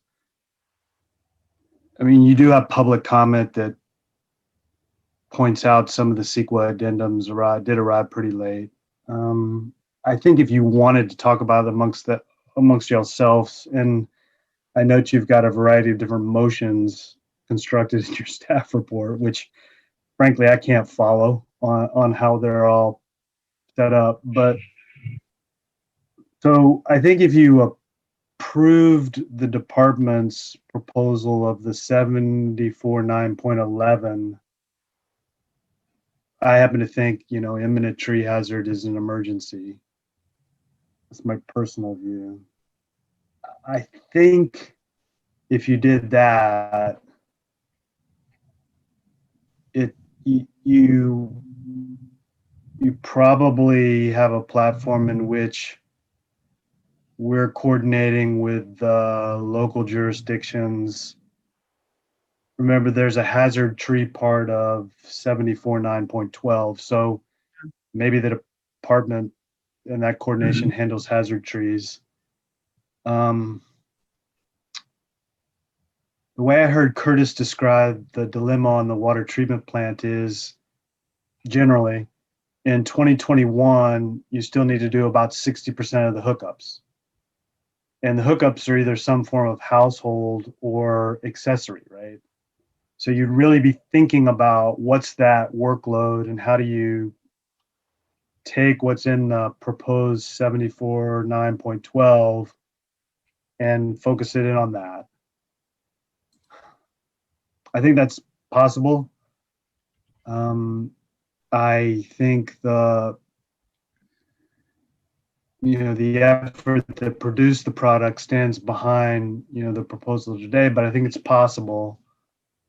I think then you'd get yourself in the question of, well, because we needed to come back, can you just do it with a regular rulemaking, and how fast could you do that? And you'd still have the regular rule emergency thing. I hope that's helpful. I think it's possible. Yeah, I guess. And if we were able to, if it was so much so not an emergency that we were able to come back later, maybe that takes the wind out of the sails a little bit of it being an emergency, potentially. I mean, as you know, I generally believe we need to use Section 2084 sparingly. I've expressed these in the past. I have concerns about carving out too many exceptions when we advance species to candidate status. I expressed those concerns in my vote in September, and I worried a lot about creating a slippery slope where we were going to set an expectation that, these were sort of the norm and a thing we do.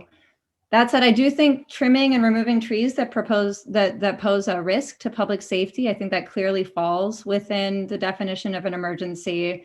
I am really pleased to see that this proposal is fairly comprehensive and robust, and it has specific numbers. There are caps, which I am just really grateful to see. And I appreciate that there is a call for avoidance and minimization. There's a more stringent fee structure. So I appreciate all those things about this proposal. And I do also understand that it would add protections compared to what Western Joshua trees had pre-candidacy. I think that's true and important to acknowledge. That said, for some of the components not related to the hazardous trees and public safety, combined with the fact that, as we heard from the public, folks didn't have a lot of time to review this proposal, I do have some concerns about those other elements. That said, I also hear Commissioner Silva and Commissioner Hauser-Carmison saying that they're ready to move forward with the motion as is. So I don't want to overcomplicate things, but I would be remiss if I didn't sort of, express my concerns and just sort of say them out loud. Sure. Well, I have a question about that. Given your concern, because if you look at proposed section 749.12, it has, hazard trees, public works, and then single family residences. So I guess my question to you is, would you be looking at doing only hazard trees under that? Yeah, I think it would be 749.11, and then maybe also the hazard trees part of 749.12. Potentially, it's an idea. Yeah, I'm curious what you think of that idea. Vice President Murray, this is Chad Dibble. Can you hear me? Yes, we can. We would love to hear from you. I'd just like to maybe interject here that we had lots of conversation, as you know, with the parties, and understanding the full breadth of what is happening here is the ordinances that need to happen. So recognizing the emergency versus the general rulemaking, we're also talking about the candidacy period. We're already several months into that for these parties that have not been able to operate and function, if you will, to continue with the things that they need to do.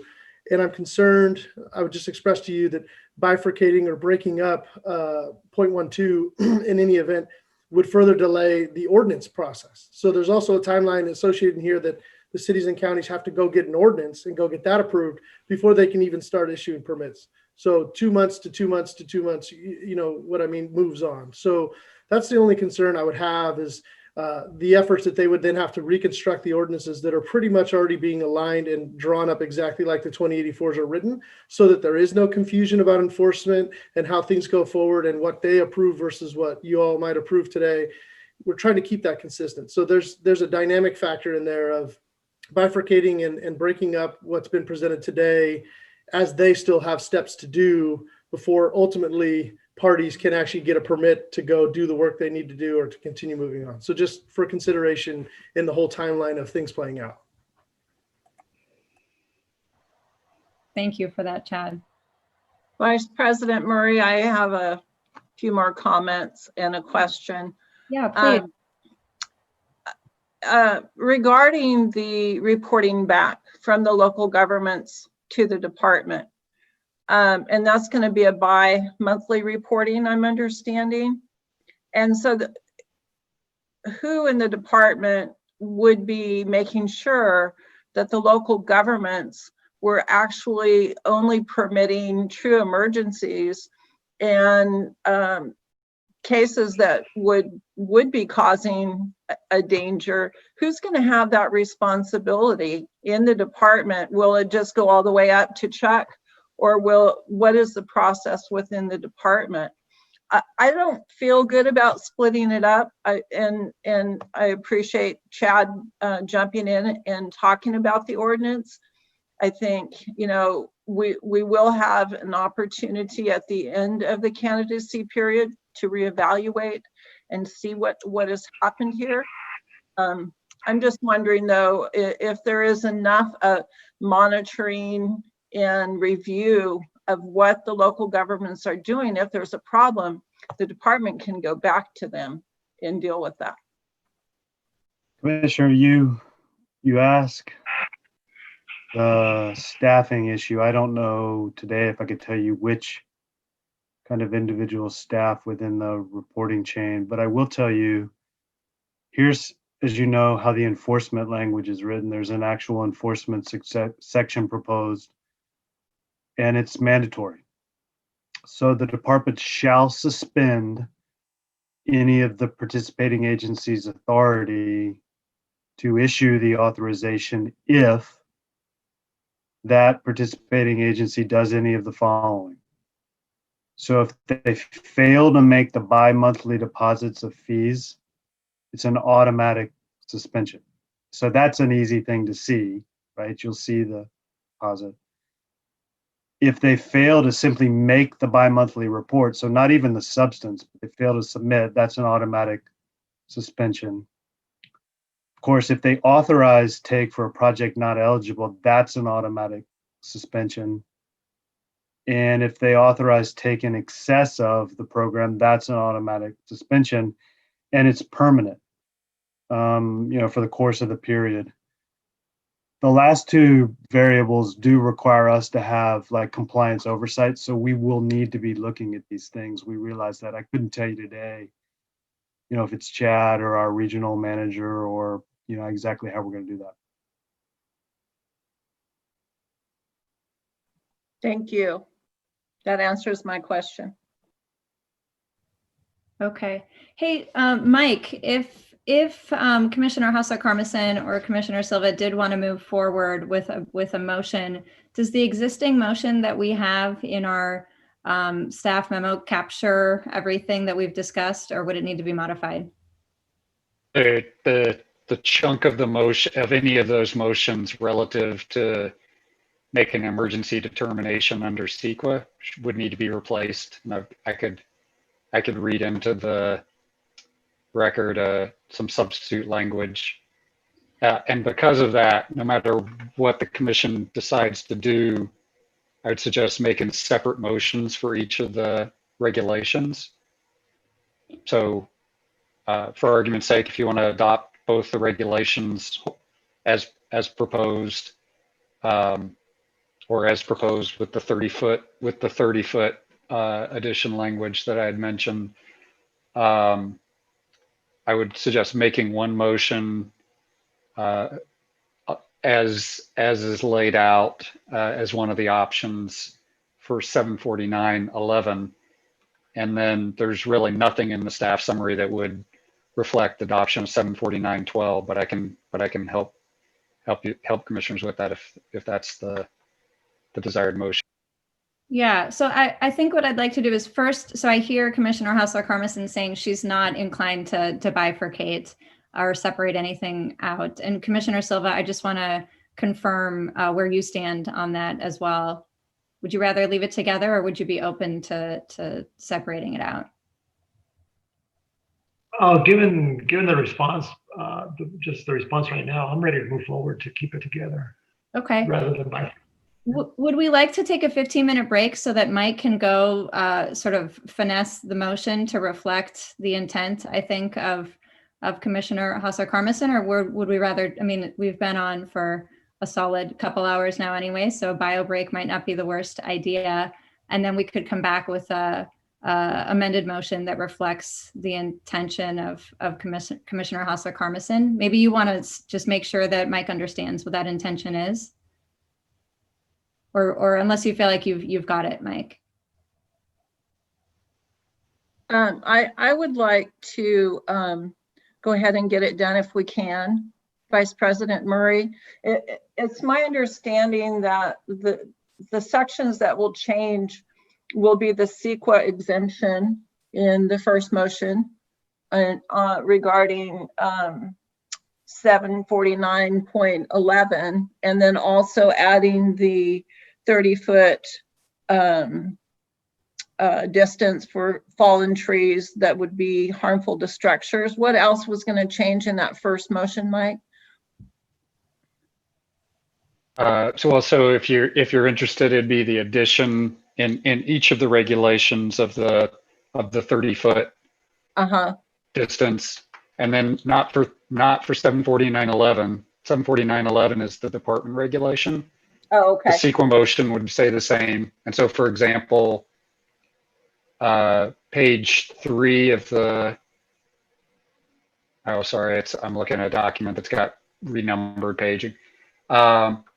There's a separate motion in the, as Chuck said, one of very many alternate motions that deals with 749.11 by itself. Okay. That's appropriate for passing 749.11. You could insert language in that to deal with the addition of the language, and then 749.12, the local government one, we need some work. So I would appreciate a break to be able to conjure up a two-part motion. I think I understand what you're interested in Perfect. moving. Let's take the break then. Melissa, did you have something to say before we break? Thank you very much, Vice President Murray. Yes, I appreciate that. And this question is obviously for all of the commissioners, but especially Commissioner Hostler-Carmison. With the two motions that are identified on page 6 of that particular staff summary, you would be adopting 749.11 as written, 749.12 with a slight modification for the 30 feet, and then 749.12 with the modification for the 30 feet, as well as the modification to CEQA that Mike's going to put together for you. The other thing I would like to ask you to consider is if, in fact, you are going to adopt 749.12 as currently written, that you, as part of your motion, authorize staff, if we learn from the Office of Administrative Law that it is not willing to approve this regulatory package, typically, if they will not approve a package, they will let us know why and give us authorization then to either address those issues or to remove those issues that the Office of Administrative Law has issue with or takes issue with, and then resubmit with those portions that we know can be adopted or approved by OAL. And the reason I ask for that, just for transparency, is because if OAL will not approve the package, then we would have to come back to you at a future meeting and go through this all over again. I think that's an excellent idea. Yes, that's great. I mean, look, I can't help myself. Your lawyer is Mike, but I mean the concept around that exists in a lot of places. Severability, right? If a court tells you a problem with something, but the rest is okay. So I mean that's a valid concept. So even if we're not moving forward with, I guess I'll call it a severed option today, then we preserve the opportunity to do so if we need to, if the OAL comes back and says we have to. I like that compromise. That's very elegant, Melissa. Thank you for the idea. Yes, I accept that. Thank you. All right, Mike, how much time do you need? 10, 15, 10. All right, let's reconvene at about, let's say 3:55 then, and we'll hope to make a motion. Thanks all.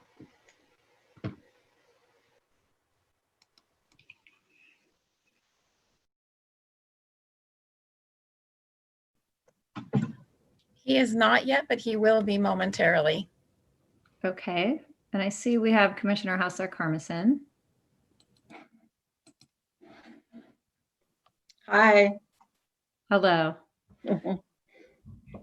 All right, well, maybe I'll just take a moment again to restate that we definitely see the extraordinary effort that's been put into this project by Director Bonham and Chad and the entire department team, and as well as commission staff, and all the local governments who've been putting effort into this too. So really want to recognize San Bernardino County and Yucca Valley and City of Palmdale as well. I know it's been probably, I can't actually imagine, it's been a beast of an effort, but I really appreciate the comprehensive nature of it, and that there are, again, caps and numbers and a duty to minimize and some of those elements that make it quite a bit more stringent than maybe what we've seen in the past. So thanks so much for that effort.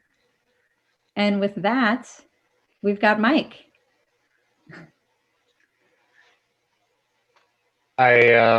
So if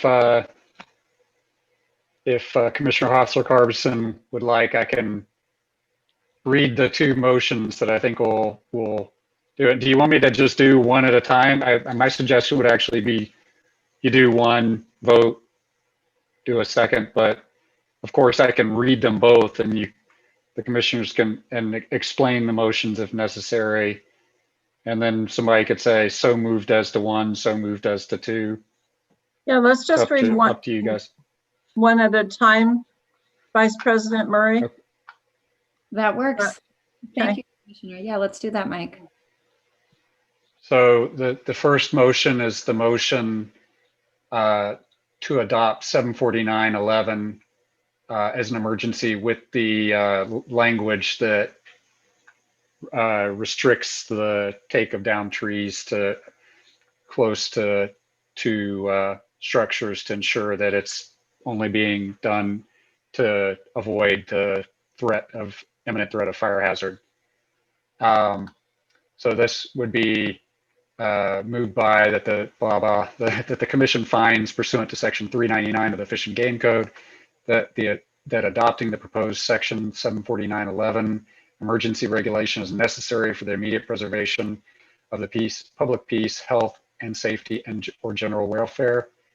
The commission further determines, based on the record, that this approval is exempt from CEQA as an action necessary to prevent or mitigate an emergency as specified in Public Resources Code 21,080B4 and 15,269 subdivision C of the CEQA guidelines. The commission further determines, pursuant to section 11,346.1 of the government code, that an emergency situation exists and finds the proposed regulation is necessary to address the emergency. Therefore, the commission adopts the emergency regulation to add section 749.11 to Title 14 California Code of Regulations as proposed, with the addition of the words "and is within 30 feet of a structure" at the end of subdivision B1. That's the entirety of the motion. So moved.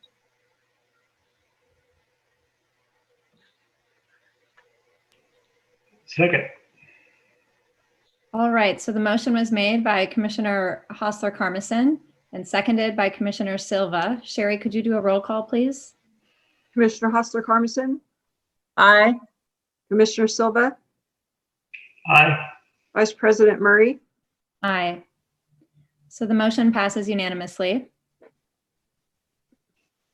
And if you're ready for me to We're ready. read to the second motion to adopt 749 in its entirety, this would be with the same language added into the same portion and would be relying on the CEQA documents that were provided is as follows.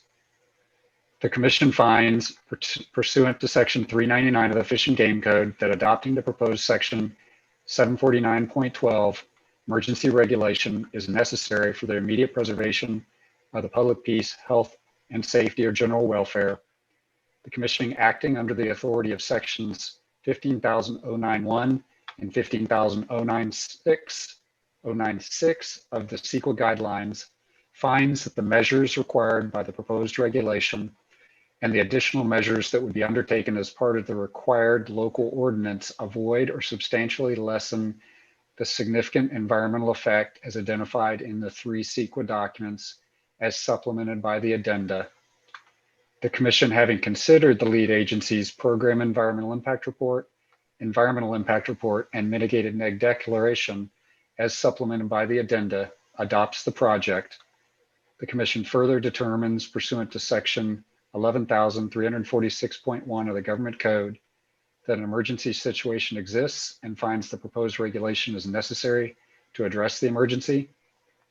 Therefore, the commission adopts the emergency regulation to add section 749.12 to the Title 14 of the California Code of Regulations as proposed, with the addition of the words "and is within 30 feet of a structure" at the end of subdivision E1. That's the entirety of the motion. So moved. Second. So the motion was made by Commissioner Hostler-Carmison, seconded by Commissioner Silva. And Sherry, could we get a roll call? Commissioner Hostler-Carmison, Aye. Commissioner Silva, Aye. Vice President Murray, Aye. So the motion passes unanimously. And Mike, is there a final component? Do we need to say anything about authorizing the executive director to take reasonable action if the Office of Administrative Law comes back with any feedback that requires it? No, I don't recommend that you need to. The executive director's delegations allow for her to make adjustments to regulations submitted to OAL in response to OAL, as long as it's consistent with the commission action. And so I think with the actual motion in conjunction with the discussion about the willingness to make the regulation, to compartmentalize the regulation if necessary, I would very clearly allow her to do that. Fantastic. All right. Well, thank you. Thank you, fellow commissioners and Director Bonham, Chad, staff, and members of the public and local electeds. Appreciate that. This is a challenging agenda item and project, and really see and appreciate all the work that's gone into it. And with that, we will move on to agenda item number 28, which is wildlife and inland fisheries petitions for regulation change. And Ari is going to kick us off on that. Hey, thank you, Vice President Murray. This is a standing agenda item for the Commission to act on regulation petitions for regulatory change from the public. There is one petition up for consideration today. This petition is 2020-005 AM1, which was referred to the department at the June 2020 meeting. Petition 2020-005 AM1 is in reference to a striped bass slot limit. The recommendation from staff is to grant the petition, but this one is a little bit of a different grant, and so I just wanted to give some context to it. This is in large part based on the department's memo that came back, and what we generally do is grant, or what we often do is grant a petition for a regulation change or a potential regulation change. This is more akin to a grant in concept. At least that's what staff is proposing. It's a grant for further discussion and review by the department and commission staff in concert with the stakeholders. It may result in a rulemaking in the future, but it may not, depending on how the results of those discussions go in the future. And as part of that, if you'll recall, back at the WRC item, we added striped bass as an item, an agenda item for the WRC next WRC meeting, and that'll be part of these discussions. That'll be a public-facing discussions, so that the idea of slot limits, which is the real focus of this petition, can be considered in a larger context of striped bass management. So we are recommending that the petition be granted, but granted in concept for further discussion in the future.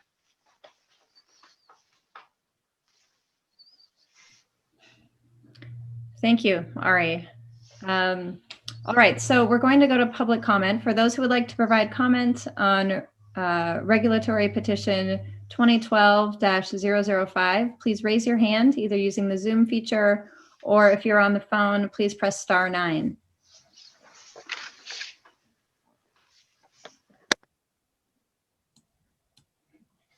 And I see we've got one speaker on this. Sherry, if you could set the clock to 2 minutes for Mark.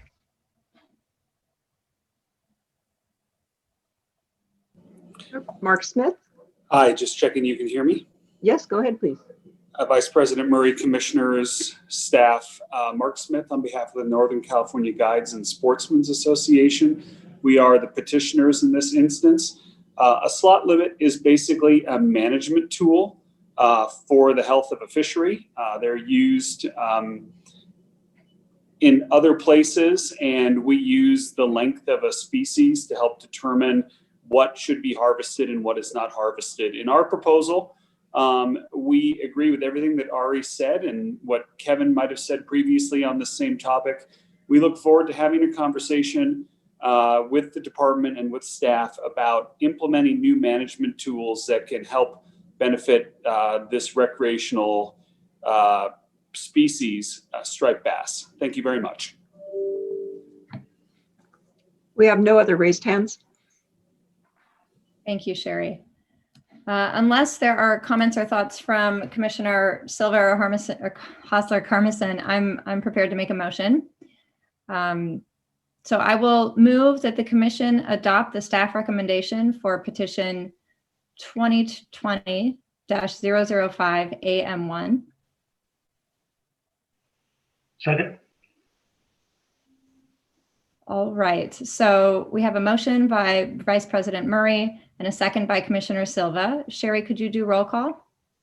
Vice President Murray, Aye. Commissioner Silva, Aye. Commissioner Hassler-Carmison. Aye. And the motion passes unanimously. Next, we have agenda item number 29, which is wildlife and inland fisheries non-regulatory requests from previous meetings. Ari. This is a standing item for the commission to potentially act on non-regulatory requests that come in from the public.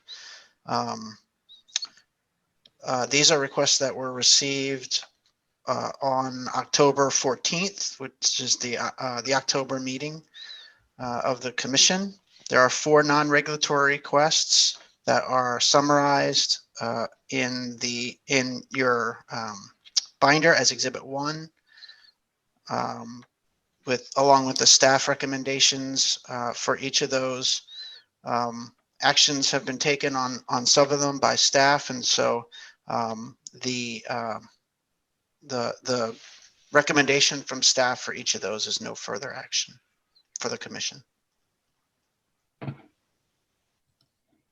Great. So with that, thank you, Ari. With that, we will go to public comment on this. For those who would like to provide comment on non-regulatory requests from previous meetings, please raise your hand using the Zoom function, or if you're on the phone, press *9.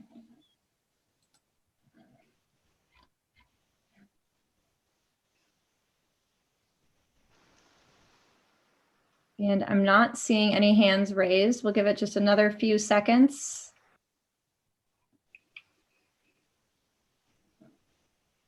All right, I don't see anyone in the queue for public comments. So Commissioner Silva or Commissioner Hassler-Carmison, are you prepared to make a motion? Yeah, if you want to go ahead and do it, I'll move that the commission adopt the staff recommendations for action on the December 2020 non-regulatory requests. And I can second. So the motion was made by Commissioner Silva and seconded by Vice President Murray. Sherry, could you please do a roll call? Commissioner Silva, Aye. Vice President Murray, Aye. Commissioner Hassler-Carmison. Aye. So the motion passes unanimously, which brings us to agenda item number 30. And agenda item number 30A will be led by Melissa. Great. Thank you very much, Vice President Murray. You have 2 upcoming meetings, one in January and one February 10, 11 in 2021. Your January 12 meeting is primarily to hold a discussion hearing for the memo package that you talked about today.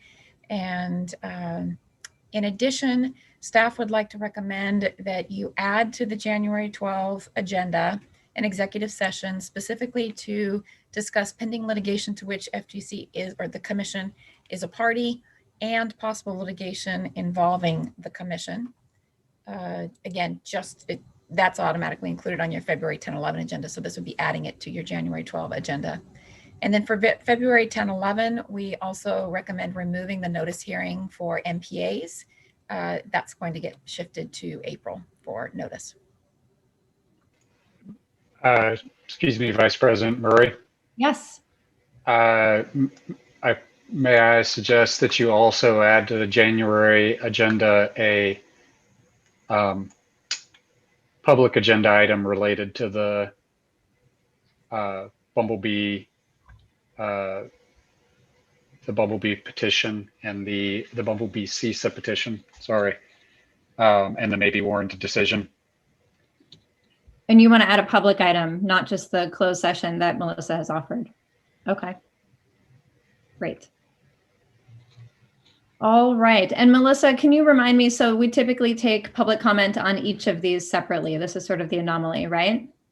It is. Okay. Thank you for that. All right, well then let's go to public comment for agenda item 30A, which is upcoming meetings, January and February of 2021.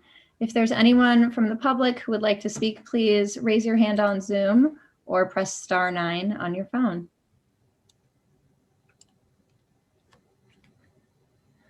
And seeing none, I would ask my commissioners if they are prepared to make a motion. I'll make that motion that the commission approves the draft agenda items as amended for the January 12th, 2021 and February 10, 11, 2021 commission meetings as amended today. And I will second. So this motion was made by Commissioner Hausler-Carmison and seconded by Vice President Murray. Sherry, could you please do a roll call? Commissioner Hausler-Carmison, Aye. Vice President Murray, Aye. Commissioner Silva. Aye. And the motion passes unanimously.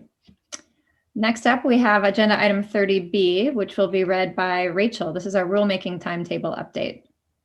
Thank you, Vice President Murray. So there are 3 proposed changes to the rulemaking timetable. The first, as Melissa just alluded to, is changing the timeline for the MPA rulemaking to have notice in April, discussion in June, and adoption in August. The second is regarding both Klamath River and Central Valley sport fishing rulemakings. Those both currently have 2 discussion hearings on the agenda. And so the recommendation is to remove the February discussion hearings. And then the last is to add the timelines for both Western Joshua Tree 2084 rulemakings as adopted today. Thank you for that, Rachel. Appreciate it. Members of the public, if you'd like to speak on this agenda item, please raise your hand on Zoom or press *9 if you're on the phone, and we will hear from you. I don't see anybody raising their hand or pressing *9. So I think we're ready for a motion. Okay, I'll move that the commission approve the proposed changes to the rulemaking timetable as discussed today. I will second. So I apologize. I need to jump in. There may have been one more adjustment to request, and that is an emergency rulemaking for clams in February. My apologies. I don't know if anyone wants to expand on that. And this is related to the presentation and conversation with regard to the hydraulic clam devices. Thank you for that. Thank you for that clarification. I will amend my motion to include that item. Second. Fantastic. So the motion was made by Commissioner Hausler-Carmison, seconded by Commissioner Silva. Sherry, could we get a roll call, please? Commissioner Hausler-Carmison, Aye. Commissioner Silva, Aye. Vice President Murray. Aye. So the motion passes unanimously. And our final agenda item of the day is agenda item 30C, which is new business. So essentially, is there any new business, commissioners, that you would like to add to a forthcoming agenda? Commissioners? I have nothing. I want to wish everyone a Merry Christmas, Happy Holidays, and thank you for all of your hard work. And this has been a meeting to remember, so thank you so much. Thanks to Vice President Murray. You did an amazing job for your first time of being leading the meeting, so thank you so much. Yeah, all I want for Christmas is a COVID shot. That's all I want. All right, so there is nothing under new business and there's no motion required for that agenda item. I want to echo the sentiments of, I guess, both commissioners and just say thank you to everybody, my fellow commissioners, for your patience and flexibility. It's been such a long couple days, but we did a lot of important work and I feel like we did it with integrity. I also want to just recognize the extraordinary amount of work by Melissa Miller-Henson, Mike Yon, and Ari, and Susan, and Rachel, and the entire commission staff. It's been just a giant, dense meeting, and I know it was a lot to put together. But again, I think we did important work, and we did it well and with integrity. So just want to see and recognize that, and wish everybody some rest over the holidays. And with that, we will adjourn our December meeting of the California Fish and Game Commission. Thank you. Thank you, Vice President Murray. And happy holidays to you all.